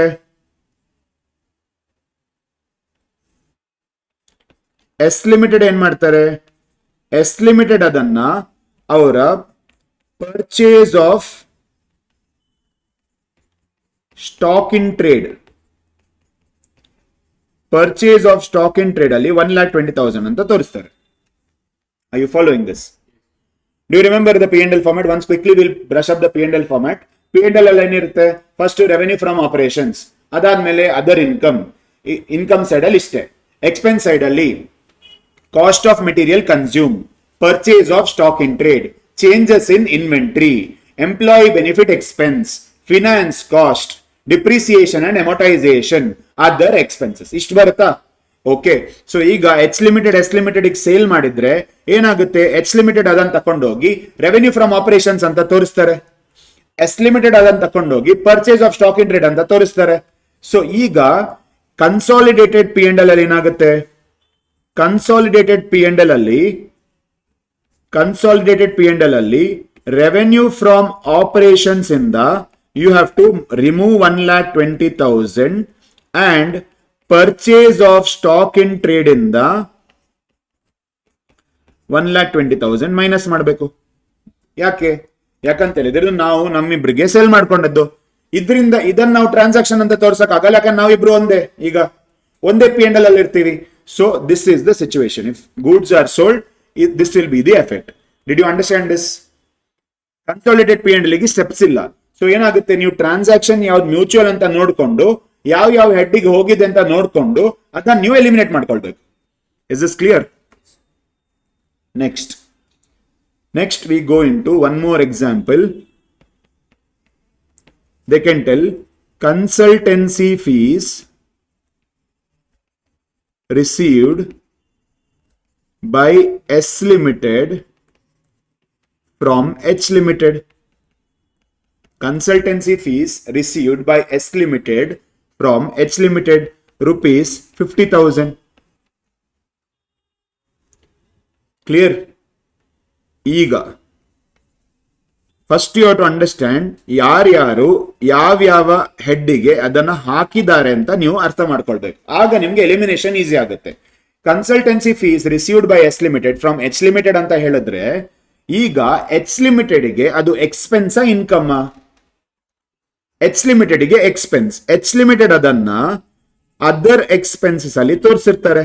ಯಾಕಂದ್ರೆ ಕನ್ಸಲ್ಟೆನ್ಸಿ ಫೀಸಿಗೆ ಯಾವುದೇ ಹೆಡ್ ಇಲ್ಲ. It is cost of material consumed, purchase of stock in trade, changes in inventory, employee benefit expense, finance cost, other expenses. Other ಎಕ್ಸ್ಪೆನ್ಸಿಗೆ ಹಾಕಿರ್ತಾರೆ. ಅದರ್ ಎಕ್ಸ್ಪೆನ್ಸ್ ಅಲ್ಲಿ ಇವರು 50,000 ಅಂತ ಹಾಕಿದ್ದಾರೆ. ಎಸ್ ಲಿಮಿಟೆಡ್ ಏನ್ ಮಾಡ್ತಾರೆ? ಕನ್ಸಲ್ಟೆನ್ಸಿ ಫೀಸ್ ಅಂತ ಹೇಳಿದ್ರೆ ಅವರು ರೆವೆನ್ಯೂ ಫ್ರಮ್ ಆಪರೇಷನ್ಸ್ ಹಾಕ್ತಾರೆ. ಇಲ್ಲ, ಅದರ್ ಇನ್ಕಮ್ ಅಲ್ಲ, ರೆವೆನ್ಯೂ ಫ್ರಮ್ ಆಪರೇಷನ್ಸ್ ಹಾಕ್ತಾರೆ ಅವರು. ಕನ್ಸಲ್ಟೆನ್ಸಿ ಫೀಸ್ ಅಂತ ಹೇಳಿದ್ರೆ ಅವ್ರು ಯಾವ್ದೋ ಸರ್ವಿಸ್ ಪ್ರೊವೈಡ್ ಮಾಡ್ತಾ ಇದ್ದಾರೆ, ಆ ಸರ್ವಿಸ್ ಕೂಡ ಅವ್ರದ್ದು ಆಪರೇಷನ್ ಅಲ್ವಾ. ಸೊ ಅವರು ರೆವೆನ್ಯೂ ಫ್ರಮ್ ಆಪರೇಷನ್ ಅಂತ 50,000 ತೋರಿಸಿರ್ತಾರೆ. ಸೊ ಈಗ ಇನ್ ಕನ್ಸಾಲಿಡೇಟೆಡ್ ಪಿ ಅಂಡ್ ಎಲ್ ನಾವೇನ್ ಮಾಡ್ತೀವಿ? ಅದರ್ ಎಕ್ಸ್ಪೆನ್ಸಸ್ ಇಂದ 50,000 minus and revenue from operations in the 50,000 minus. Revenue from operations in the 50,000 minus.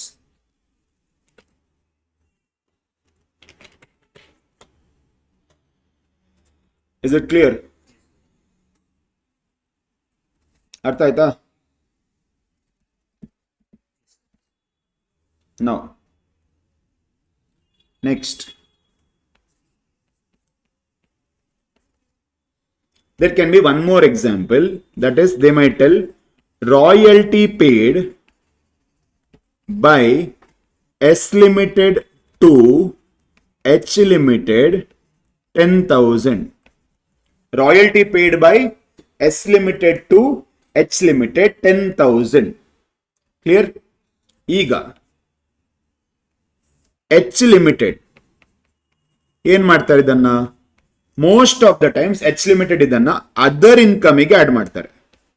ಅವ್ರಿಗೆ ರಾಯಲ್ಟಿ ಸಿಕ್ಕಿದ್ರೆ ಅದು ಅವರಿಗೆ other income, extra added income. So ಅವರು ಅದರ್ ಇನ್ಕಮ್ ಅಲ್ಲಿ 10,000 ಅಂತ ತೋರಿಸಿದ್ದಾರೆ. ಅದರ್ ಇನ್ಕಮ್ ಅಲ್ಲಿ 10,000. ಎಸ್ ಲಿಮಿಟೆಡ್ ಏನಾಗುತ್ತೆ? One second. Yes, S Limited ಏನ್ ಮಾಡ್ತಾರೆ? ಎಸ್ ಲಿಮಿಟೆಡ್ ಅದನ್ನ ಅದರ್ ಎಕ್ಸ್ಪೆನ್ಸಸ್ ಅಂತ ತೋರಿಸಿದ್ದಾರೆ. ಅದರ್ ಎಕ್ಸ್ಪೆನ್ಸಸ್ ಅಂತ ತೋರಿಸಿದ್ದಾರೆ. ಸೊ ಇಲ್ಲಿ ಕನ್ಸಾಲಿಡೇಟೆಡ್ P&L ಅಲ್ಲಿ ಏನ್ ಮಾಡೋಣ ನಾವು ಈಗ? ಅದರ್ ಇನ್ಕಮ್ ಇಂದ 10,000 ಮೈನಸ್ ಅದರ್ ಎಕ್ಸ್ಪೆನ್ಸ್ ಇಂದ 10,000 ಮೈನಸ್ ಮ್ಯೂಚುವಲ್ ಟ್ರಾನ್ಸಾಕ್ಷನ್ ಎಲಿಮಿನೇಟ್ ಆಯ್ತು. Is it clear? Royalty paid. Did you understand? This is all that you have to do in consolidated P&L. Transaction mutual ಇದ್ರೆ ಅವರೇ ಅಡ್ಜಸ್ಟ್ಮೆಂಟ್ ಅಲ್ಲಿ ಕೊಟ್ಬಿಡ್ತಾರೆ. ಆ transaction mutual ಇದ್ದದನ್ನ ನಾವೇನ್ ಮಾಡಬೇಕು? ಯಾವ ಹೆಡ್ಡಿಗೆ ಹೋಗಿದೆ ಅಂತ ನೋಡ್ಕೊಂಡು ಯಾವ ಹೆಡ್ ಇಂದ ತೆಗಿಬೇಕು. Clear? Yes. One more I want to discuss. If they tell you goods costing 10,000 sold by H Limited to S Limited. Goods costing 10,000 sold by H Limited to S Limited, and S Limited has it in its inventory. This becomes a very important adjustment. Okay, goods cost two things. So idu problem create ಮಾಡುತ್ತೆ. In its inventory, and you can tell profit percentage 20% on sales. Unrealized profit also came. Goods costing 10,000. Okay, ಈಗ ಏನಾಯ್ತು? Goods ಇಲ್ಲಿಂದ ಹೋಯ್ತಾ? Goods costing 10,000 ಸೋಲ್ಡಾ? ಇಲ್ಲಿ ಈಗ ನೋಡಿ, ಇಲ್ಲಿ ಏನಾಗುತ್ತೆ ಅಂತ ಹೇಳಿದ್ರೆ ಫಸ್ಟ್ ನಾವು ಸೇಲ್ ಅನ್ನು ನೋಡ್ಕೊಳ್ಳೋಣ. ಸೇಲ್ ಅನ್ನು. ಓಕೆ, ಸೇಲು ಎಚ್ ಲಿಮಿಟೆಡ್ ಏನ್ ಮಾಡಿದ್ದಾರೆ? ಸೇಲ್ ಮಾಡಿದ್ದಲ್ವಾ H limited. H limited has shown revenue from operations 10,000. H limited has shown revenue from operations 10,000. S Limited has shown purchase of stock in trade. S Limited has shown purchase of stock in trade 10,000. So ಈಗ ನಾವೇನ್ ಮಾಡೋಣ?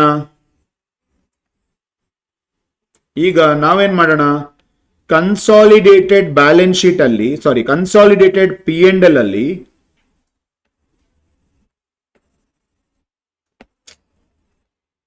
what is this?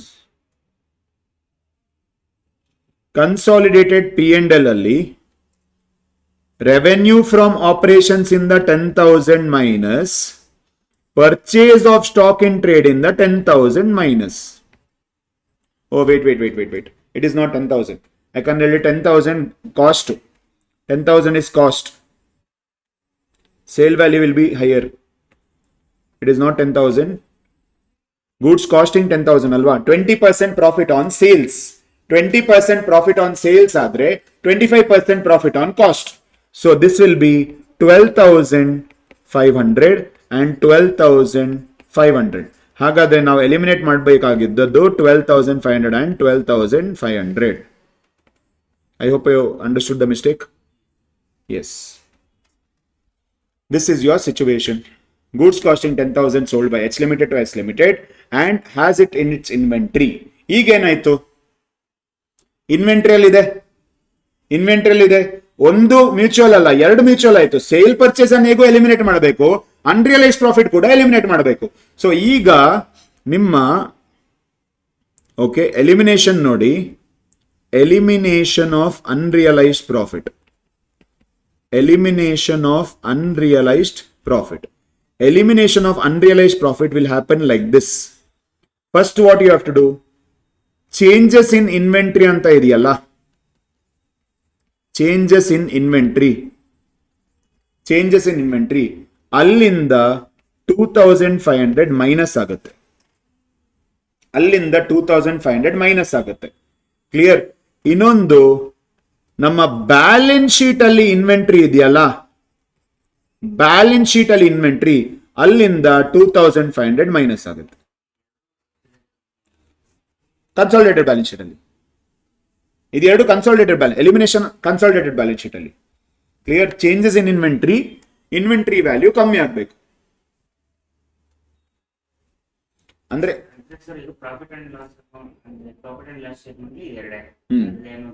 ಇಲ್ಲ profit and loss account ಅಲ್ಲಿ ಇದು ಆದ್ರೆ ಅದರ ಇನ್ನೊಂದು effect profit and loss ಅಲ್ಲ, ಬ್ಯಾಲೆನ್ಸ್ ಶೀಟ್ ಅಲ್ಲಿ ಬರುತ್ತೆ. ಓಕೆ, ಈಗ 2500 ಮೈನಸ್ ಆಗ್ಬೇಕಂತ ಹೇಳಿದ್ರೆ 2500 ಅನ್ನ ತೋರಿಸ್ಬೇಕು ನಾವು ಚೇಂಜಸ್ ಇನ್ ಇನ್ವೆಂಟ್ರಿ ಅಲ್ಲಿ. ಓಕೆ, 2500 ಅನ್ನ ತೋರಿಸ್ಬೇಕು. ಚೇಂಜಸ್ ಇನ್ ಇನ್ವೆಂಟ್ರಿ ಹೇಗ್ ಬರುತ್ತೆ ಅದರ ಮೇಲೆ ಡಿಪೆಂಡೆಂಟ್ ಆಗಿರುತ್ತೆ.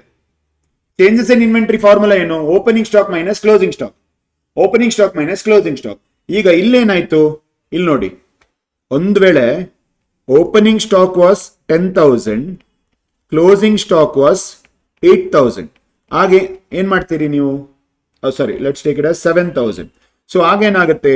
ಚೇಂಜಸ್ ಇನ್ ಇನ್ವೆಂಟ್ರಿ ಅಲ್ಲಿ ಯು ವಿಲ್ ಶೋ 3,000. ಕರೆಕ್ಟಾ? Changes in inventory, you will show 3,000. Now, what about unrealized profit? Unrealized profit expense income? Expense. So, illi 2,500 add agutte. So, total changes in inventory will be 5,500. Opening stock, closing stock inda jaasti idre, it is expense. So, ಆ expense ಇಲ್ಲಿ ಬಂತು. Unrealized profit ಕೂಡ expense, ಆ expense ಕೂಡ ಇಲ್ಲಿ ಬಂತು. ಕ್ಲಿಯರಾ? ಇದು ಇಲ್ಲೇ ನಿಮ್ಮನ್ನು ಟೆಸ್ಟ್ ಮಾಡ್ತಾರೆ. Sir, how 12,500 calculated? Okay. See over here, goods costing 10,000 is sold. Goods costing 10,000. So therefore, it is 20% on sales. If it is 20% on sales, it is 20 by 80 on cost. Or it is basically 25% on cost. Cost mele profit to 25%. So 10,000 plus 25% will become 12,500. Is it clear? Yes.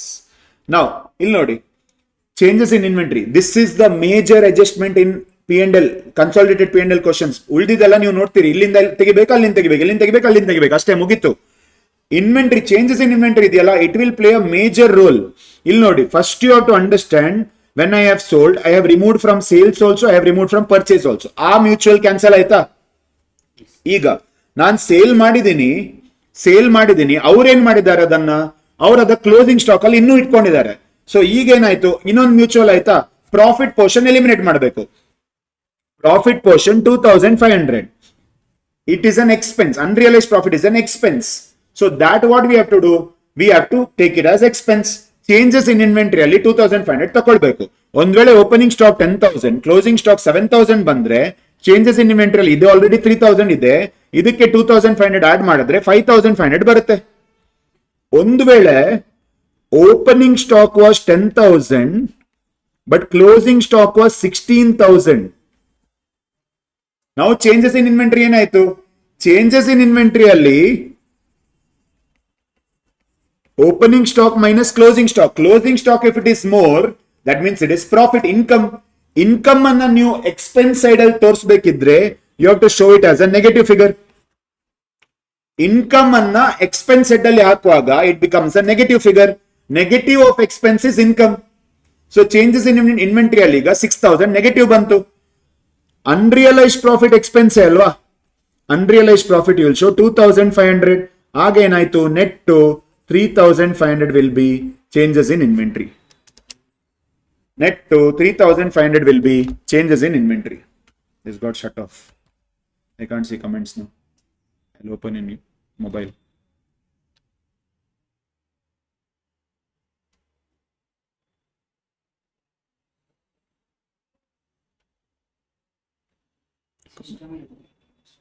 Huh?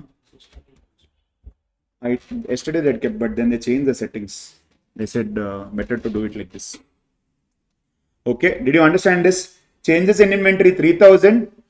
Okay, unrealized profit 2500. ಇಲ್ಲಾದ್ರೆ ಯಾಕೆ, opening stock ಜಾಸ್ತಿ, closing stock ಕಮ್ಮಿ. Opening stock ಜಾಸ್ತಿ ಇದ್ರೆ it leads into an expense situation. Expense situation ಆದ್ರೆ ಇದು ಕೂಡ expense, ಎರಡು ಆಡ್ ಆಗುತ್ತೆ. ಒಂದ್ ವೇಳೆ ನಿಮ್ ಕ್ವಶನ್ ಅಲ್ಲಿ ಕ್ಲೋಸಿಂಗ್ ಸ್ಟಾಕ್ ಜಾಸ್ತಿ ಇದ್ರೆ closing stock minus opening stock will lead to a income situation. Income ಅನ್ನ ನೀವು ಎಕ್ಸ್ಪೆನ್ಸ್ ಹೆಡ್ ಅಲ್ಲಿ ತೋರಿಸುವಾಗ you will show it as negative.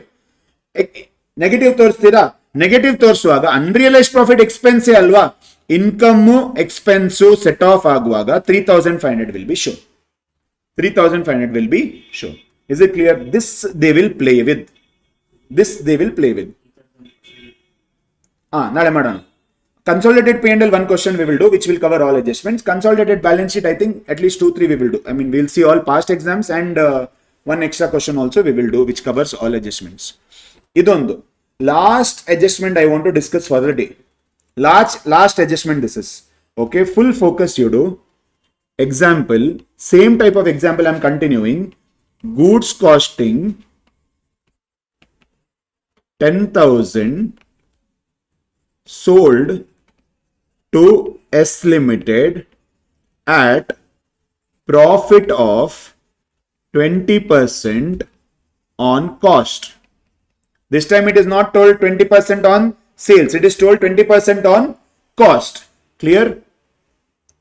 And 30% of inventory received is still unsold. Still unsold by S Limited. Is it clear? So illenaitu ga goods costing 10,000 sold by S Limited. Okay, sold to S Limited at a profit of 20% on cost and 30% of inventory still unsold. Unrealized profit calculation we have to be little careful here. Adre illi first thing ಏನು ಮಾಡಬೇಕು ನಾವು? Okay, first thing that we have to do is eliminate the sale and purchase. Sale ಮತ್ತೆ purchase eliminate ಮಾಡಬೇಕಲ್ವಾ? So illi first H Limited has shown, how much has H Limited shown in their revenue from operations?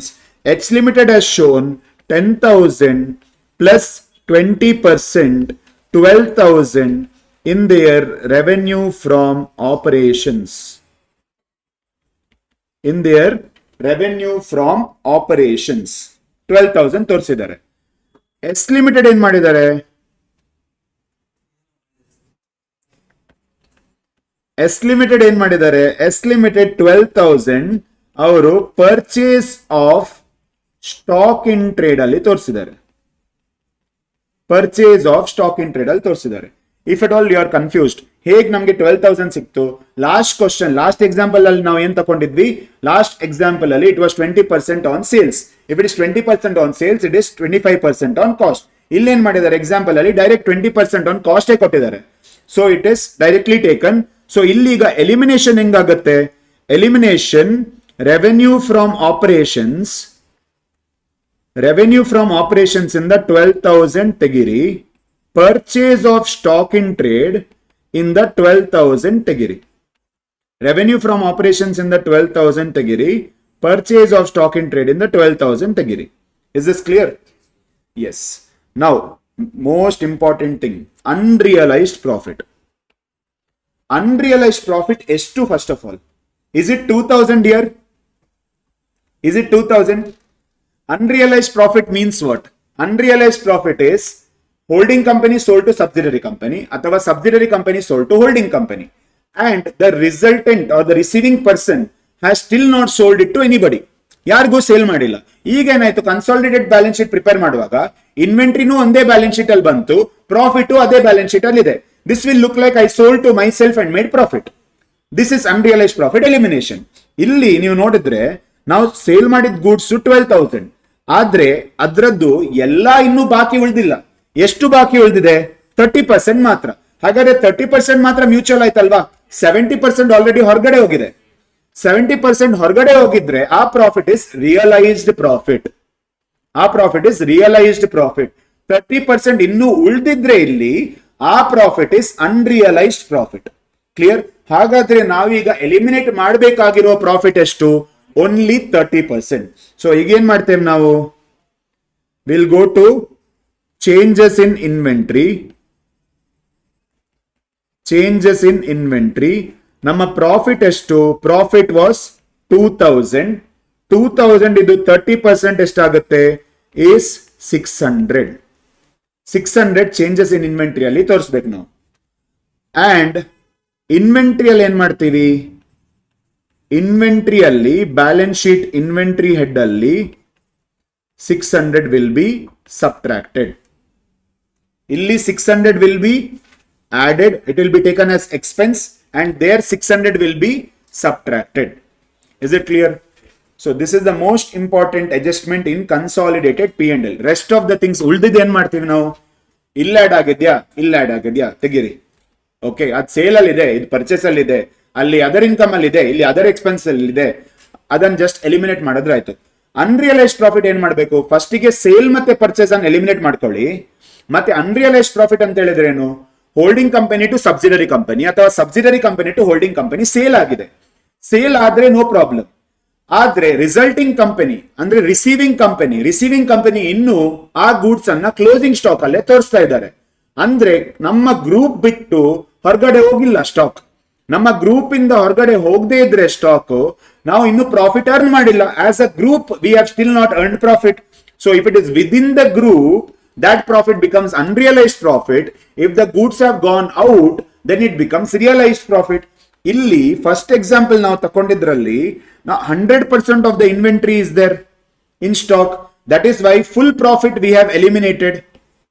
Second example ನಾವು ತಕೊಂಡಿದ್ರಲ್ಲಿ 30% of inventory received is still unsold. ಹಾಗಾದ್ರೆ 30% only is within the group. ಹಾಗಾದ್ರೆ 30% has to be eliminated. Is this clear? This is the concept of unrealized profit. This is the concept of consolidated P&L. Today we have discussed all the concepts of consolidated balance sheet and consolidated P&L. Okay. Yes, students. How did it go? Did it help you? Hege Janali pass agboda? Yavaga advanced accounting exam yavaga? 11ಕ್ಕೆ start ಆಗುತ್ತೆ journey ಅಲ್ವಾ? ಒಂದೊಂದ್ ದಿನ gap. ಜಾಸ್ತಿ ದಿನ gap ಇದೆಯಾ ನಿಮ್ಗೆ ಮಕರ ಸಂಕ್ರಾಂತಿಗೆ?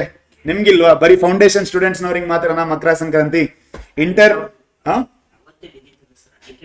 ಅದಕ್ಕೆ ಚೇಂಜ್ ಮಾಡಿದ್ದಾರೆ. ನಿಮ್ಗಿಲ್ಲ, ನಿಮ್ಗೆ ಹಬ್ಬ ಇಲ್ಲ. ನಿಮ್ಗೆ ICA ಇದೆ ಹಬ್ಬ ಅಲ್ವಾ? ಬೇರೆ ಯಾವುದೇ ಹಬ್ಬ ಇಲ್ಲ ನಿಮ್ಗೆ. ಪಾಸ್ ಆದ್ರೆ ಹಬ್ಬ, ಇಲ್ಲ ಅಂತ ಹೇಳಿದ್ರೆ ಎಲ್ಲ ಹಬ್ಬ ಕ್ಯಾನ್ಸಲ್. ಕರೆಕ್ಟಾ? ಸೊ ಸ್ಟೂಡೆಂಟ್ಸ್, ಈ ಮ್ಯಾರಥಾನ್ ಸೆಷನ್ಸ್ ಅನ್ನು ನಾವು ಹಬ್ಬದ ದಿನ ಟ್ಯಾಕ್ಸ್ ಓದ್ತಾ ಇದ್ದೀರಿ, ಅಲ್ಲೇ ಇದ್ದಾರೆ. ಓಕೆ, ಸೊ ಪರವಾಗಿಲ್ಲ ನೋಡಿ. ನೀವು ಎಕ್ಸಾಮಿಗೆ ಪ್ರಿಪೇರ್ ಮಾಡುವಾಗ ICA ರಿಲೇಟೆಡ್ ಯಾವುದೇ ಎಕ್ಸಾಮಿಗೆ ನೀವು ಪ್ರಿಪೇರ್ ಮಾಡ್ತಾ ಇದ್ದೀರಿ ಅಂತಾದ್ರೆ, ಯಾವುದೇ ಹಬ್ಬ, ಯಾರದೇ ಮದುವೆ, ಯಾರದೇ ಬರ್ಡೇ ಪಾರ್ಟಿ, ಯಾವುದೇ ಮೂವಿ ರಿಲೀಸು, ಎಲ್ಲದನ್ನು ಸ್ಯಾಕ್ರಿಫೈಸ್ ಮಾಡ್ಬೋದು. Everything can wait. ಎಲ್ಲ ವೇಟ್ ಮಾಡ್ಬೋದು. ಎಕ್ಸಾಮ್ ಆದ್ಮೇಲೆ ಆರಾಮ್ಸೆ 1 ತಿಂಗಳು ರಜೆ ಇರುತ್ತೆ, 1.5 ತಿಂಗಳು ಇರುತ್ತೆ ರಿಸಲ್ಟ್ ಬರಕ್ಕೆ.